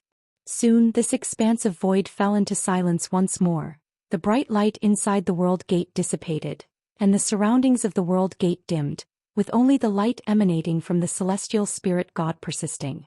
Although the arrival of the silent destruction god emperor drew Gu An's attention, he did not initiate an attack because he felt that the silent destruction god emperor also possessed an innate golden immortal's cultivation level. Battling an opponent of the same realm wasn't wise. Guan, lying on a tree branch, sat up. Forget it, let's have a lifespan simulation. Requires 5 billion years of lifespan. Continue. 5 billion years of lifespan? That's way too expensive. Guan directly chose no, there was no need to waste lifespan, especially since the aura of the silent destruction god emperor didn't intimidate him. The silent destruction god emperor wouldn't be able to discover the Daoist field of the beginningless unless he intended to destroy the celestial spirit great world. Although many have seen Guan in this world, Guan has already tampered with their cause and effect. No one would be able to trace back to the Daoist field of the beginningless. Guan lay back down, continuing to read his book. He would cross that bridge when he came to it. It must be said, in these years the profound celestial intense penmanship had improved greatly. The depiction of emotion in the text was especially delicate, tugging at one's heartstrings. Guan read intently. Through the words he could visualize the scenes of the past, the characters' emotions as fervent as fire. The sun set and the moon rose. A full 5 days passed, and Xian and others finally woke up one after another, which was because Guan had withdrawn his Tao intent.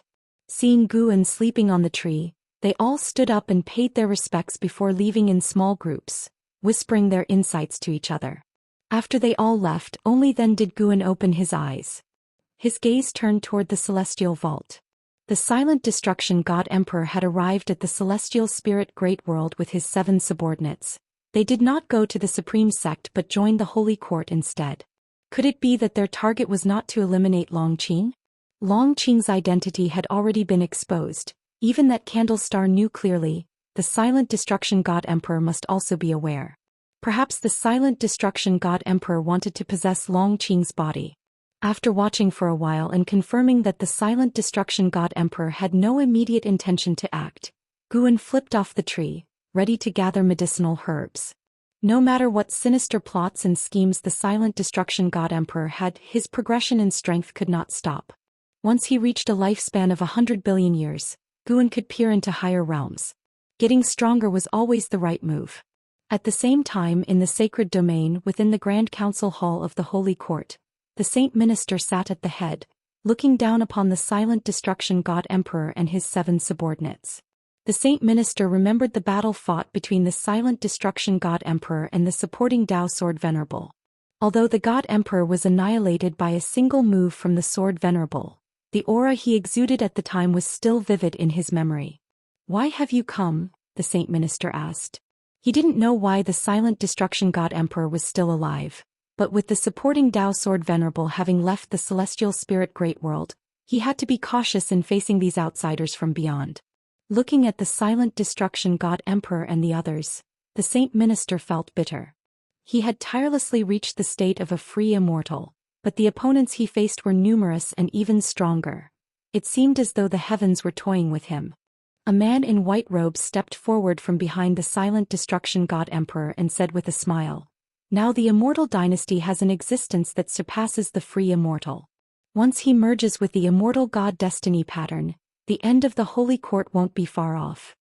With those words, the Saint Minister's expression turned ugly. He had always been troubled by this matter but was powerless to address it. How could he feel good having it pointed out by others? It was clear. These people wanted to use the holy court. The key issue was that the holy court was indeed on the path to doom.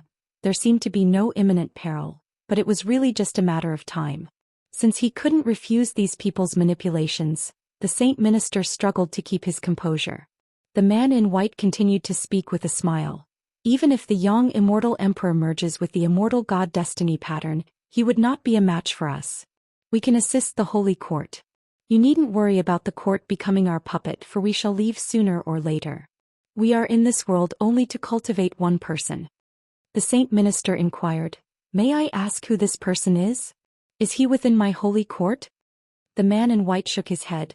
"No, we only need the holy court to create obstacles for him, better tempering him and allowing him to grow stronger." After hearing this, the Saint Minister fell into silence. "We will not help you directly annihilate the young immortal emperor. You probably already realize the existence of the tribulations of heaven and earth and the will of the heavenly Tao. If the young immortal emperor acts against the holy court, naturally we will intervene. Before that we will stay in the holy court," the man in white said. These words did stir the Saint Minister's heart. He could sense that this group was very strong, each one giving him the same feeling he got from facing the supporting Dao sword Venerable. The most crucial point was that he had no room to refuse. To do so would only make things uglier, perhaps disastrously so.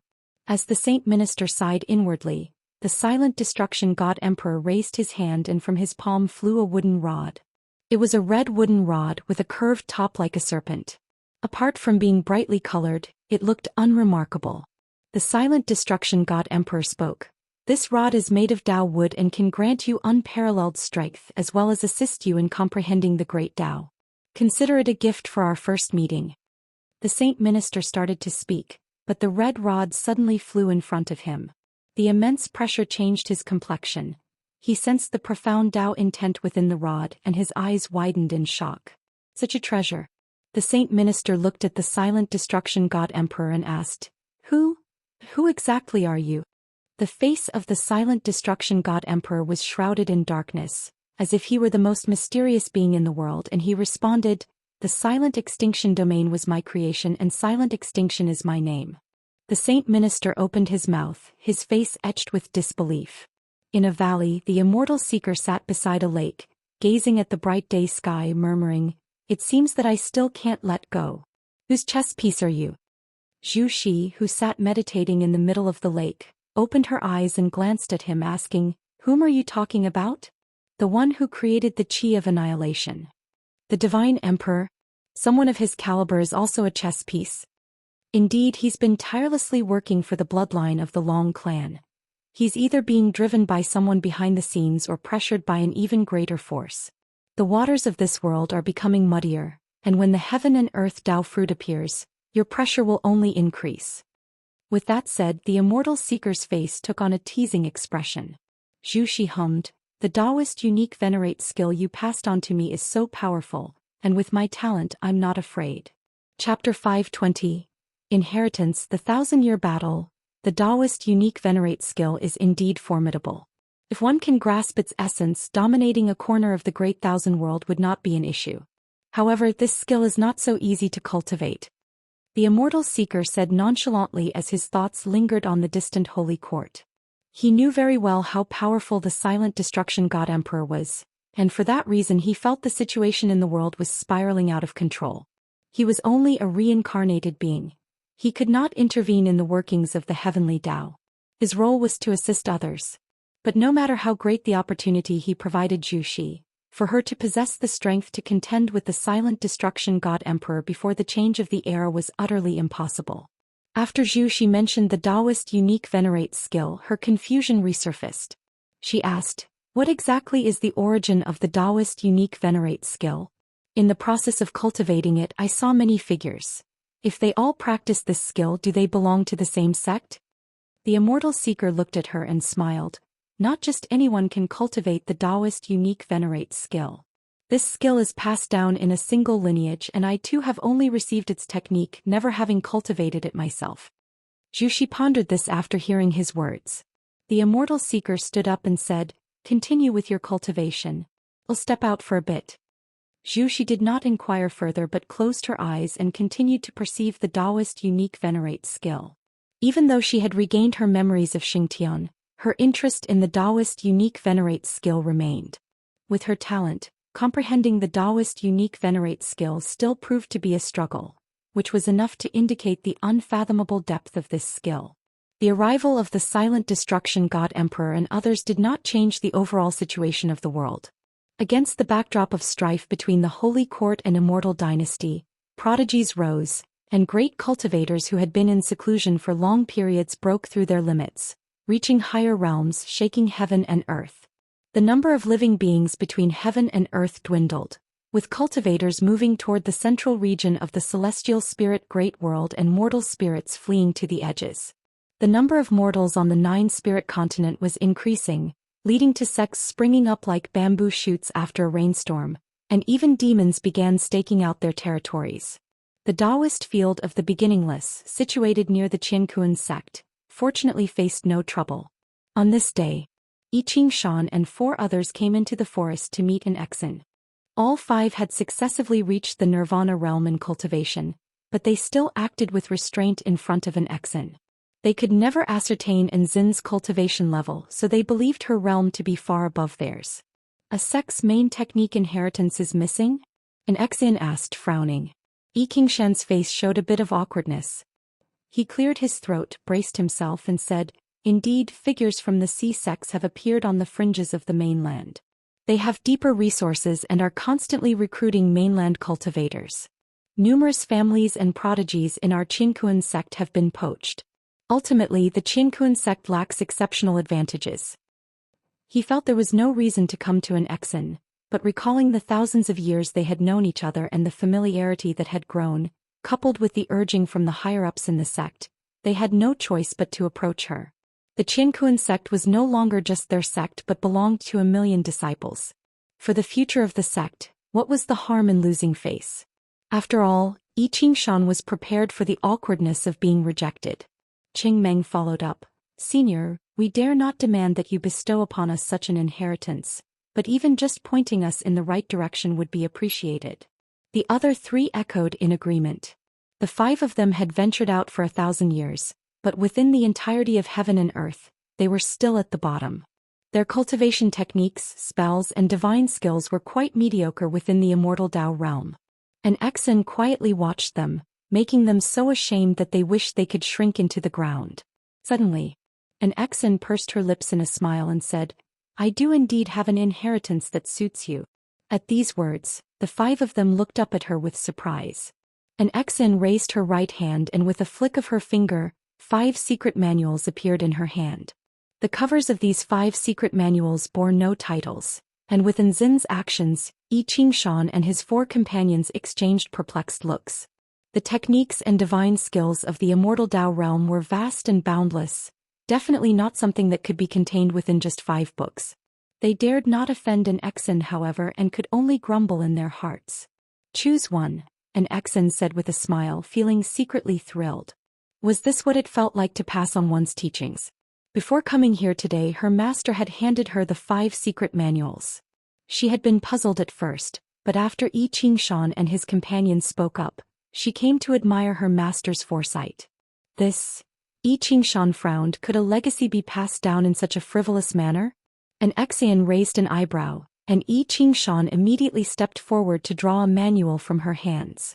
Seeing this, an Xian put the other 4 manuals into her sleeve and turned to leave, leaving behind a final remark. This cultivation technique will now be the main technique of your Qingkuan sect. I hope you will use it for good. Hearing this, Xianxia and the others hastily paid their respects and watched her figure disappear into the depths of the forest before they gathered to examine the manual. Xianxia opened the first page and read aloud, Heaven and Earth Primordial Skill, Qingkuan? It does suit our sect's name, but Gu Chongxing hesitated. He wanted to say an Xian was playing a trick on them, but feared being overheard by her. Xianxia turned to the second page and instantly, a burst of golden light emanated from within, enveloping the 5 cultivators. Their expressions changed dramatically, and their gazes became distant and unfocused. By the lakeside, Guan was sparring with Qin Chuan in swordsmanship. Having reached the Immortal Dao realm, the actual moves were no longer important, but Guan used them to guide Qin Chuan towards Sword Dao enlightenment. Qin Chuan had an extremely high comprehension of Sword Dao. Each year he could feel himself growing stronger, but whenever he sparred with his master he felt his own Sword Dao was childlike and posed no threat to his master. Guan held the Xian Hong sword with the blade sheathed, countering Qin Chuan's sword techniques with just the scabbard, and leading him into other moves. At a glance, Qin Chuan seemed like a puppet effortlessly manipulated by him. Xian sat under a tree not far away, intently watching, seeking to understand Guan's Sword Dao. Though he did not specialize in Sword Dao, having seen the 3,000 Great Dao, he believed he could gain insight by analogy. After a while, Guan pressed the scabbard to Qin Chuan's forehead, immobilizing him, signaling the end of their sparring session. Qin Chuan let out a sigh of relief, a smile spreading across his face. Master, I understand now. Guan sheathed his sword and then beckoned to Xian, who immediately ran over. What do you think about holding a contest in our dojo every 1,000 years where except for me all of you participate? Guan asked with a smile. Hearing this, both Xian and Qin Chuan's eyes lit up. They both harbored competitive spirits and were naturally eager to prove themselves before their master. The two agreed without hesitation, even somewhat impatient to start. Guan had suggested this because everyone in the dojo had already reached the Nirvana realm, and there were no particularly weak practitioners. Moreover, each one had received his personal teachings, and the Daoist techniques and divine skills they possessed were distinct. Of course, besides applying pressure to his disciples, he also wanted to liven things up. It won't be a contest of who's strongest. Each time I will personally select your opponents. You only have to fight one battle, and after 10,000 years, you all will inevitably have faced each other, Guan said, still smiling. Xian and Qin Chuan naturally had no objections and were already looking forward to it. I'll tell you in advance, you two will be each other's first opponents, Guan said with a chuckle. Upon hearing this, Xian and Qin Chuan instinctively looked at each other. Then after their initial shock, a fighting spirit and confidence ignited in their eyes, each believing they could win.